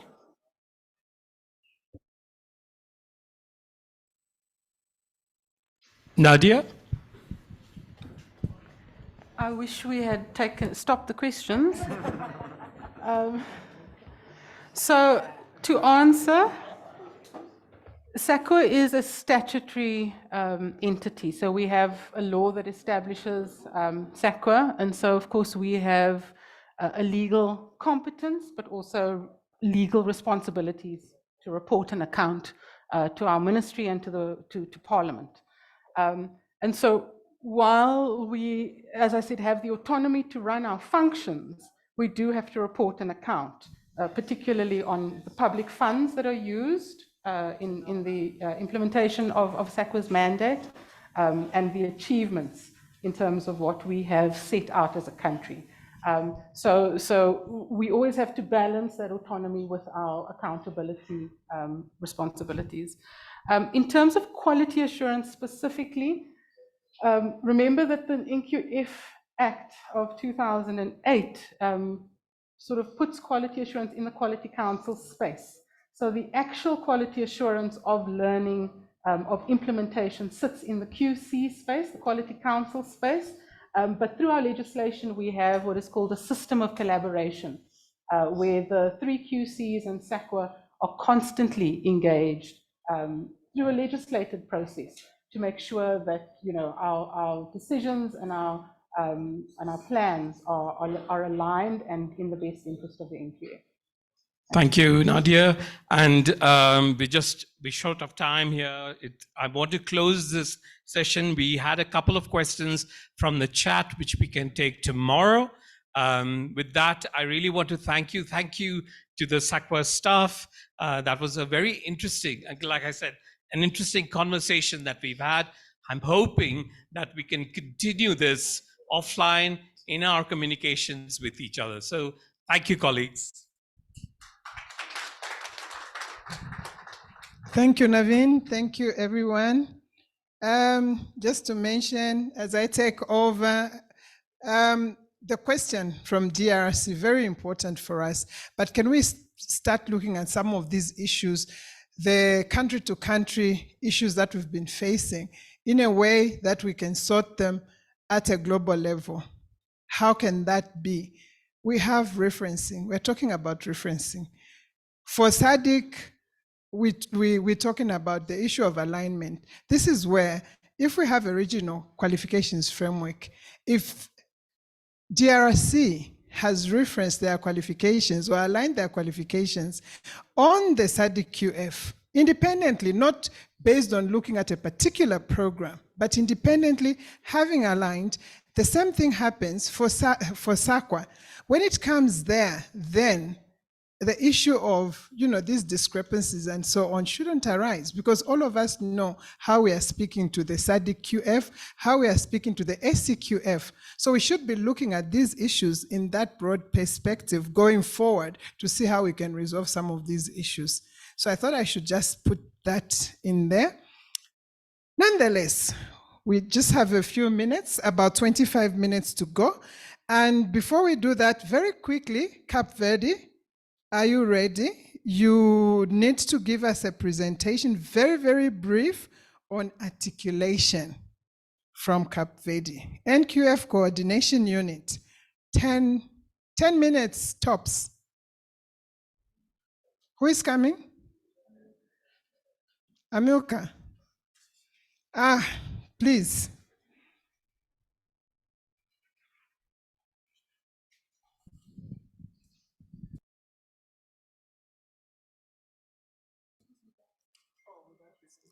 Bom,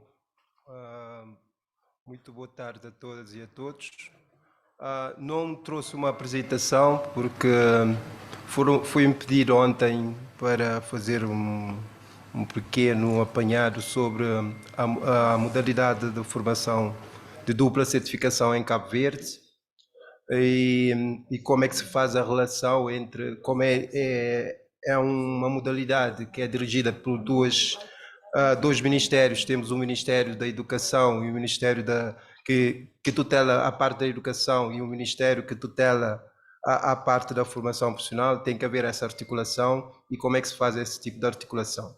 Mas antes eu queria também agradecer a Eduarda pela oportunidade de partilharmos também aqui algumas informações sobre aquilo que se faz em Cabo Verde em relação ao Quadro Nacional de Qualificações. Cumprimentar também a todo o staff da organização que esteve envolvido nesses 5 semanas, uma semana nesse trabalho, e cumprimentar também em particular a senhora, o nome é Dashana, porque sem ela foi uma pessoa que nos apoiou muito nessa questão do português e inglês, em e-mails e coisas. Eu acho que é uma pessoa que também, estando na logística, deu muito para que todos estivessem aqui hoje. Eu também pediria uma salva de palmas para ela, porque ela merece. Acho eu que ela merece. Antes de entrar na questão que me traz aqui, eu queria também fazer um pequeno comentário sobre o que nós vimos ontem, sobre o processo de reconhecimento de experiências. Ontem falou-se muito bem que, na questão da sustentabilidade desse processo, falou-se do financiamento, que é muito importante para que haja sustentabilidade do processo e também para que haja a garantia do acesso a todos a esse processo.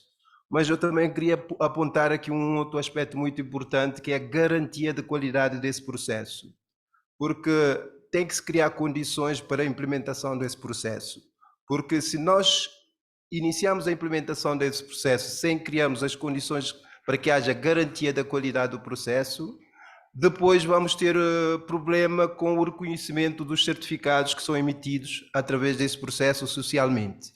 Porque, como vocês sabem, é um processo novo, é preciso que realmente seja feito com qualidade para que possamos realmente ter a credibilidade social em relação aos certificados que são emitidos por esse processo de reconhecimento de competências, como nós sabemos que é um processo novo que nós estamos a começar a implementar. Então é muito importante isso, ter essas condições criadas. Em Em relação à modalidade que eu vou apresentar hoje, eu acho que a maior parte dos países já fazem já utilizam essa modalidade de formação, não é? Que é a dupla certificação. É uma modalidade formativa que abrange dois sistemas, o sistema educativo e o sistema de formação profissional, não é? E tem como objetivo o reconhecimento oficial dos certificados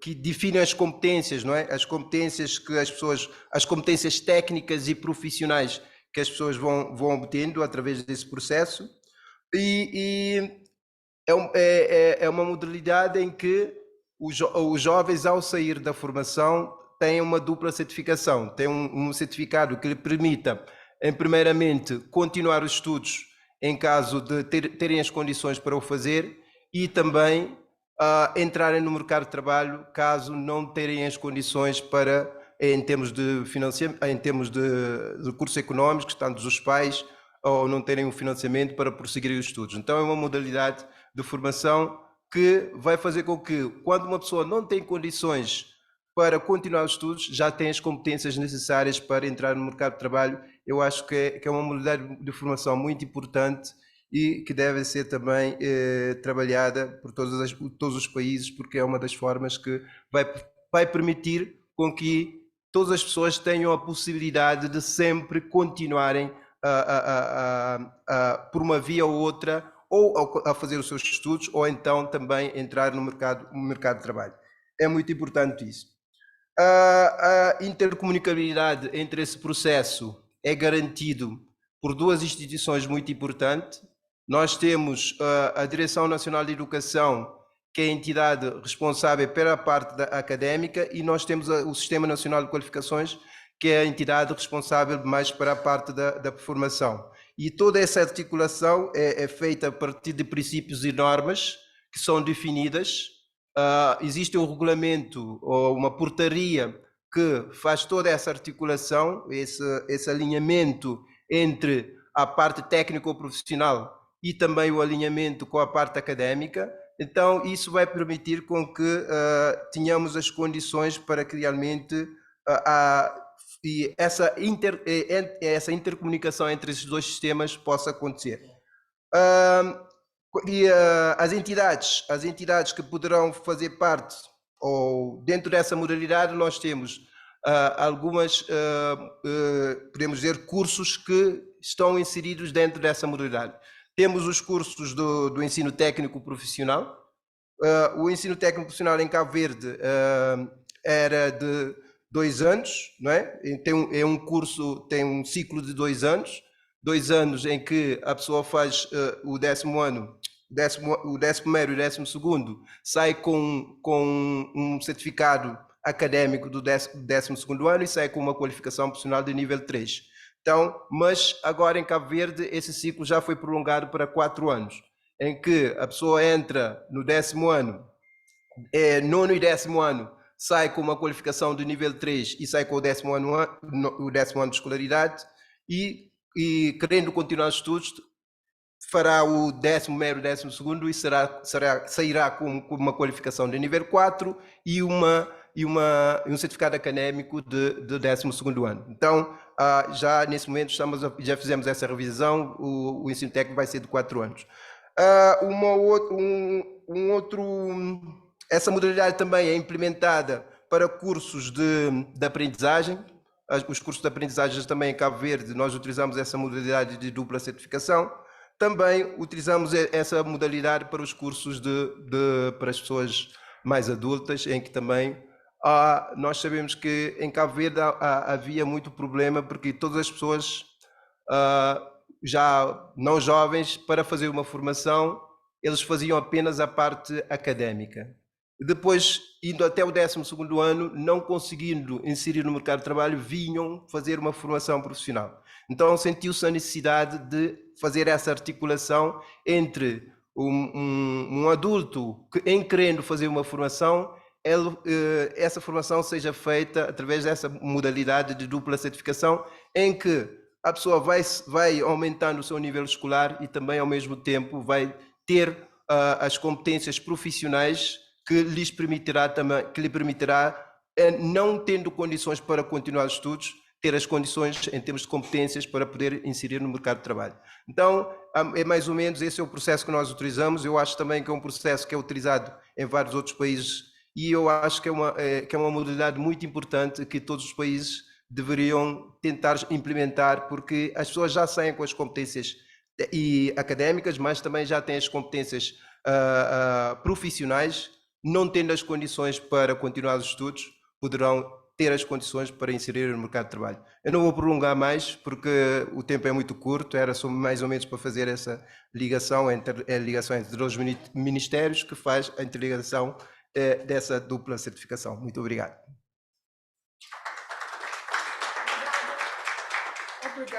Obrigada.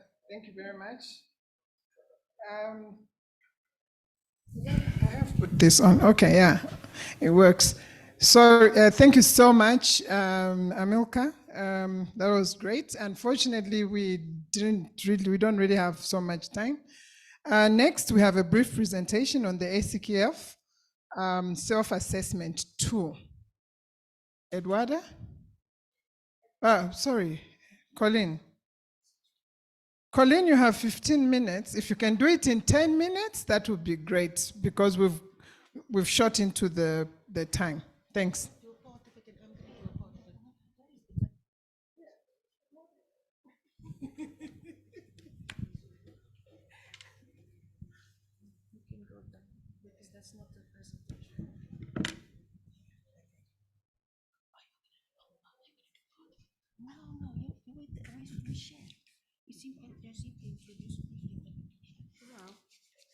And Erica, we cannot move up because it is somehow. Yes, you should go down with your arrows. Yes, like this. Perfect. So, colleagues, this is a very, very short kind of rehearsal or preparation for the session 30 that we have tomorrow, in which we would like you to do an exercise of self-assessment. Self-assessment is the first step in the model of referencing that we are proposing in the context of ACQF. So we will briefly show you 4 criteria with tables, very simple tool of self-assessment based on a number of questions, criterion by criterion, and with 3 modes of 3 types of responses. It can be that you find that you fully meet the criteria, or the question under the criteria that you partly meet each one of those questions, or not at all. It's not a problem at all because it's a self-assessment. And then in the end, you may have a number of ideas on what is it that you need to address very quickly in order to prepare, let's say, for referencing. So this is the first step. The self-assessment is a first step in the workflow of referencing, as we have proposed. And you have this information on the table, and tomorrow we will distribute also these materials in printed form. So this will be for session 30, and here in the room you will be working around the tables. We have an additional room, a smaller room, so that we can also have a bit more space and less noise maybe in the discussions. And online we will have breakout groups, so Erica will do this work. So this referencing, we are going to test only 4 out of the 5 referencing criteria, the most important ones. And Colleen will now very briefly just show you. It's a very simple kind of tool. Thank you. Okay, thank you very much, Eduarda. The first question is for us to show that there is a clear and demonstrable link between the qualifications levels in the National Qualifications Framework or system and the level descriptors of the African Continental Qualifications Framework. So there are 5 guiding questions, and what you will do is you will either answer yes, you fully meet the criteria, partly you meet some of it, you don't meet some of it, but you need to indicate the evidence. And then if it's no, then you just give the comment that you don't have that in place.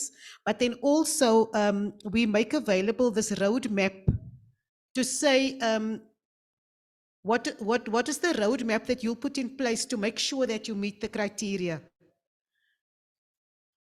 Okay, and then there are some guiding questions you can see here, where you can get that information, your NQF legal document policy, scope of the NQF, context in which the level descriptors are applied, the features and descriptions of level descriptors, and then the comparison to show the national levels. So all this will be made available in printed form tomorrow, but we just giving it to you now so that you can start thinking about it. So criterion 1 is covered there, and that is about the levels between the National Qualifications Framework and the African Continental Qualifications Framework. So referencing criterion 2 is about learning outcomes and that relationship to recognition of prior learning and where appropriate to credit systems. So you see, we've for the whole week already, we've been preparing you for this.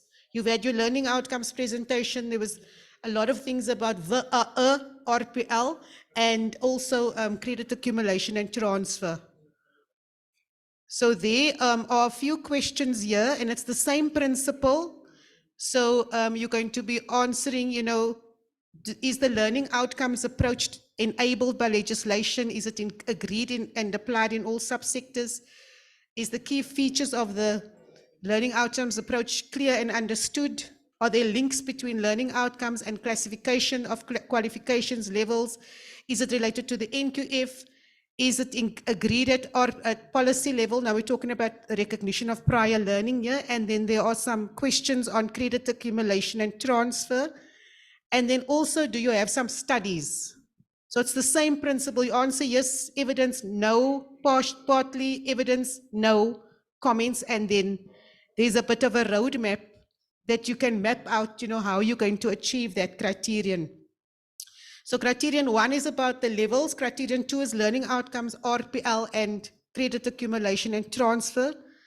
Referencing criterion 3 is about how those qualifications get included in the NQF. So there are transparent processes and procedures for including qualifications in the NQF, or for describing the place of qualifications in the national qualification system. And additionally, information on qualifications is accessible, trustworthy, and verifiable in a national register or registers of qualifications. So that's your criterion 3. We're more than halfway now. Same principle. The first part is about the classification of the qualification levels. And it also, these questions actually help you to frame your national qualifications framework. If you haven't started yet, it also gives you some ideas of how to start this. So the first part is about the classification of the qualification levels. The second part is about managing qualifications information. And then also, are there any studies or research or analyses that have been done? Sources of information that you can use, and then a roadmap. The last criterion is about quality assurance. Okay, so the National Quality Assurance System for Education and Training refers to the National Qualifications Framework or system and is consistent with the principles of quality assurance of the African Continental Qualifications Framework. I think in that, in the handbook, I think the quality assurance principles, the African Continental Qualifications Framework, quality assurance principles, it's very brief, it's included there. So the same principle applies here. The first part is about national quality assurance, so it's in country, and then The sub-criteria number 7 is about compatibility with the ACQF in terms of legislation, institutions, policy, and so on. So you do have a copy of the quality assurance principles of African Continental Qualifications Framework. So you'll just do a compatibility exercise. It's the same principle. Yes, fully, partly, indicate evidence, no, comments, and then, are there studies, research, analysis to support this? We also give you where you can get the sources of information, and then there's also a roadmap to achieve that criterion. So tomorrow in session 30, we're going to be working on these 4 criteria. Thank you very much, Eduarda. Thank you very much, Colleen. So let me just say, this is absolutely not an exam. This is not an exam. This is not a test. It's a self-assessment. And then, so each group will select 1 or 2 criteria. You don't need to do all of them, because this is more an exercise of getting acquainted, understanding a little bit, and also defining for yourselves, where are we currently if we would like to reference to the ACQF. That's one point. So it's not at all a competition, as the referencing is not a competition, it's not ranking, it's self-improvement, let's say. That's one thing. The other thing is, we know that there are several countries here in the room that are starting or thinking about developing an explicit NQF. But we have been saying throughout the week that in principle, all countries have an implicit qualifications framework, etc. So what I want to say is that all countries are invited to do this. It's not that you need to have a qualifications framework with 10 years of experience. No, this is a motivator. It is a self-reflection. So you can start even if you have just started or you have your own qualification system. It is there. You have descriptions of qualifications. You have levels of qualifications. You have technicien supérieur, technicien spécialisé, technicien BPC, BST. These are qualifications levels of the systems existing. So you can really work on that basis. Everybody is included here. No, there is nobody who has a better or so framework. That's the point I wanted to make. So we will send you this by email to all of you. And so maybe in the morning or so, if you have a moment to take a look. But this is just really an exercise of understanding and trying to discuss. Around this table, there are here several systems. Discuss with all of you around these questions. You can take two criteria and try to fill it all. And Matthias, I know, he'll do the 4 criteria even, I'm sure. And the same thing, Ethiopia. I'm sure you will do the four criteria. Okay, so many thanks and see you tomorrow. And I want to ask, please, another round of applause to our very dear colleagues from SAQA. And a special thank you to Tola for talking about data. Many thanks. See you tomorrow. Thank you.